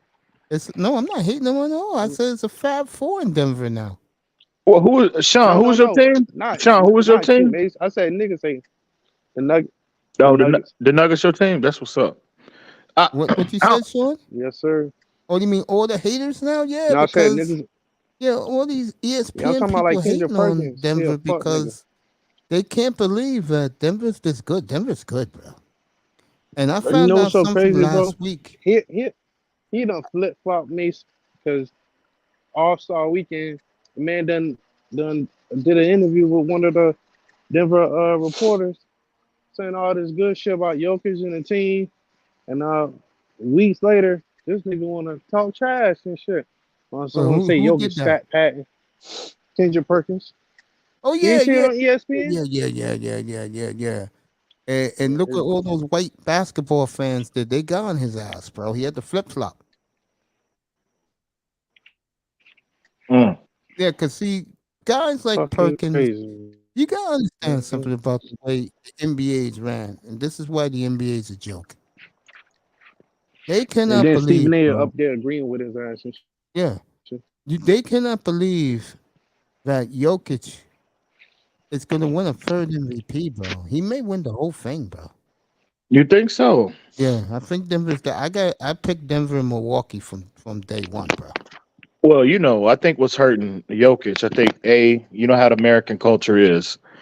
He's European and he in a small market too. Mm-hmm. So that's what's hurting him. You know, not necessarily hurt, but I'm talking about the perception of him. You know, why people, for the most part, why the mainstream won't embrace him. Yeah.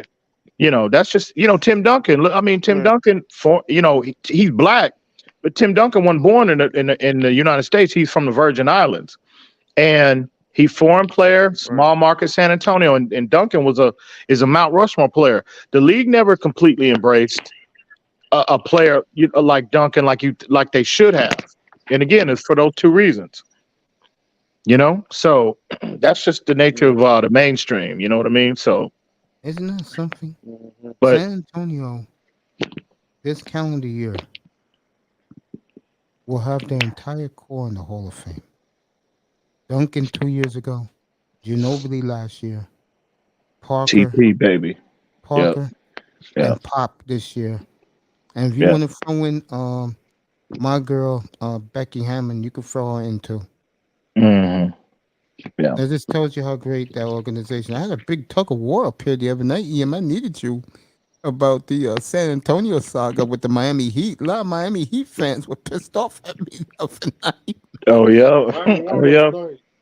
Them Heat fans, bro, they were getting on me, man. I Yeah, said, yeah. They salty now, Mace. You got to be careful with them Heat fans too now. I said, They I get on your ass. Yeah, man. I said the NBA won. They took care of two birds with one stone. They got LeBron his second ring, and they saved Jordan's legacy. I had a bunch of Jordan fans up here too the other night. They were pissed, bro.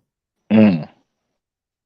And I said, I will take it to my grave that San Antonio.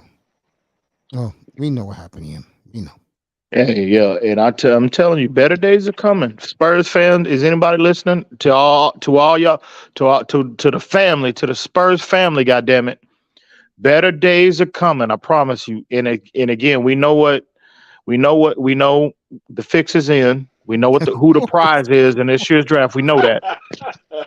But let's not be so distracted with the fix, with Wembanyama, that we are ignoring what we're seeing with Jeremy Sohan, with Malachi Branham, with Keldon Johnson, with Devin Vassell.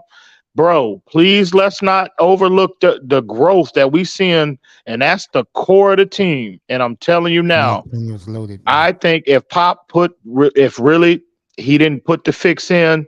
If he really wanted to compete this year, they could be a competitive team. I do. A lot more competitive than what we've seen. Yeah, remember training camp this September? Popovich to the team. Look, I'm gonna take it easy on you this year. I'm not gonna yell at you. I'm not gonna scream at you. They put that nigga Devin Fasal. They gave that nigga two months vacation, dog. They said nigga been in Barbados for 2 months. He just came back tonight, bro. So Pops. So yeah, we know what it is, but we know what it is. I can see it now. Because usually the NBA, when it's the last 2 cards, they do the number 1 card and they skip number 2. I can see it now. And the number 1 pick goes to the San Antonio Spurs. I'm gonna be laughing my ass off here, Mace, if that happens, dog, I'm telling you. Listen, I love the Spurs. We know that, but make no mistake about it. My team is the Dolphins. I don't wear as much as I love the Spurs. I don't buy nothing, none of their jerseys, never T-shirts, draws, none of that. Only the Dolphins. He said draws, none of that. That's funny. Only the Dolphins, right? That's all I wear in terms of sports teams is Dolphin gear, right? But they get that nigga Wembanyama, bro. They hit the lottery and they get that nigga. I might have, you know what? There's a couple, T-shirts and draws and socks. Spurs with that spur on it coming my way. I promise you. Shit, I ain't got none of that myself. I got some cash. Jerseys. Yeah. Jerseys. So yeah. Thanks to Big Money Mace. Let me say that. You're welcome, bro. That's what's up. That's what's up. Yeah, man. I was gonna say, I got jerseys for all my squads, bro. Even the hockey team, bro. Who is your hockey team, Mace? The Flames. No, I don't know how y'all niggas like hockey, bro. I don't know. Yeah, no, I can't get into hockey, bro. I love hockey. I can't get it. I don't talk about it because you guys are gonna listen to that shit. Mace, you've been now. I done been to a hockey game before. I done been to a hockey game. That shit is fun as hell. They fun as hell. Well, but I don't understand a goddamn thing that's going on. I just pay attention to the fighting. When the niggas get to fighting, that's all I'm looking at. That's all I'm paying attention to. Niggas be throwing the bows up in there. Yeah. They be throwing bombs too, bro. They cracking nigga shit on there. Yeah. Who's your squad in baseball? You like baseball, right? Oh yeah, the Braves. I'm a fair weather Braves fan. I ain't no diehard Braves fan. You like baseball? I did the entire. Yeah. Only when they winning. I'll watch the Braves. That's another sport I don't like. Shit, you don't like baseball. That shit is boring for me, bro. I don't know. I can't watch that shit. Yeah. Since 1993. Yeah. Born and raised there here in the South, Miami. If it's a patient game, I can't play that shit. I'm sorry. Damn, you didn't even play a game in the Sandlot, bro? Not really, nah. So you did? That's right. You probably the closest. Probably in the video game. You a New York, Florida boy, so you played football probably. Yeah, you already know.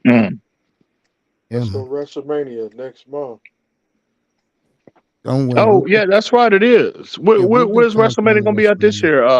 Mr. Miami. Yeah, he knows this shit. Go ahead, Miami. Yeah, he know that shit. Let me Google this mug up right quick.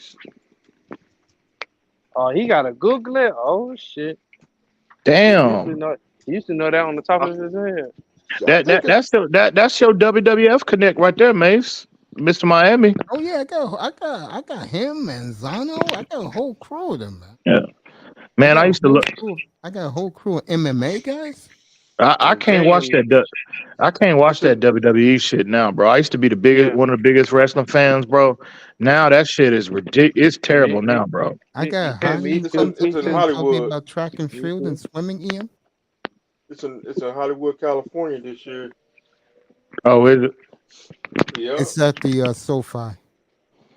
Oh damn, they gonna sell out that motherfucker. No matter what, I give them credit though. The shit is garbage, but they sell out everywhere they go. I ain't gonna lie, the shit is trash, but they sell out everywhere they go. I don't know how them niggas keep doing it, bro. My nigga I said ain't that gonna lie. shit trash. Oh man. Yeah, so Hey Sean, what you get your Ain't new gonna- man for his ain't gonna be- birthday? It's gonna be on Saturday and Sunday.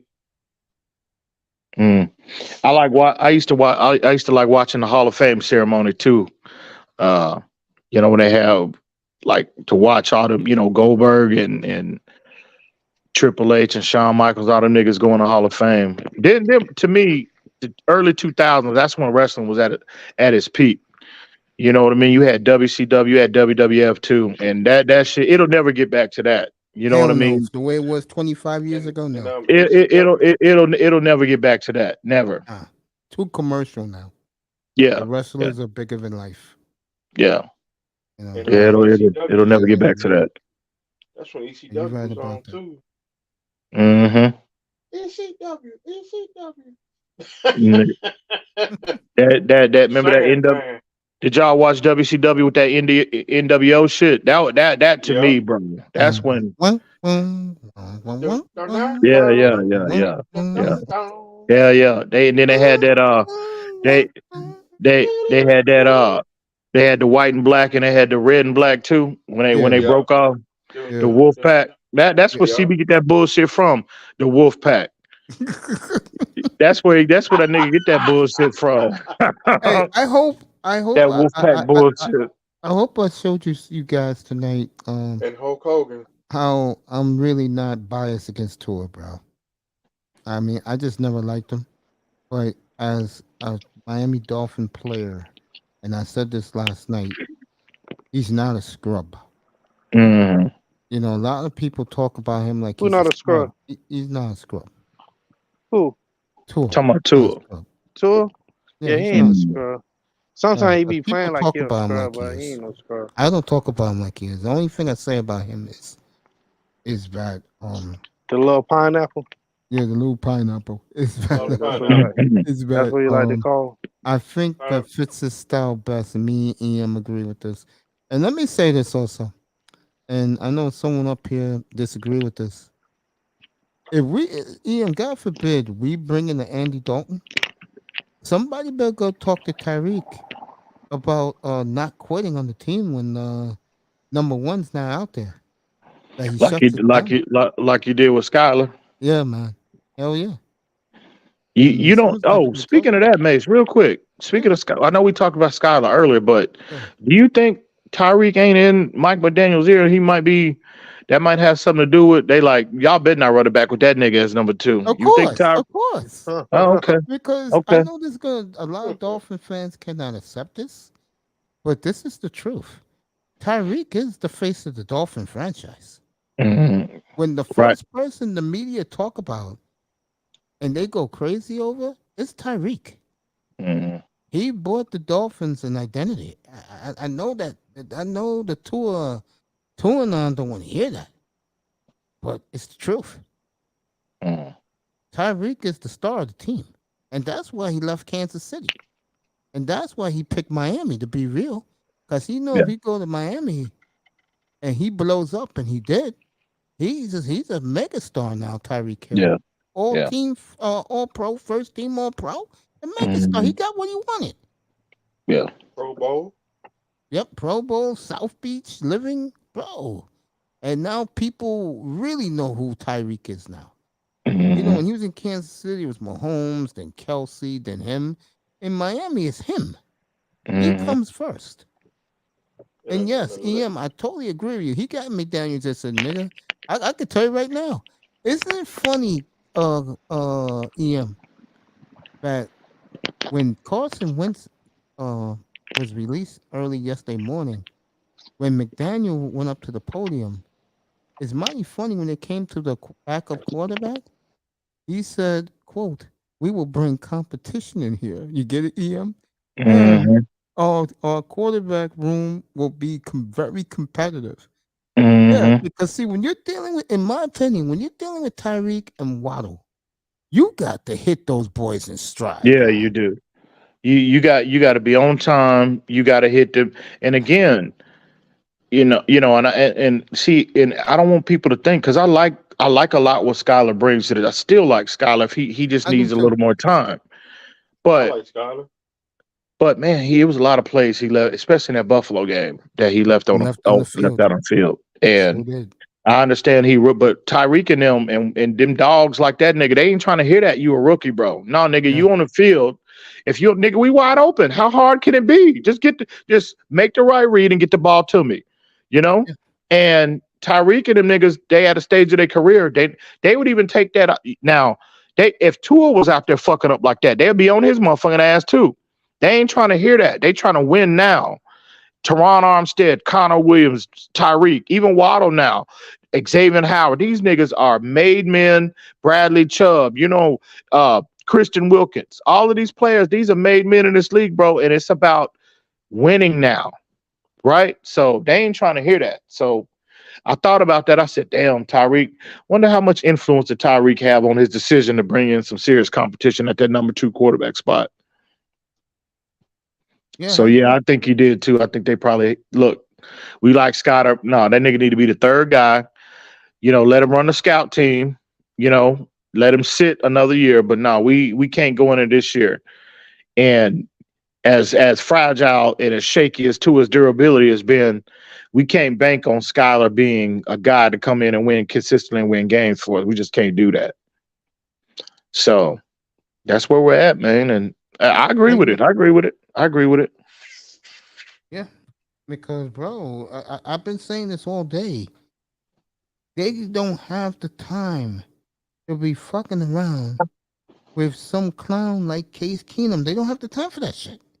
I agree. We got bigger plans, bigger goals. Salute, Sean. Be good, bro. I'll holler at you, man. I love you, Sean, man. Don't worry about it. I got you, man. All right, brother Yeah, Sean. bro. I mean, bro. I said this last night, EM. You wasn't up here. You ready for this?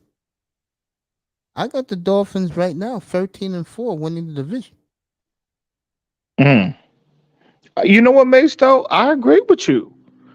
That's not far. I don't think that's far-fetched at all. I think that's very doable. Yeah. I think if they go to the game management style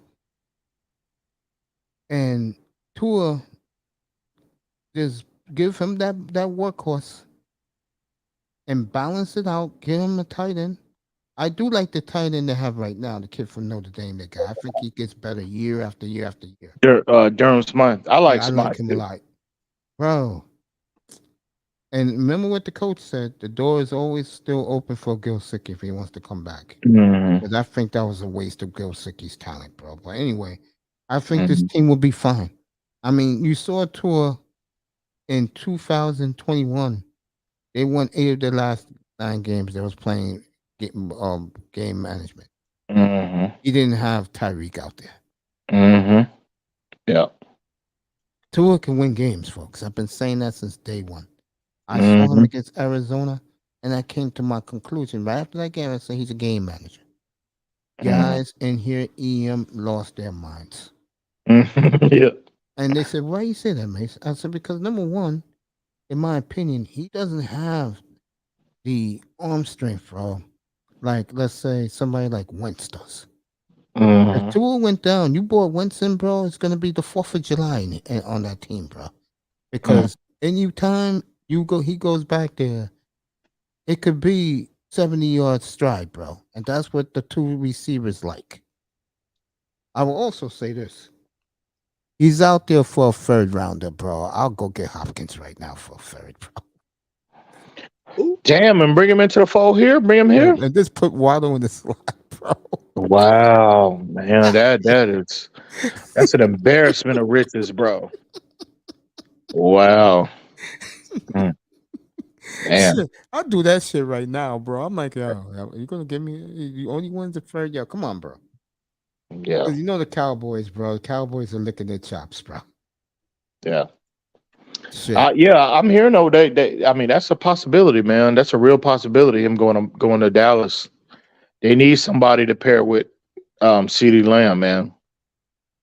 I don't know why they just should have kept Amari Cooper. Money. That's why they traded Cooper away. Mhm. You know, Yeah, it was over that yeah. cap. Because he had he had another 1,000-yard season last year. Telling you right now, Ian. Telling you, I said it the other night. The best thing that happened to Deshaun Watson when he played the last 5 games in the year.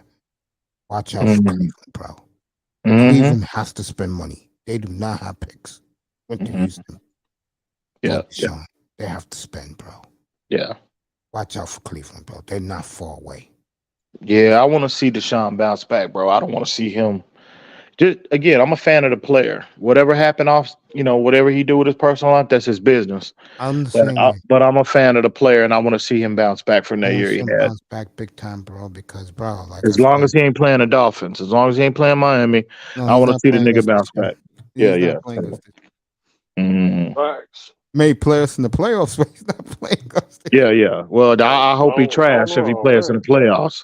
But as long as it don't come at a Dolphins expense, I definitely want to see him bounce back, bro. I do. I do too. I mean, I like him a lot. I'm a big fan of Deshaun's. I am. I mean, we had that discussion up here 2 years ago. It took me through the spring, bro. that damn announcement, man. I remember when I broke that story. Guys up here couldn't believe it. I said, "Can you believe this, guys? This man is accused of how many women?" Yeah, that whole summer, Mace. That was some shit, man, bro. That was some classic content though, because that was the narrative. Tua, Watson, Watson, Tua, Flores, Tua, Flores, Watson. That shit.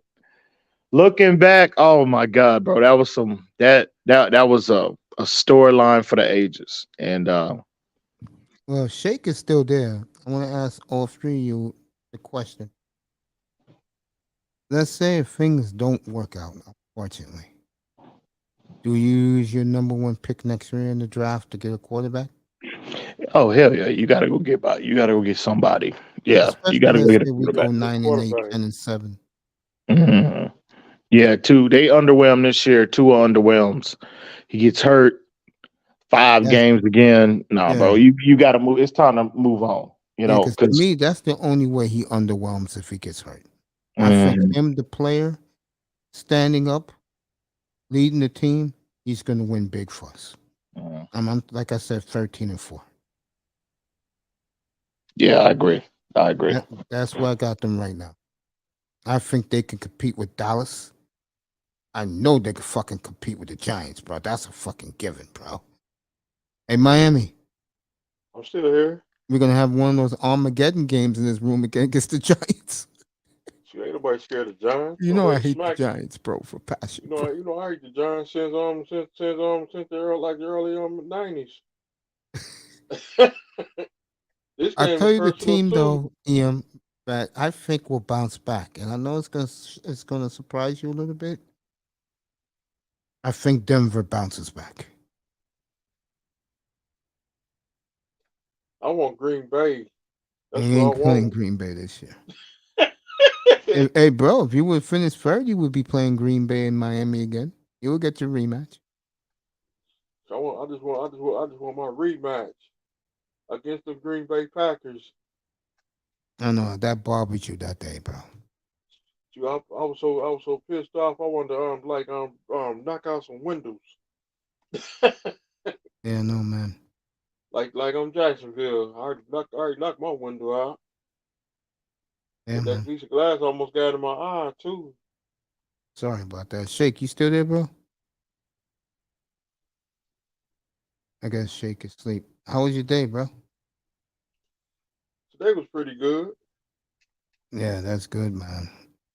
Today every day is a good day. Yeah, man. I look at it that way too. Like Ice Cube said, today was a good day. I agree with that, bro. I agree with that. Today was a good day. Yeah, every day is a good day, bro. That's why before you leave the house, say a prayer. Yeah. Say a prayer before you go to bed too, bro. Do that every night. I pray for That everybody, too. bro. Speaking of prayers, lost a good family member on Sunday night, Steve Featley. He's a big Arsenal football fan, and he's a friend of the platform. And my prayers, condolences from everybody in this room. He will be sadly, surely missed by us, and he's playing for the Arsenal team in the sky. So probably scored a goal today. So Steve, we love you, miss you. You're in a better place, bro. Facts. You know. Love you, brother Steve. Yeah, man, we miss you, man. All right, these are all the finals tonight in the NBA. KD had 23 points in 27 minutes. Phoenix rolls over Charlotte. The Bulls held on to beat Detroit. That's for lottery position. Boston blew out. Boston had a big lead on Cleveland, but they held on. Miami destroyed tonight. But remember, Miami won in Philly. They got their split. Knicks are coming in Friday night to the Triple A down in Key Biscayne Boulevard down in South Florida. The Knicks tonight they now won 8 in a row since Josh Hart has arrived, and they wanted this game real bad, and they destroyed Brooklyn tonight, 142 to 118, the most points the Knicks have scored in 30 years. So the Knicks are rolling right now. They'll be in South Florida Friday night. I will have that game up here on the Sunshine Network. Milwaukee's won 16 in a row now. Sunshine Network, been gone. It's on Bally's Bally's on TV or something. Yeah, it's on the Bally Sports. Used to be Fox and Sunshine for you down there. Yeah. Milwaukee's won 16 in a row. Is it 16 or 17 in a row? I believe it's 17 in a row. So the Bucks has won 17 in a row. They destroyed Orlando tonight at the Mecca. The Lakers pulled it out. They beat Oklahoma City. They was down big, and they had no AD and no LeBron tonight. Tells you that those trades the Lakers have made them stronger. Good win for Los Angeles. Memphis rolling over Houston tonight.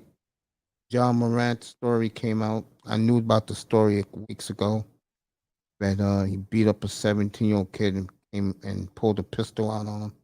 Who? John Morant. Oh no. So that's a big story right now in the NBA. Dang. And last but not least, this game is behind me. It tells you how much I really don't care. But it's the CJ McCollum reunited with his boy Dame Lillard, and it's always good to see CJ.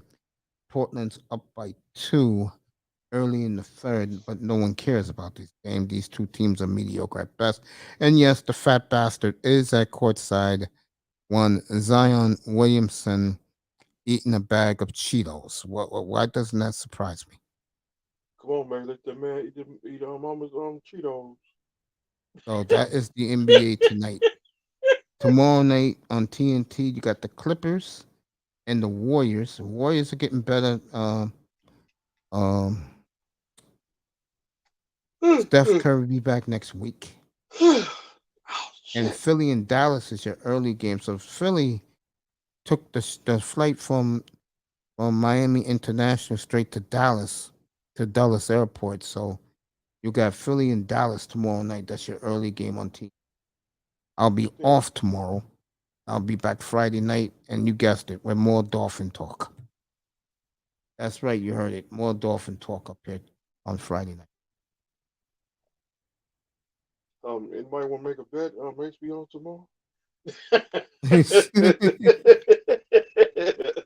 And your games up here on Friday night is, of course, the Knicks and the Heat war. You'll get that, and then the Grizzlies and the Nuggets. Again, 1 and 2 in the West. You'll get that up here Friday night. That is the scoreboard night. That is the night tonight. Sponsored by Chicken Box. There you go. It was a great show tonight. I want to thank EM Shake, Lou, Canes, CB83, of course, Big Money, and this man right here, and Shake Money, and this man right here. The mortal Hulk Hogan. There you go. Go ahead, Mr. Miami. Sponsored by Lane. And another sponsored by Miami Dolphins is the Legend Killer of Green Bay Packers. And thanks to Lou, too. He was up on the platform tonight. Thank you, Lewis. He was awesome, as always. Go ahead, Mr. Miami. And rest in peace on brother Steve. That's right. Rest in peace to Steve Featley. You're going to be sorely missed in this platform, bro. We really loved you here, bro. And my donuts go to his family and his friends. Yes, back in Great Britain. And then because soccer is worldwide, all around the world, he was known. So we love you, miss you, family. Oh, I just heard Steve scored another goal. God is awesome, bro. Go ahead, Mr. Miami. Ladies and gentlemen. There you go. Shawn Michaels is the new Continental Champion and WWE Heavyweight Champion has left the building. Repeating, Shawn Michaels have left the building. And thank you, ladies and gentlemen, for coming through. Show your love, and have a blessed day today. Have a good day at work tomorrow morning. People in the clouds, thank you. Yeah, people in the clouds, thank you. Larry H, thank you for the nice cash app last night. I really appreciate you, family. I'm gonna say a little something different tonight than I usually say. Always love and respect who loves and respects you. I love everybody who comes in this room. I respect everybody who comes in this room. I'm one of these guys who don't have hidden agendas. There's a lot of guys that do. I don't. And it's unfortunate because it brings the morale down in here. And I like to have a room where everybody's happy, everybody's feeling good, and everybody respects each other as human beings. Because this is this sports talk in here. I can do other things. I can do Manosphere in here if I want. I can do other platforms, but I think for me, sports is the safest, it's the coolest, and I appreciate it. And I appreciate everybody who took a chance on me, like Mr. Miami, Sean, Itus, guys like that, Manzano. You know, everybody who took a chance on this up here. I hope I didn't disappoint. And like I say, things will get better. It will. And pray for each other. And just know that you only live once on this planet, bro. Appreciate while you're here. Love you, bro. I'll see you Friday night, man. Have a good night tomorrow. But go ahead and get some rest. You deserve it, bro. I'll see you in since this was a quick 4-hour show. I'll see you, and you coming after SmackDown. I'll see you in 47 hours, bro. All right, man. Enjoy your SmackDown. And WrestleMania is what, the weekend of April 1st and 2nd? April 1st and 2nd, and in LA. Okay. It's in California. Yeah, at the SoFi Center. SoFi Arena. Yeah, they like that place. Yeah. Yep. See, they already did some promos. You know, Biz, he doing promo. Pretty cool. He's gonna be the host. This is WrestleMania 39, right? Yeah. And next year is the 40th anniversary. Damn. We're both getting old, Mr. Miami. Love you all. See you all. Just about. There you go. Love you all. See you all. See you all Friday night, everybody. I'm out, Coach. God's great. Love you all. Good night, everybody. Peace, everybody. I'm about to shut it down. I think, like Don Camillo said, peace and Soul Train. Love you all, everybody. Good night. I'm out, Coach. Peace, man.